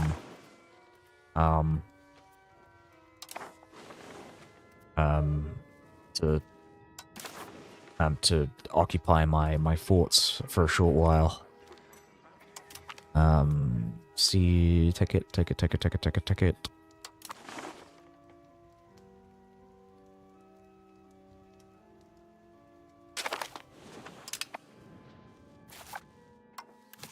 So these guys will take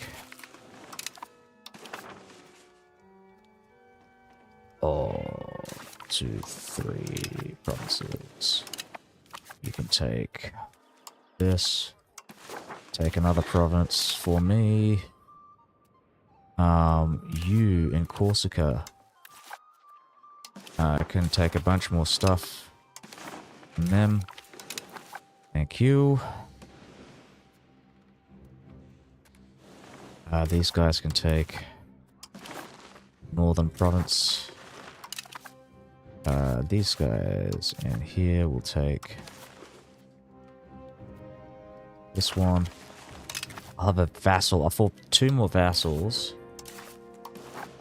So one up here, that'll take 3 of these, and then one here take 3, and then one here maybe take 3. And I think that's perfect. Alright, let's do it.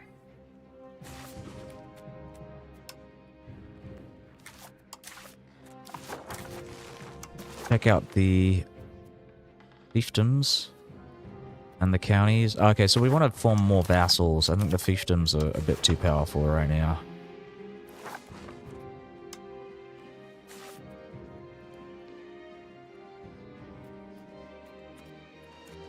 I might have some eunuchs, so this is something I might consider doing, is just getting a eunuch and giving them vassal. Which would be a pronoia, specifically.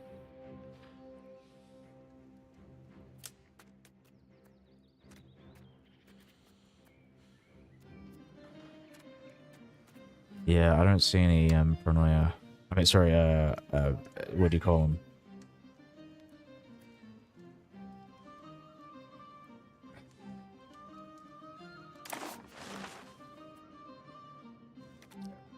I can give one of these vassals to my wife. She's got really good traits. Ah, though maybe not. Let's go with Aegidia Cameniatus. And who else? Alexius Kotorsetsis.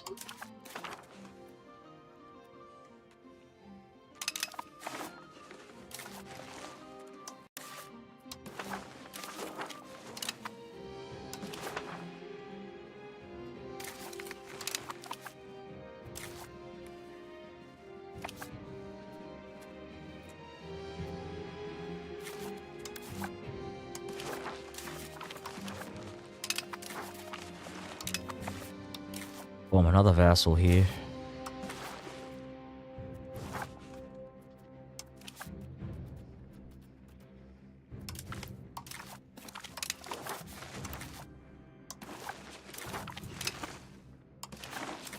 Perfect.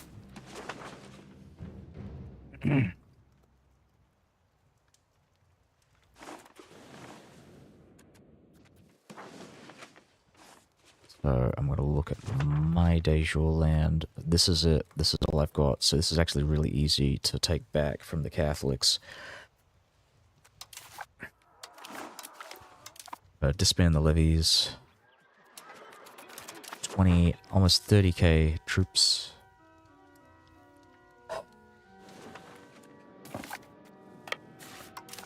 I will disband the army maintenance and foreign maintenance. Increase taxes.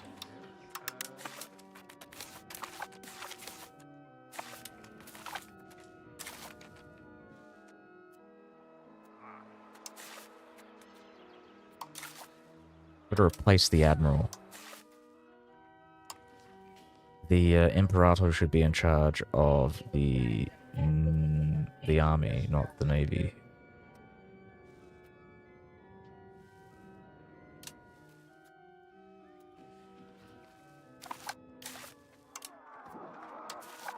Switch him out.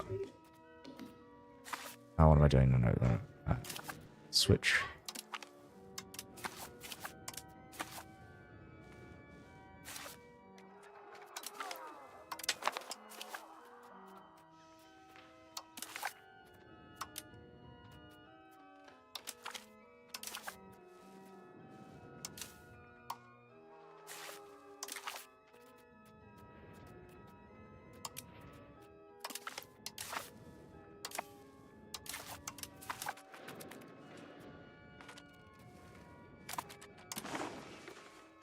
Check this out. 0.64. Cool.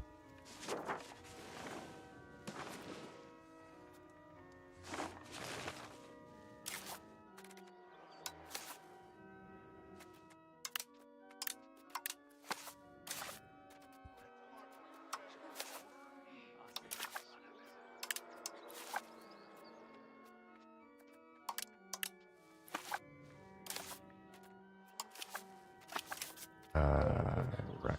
So we'll build some more of these. I'm just gonna keep messing around with this.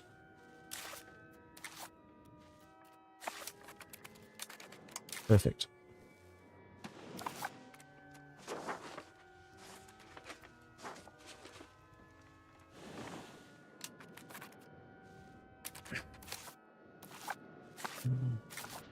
I wish I'd destroyed this, but whatever. Let's just deal with it.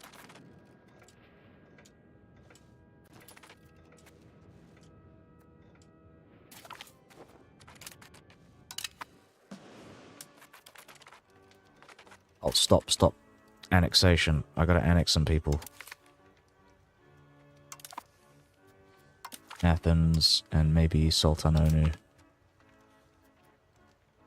Oh, it's going to be a while. Hold on, let me check this out. It says... Yeah, I might just do the 2 vassals for now. 52, 60.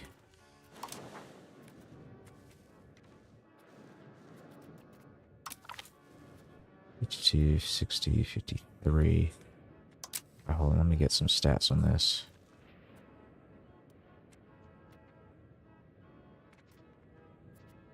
Fuck.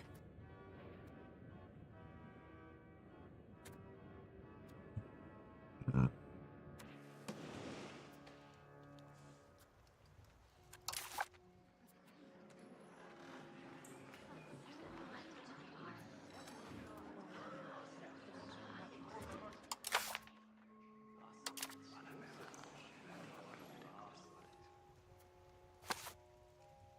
Yeah, I'll give it another month.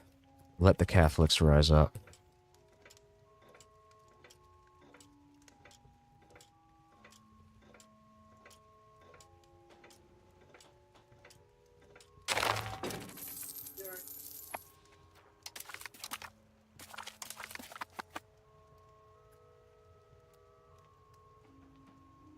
Interesting.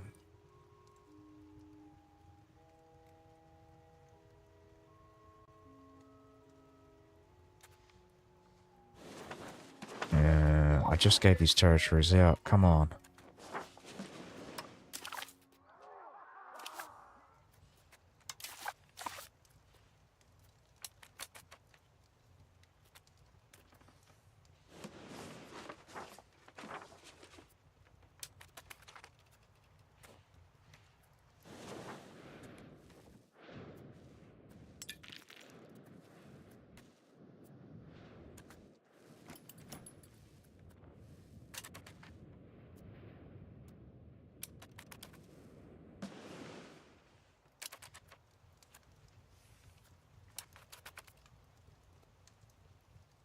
Oh, so I'm no longer encouraging Latinitas. So why is that the case?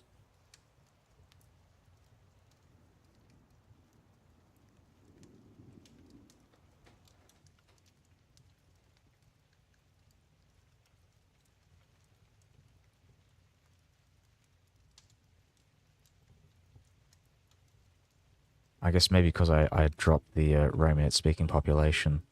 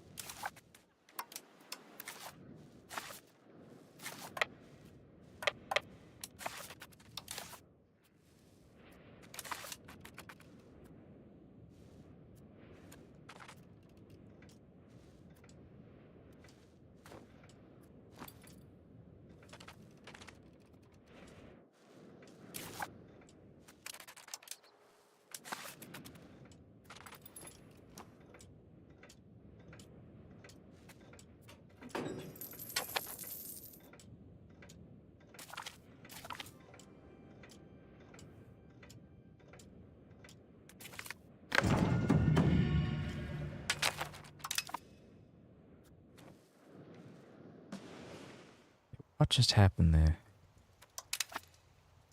Military hegemon. France is diplomatic hegemon. I'm cultural hegemon. Perfect.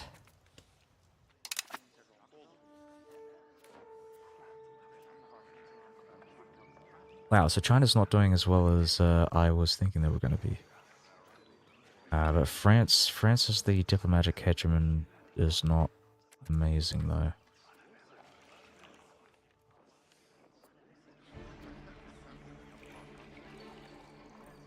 Shit. This is actually really bad timing. Because now I'm going to lose the great power status, and then France is going to take the fucking cultural hegemon. So... yeah, not good. Not good at all.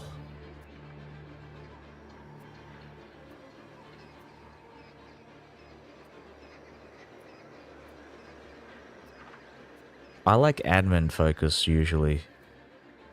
I've never really been a fan of Diplo or military.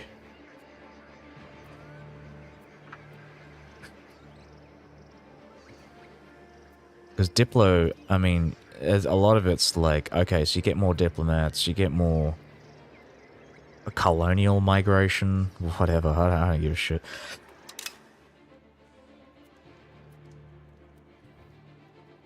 Like, building discounts, discount tech is, like, massive. It's a massive, massive economic boon.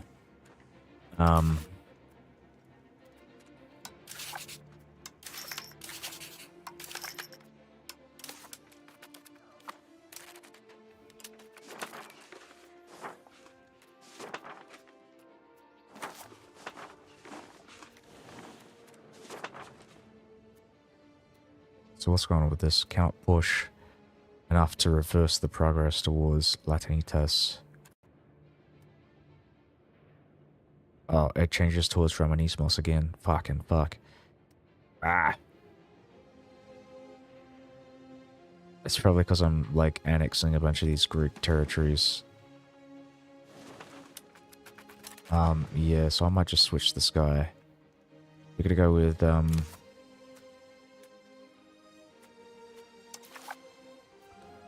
yeah, start assimilating the area.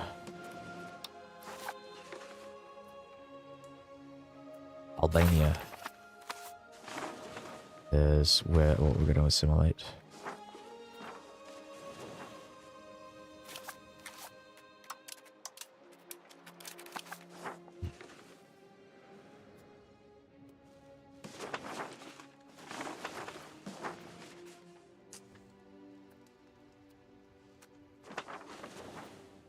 You know what I might do? I might build a local governor. I'm gonna have one local governor free as a free slot, and just like deconstruct and reconstruct it in areas where I can do like big religious conversion or cultural assimilation or religious conversion cabinet actions. So I think I'm probably gonna put it in like in Dyrrachion. I've almost got the money as well, so I can do that. I'm aware I am losing legitimacy. I'm going to start canonizing people, so I'm going to take advantage of that and get the legitimacy from that.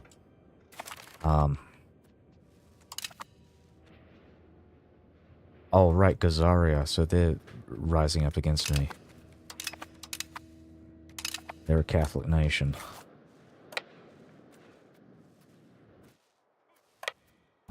We'll detach the damaged ships. Put them in Constantinople.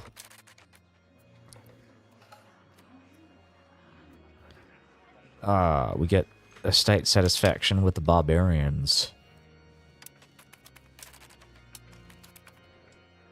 Barbaroi.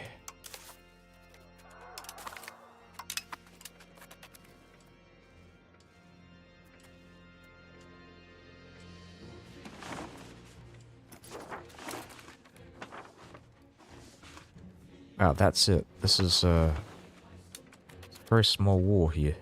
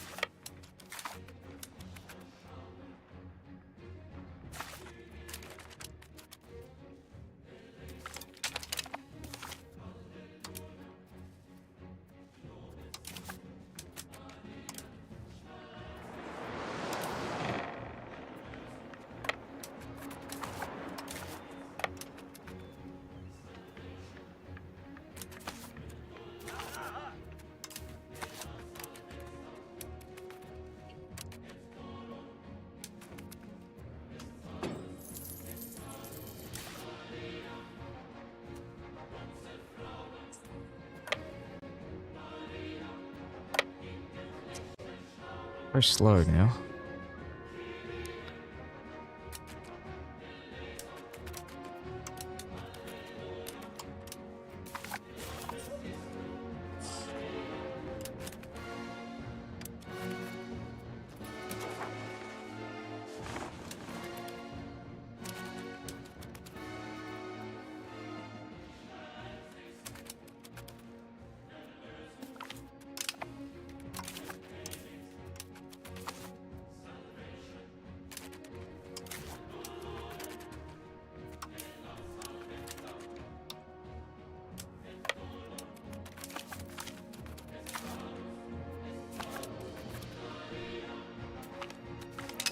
Nice.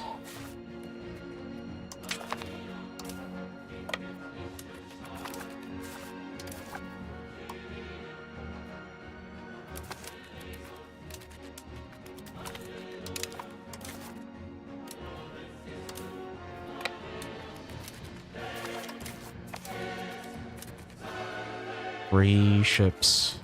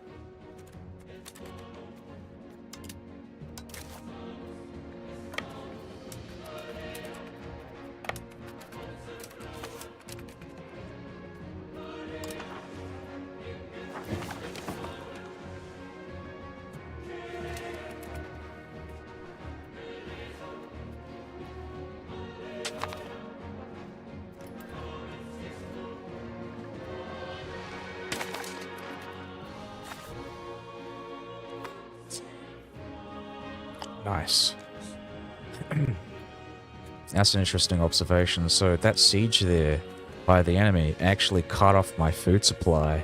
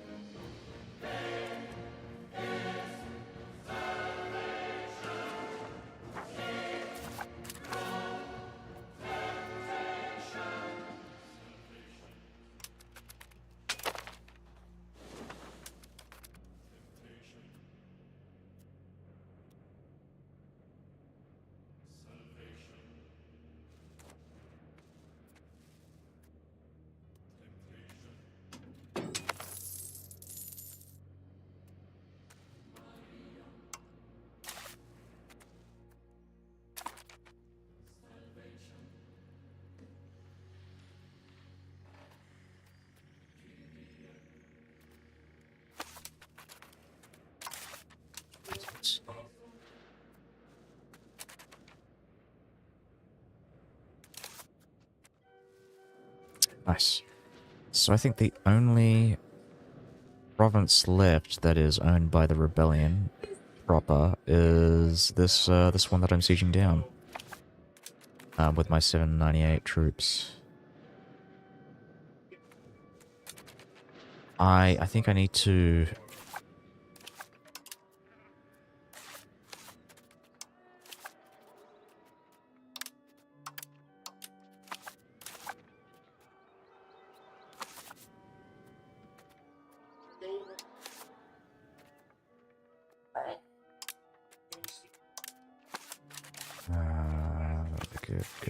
good. Keep building up these as well. I think I'll just keep my cash here for now. Stop producing things. Just kind of curious, like, okay, so the Tailors Guild, right? It produces high quality goods, but I'm wondering what is buying this?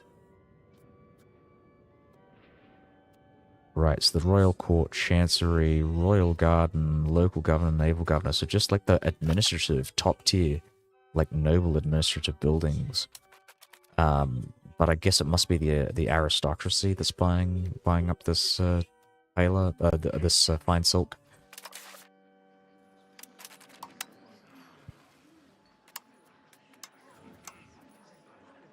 The dinner toy.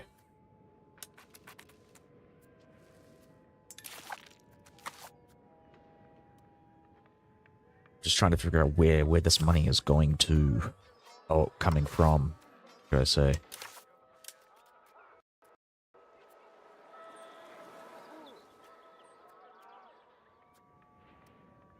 Right.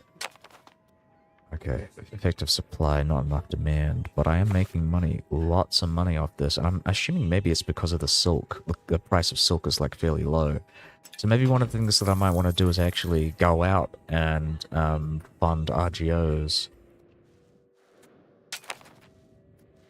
to further make a profit on this stuff.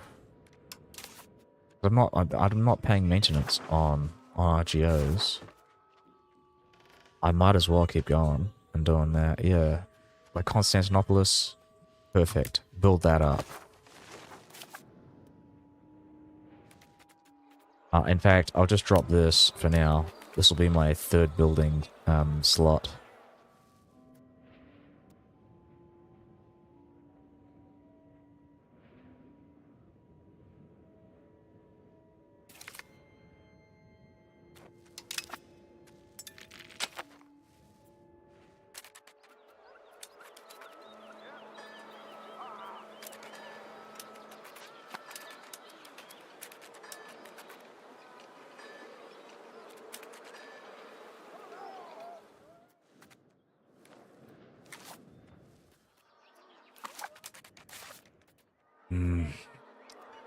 Right, I want to build the armory because they have a surplus of soldiers.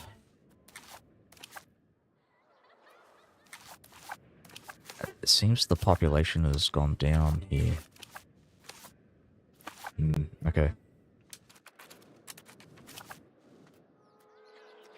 I'm not sure if this is how it works, as it did in Imperator, but I remember, like, population satisfaction was a big factor in, like, production efficiency.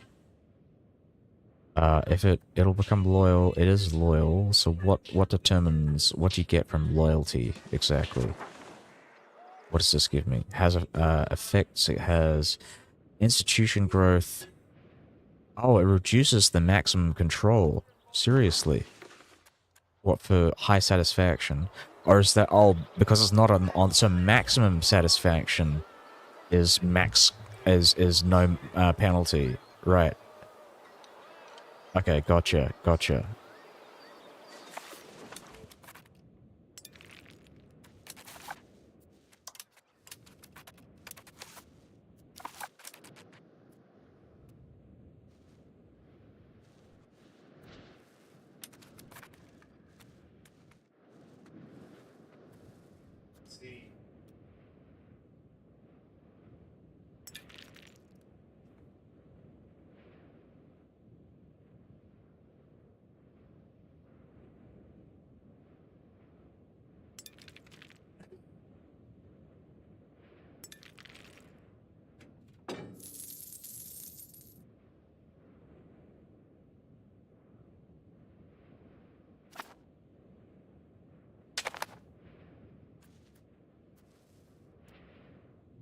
Oh shit, right. I'm gonna look at my canonization candidates. I think 16 is probably the highest I can get for legitimacy. Yeah, so we're gonna go with Anastasius Leonides. This guy, I actually know about the Emperor Anastasius. He was the emperor before Justin took over. And before him was the Emperor Zeno. And Anastasius was actually alive when the Western Roman Empire collapsed to the former Foederati forces. So I'll just... yeah, he's... I think he's one of the reasons why...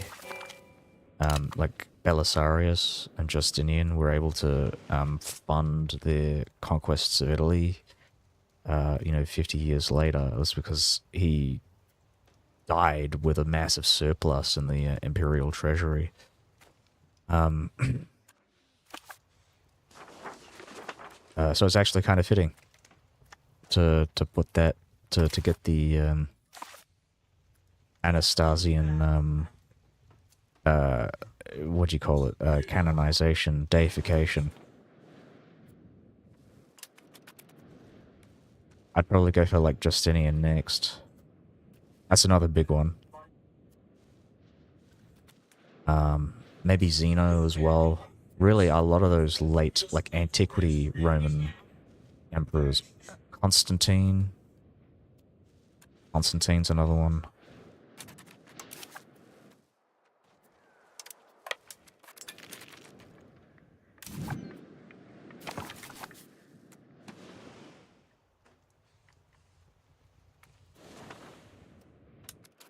But yeah, Anastasius, just a bit of extra information. He was like, probably one of the most stable Roman emperors in the Eastern Empire. Like, compared to his predecessors, compared to his successors, like, I don't think he actively waged wars. I think it was mostly, like, if he was at war, he was mainly defending. Like, the Persians, for example, there was a Persian emperor named Khosrow who I believe took over the Persian throne with the support of the Hepthalite Empire in the east. So one of the issues that he found was that he was actually having problems trying to tax his subjects. He needed more money. He needed to pay off his debts to the Hepthalite Empire, and one of the ways that he went about that was by actually sacking cities in the eastern part of the Byzantine Empire. Practically started a war by doing that. He just marched his troops into Eastern Rome.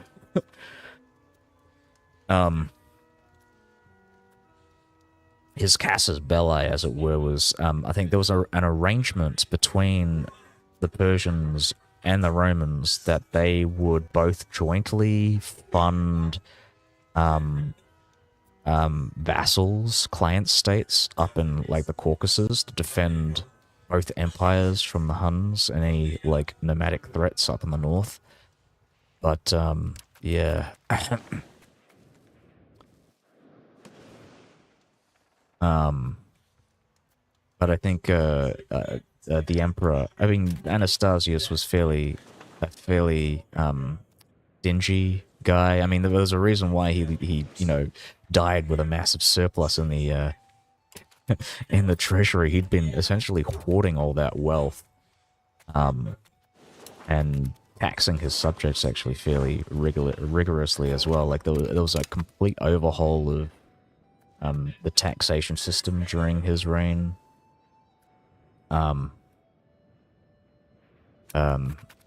Actually, I believe one of the currencies in, I think it's Macedonia. So the Northern Macedonian, like, 20 denarii note has a coin from the Anastasian period, printed on the like, banknote.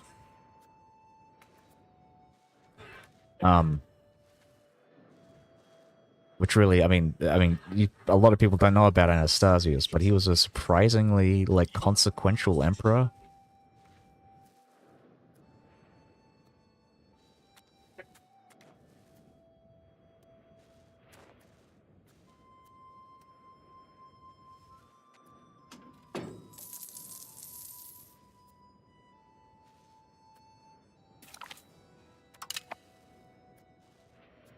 I think, so I'm going to finish off this war here, this civil war, and then I'm probably going to head off. Oh fuck, I forgot about this. Actually, I should start building up the cost of court.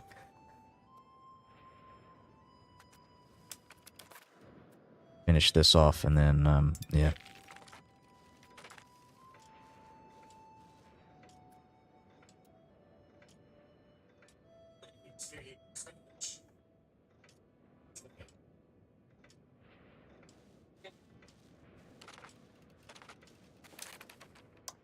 So the clergy have really high loyalty, estate satisfaction. I'm thinking I'm just going to go and take advantage of that and steal their money.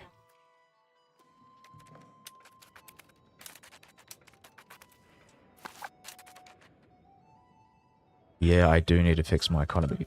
You're right. You're absolutely right. Well, currently, my main issue is legitimacy. I'm just increasing that back to the max. I'm on maximum cost of court. but I should be making about 70 to 80. I'll just reduce it back to 0. I'll show you what I've got, what my like actual economy is at. So I'm at 89.33 on 0 legitimacy. So, but I mean, my economy could be better though. But as far as it is, it's actually kind of decent. What am I? 403 tax base on 4.33 million. Okay, so I'm less efficient than the British, but still. Right,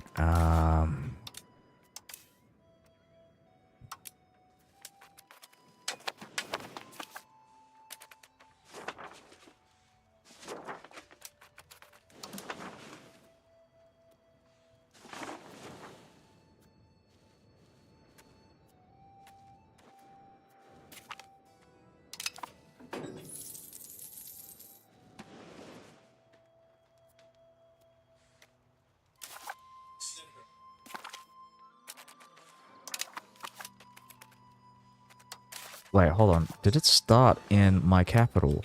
Oh fuck! Hold on. Let me have a look at that.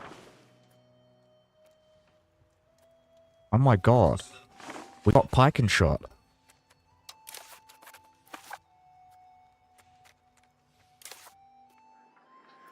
Oh no, it's not. No, no, Escandaria, Alexandria. My bad. It should be mine though. But we're gonna get pike and shot. It's very very easy to get. It's only 5% per month. Oh, Christ.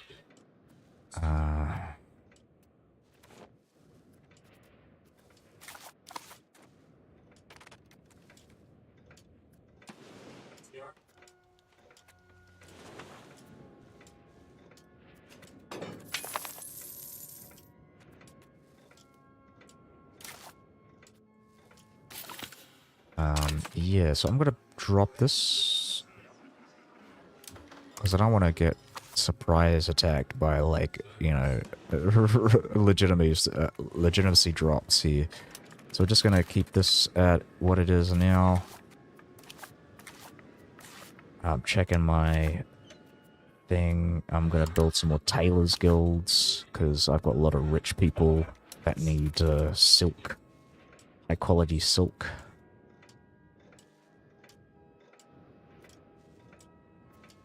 Christ.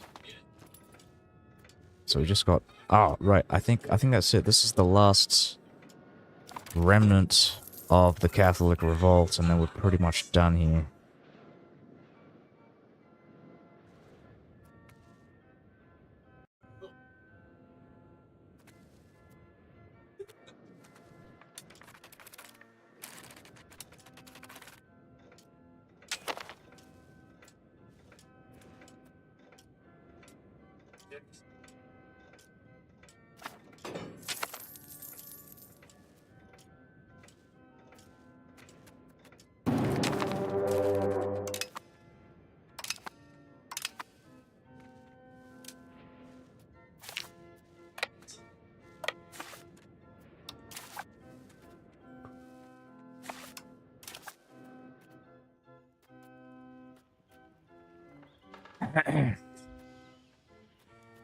Alright, so just final bookkeeping before I finish.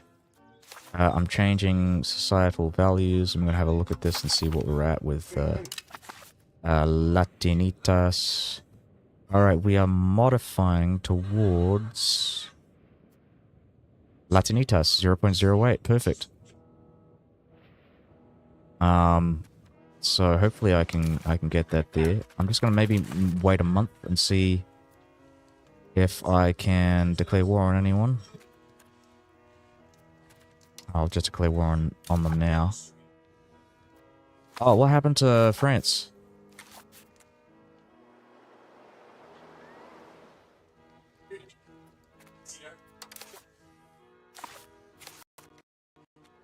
Wait, hold on, what? Wait, what? What?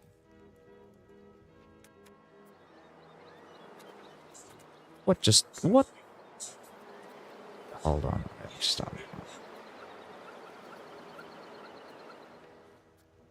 oh, right. It's the hegemony that broke it.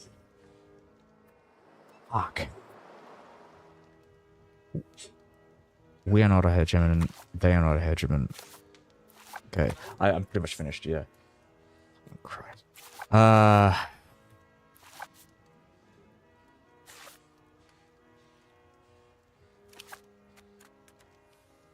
Um...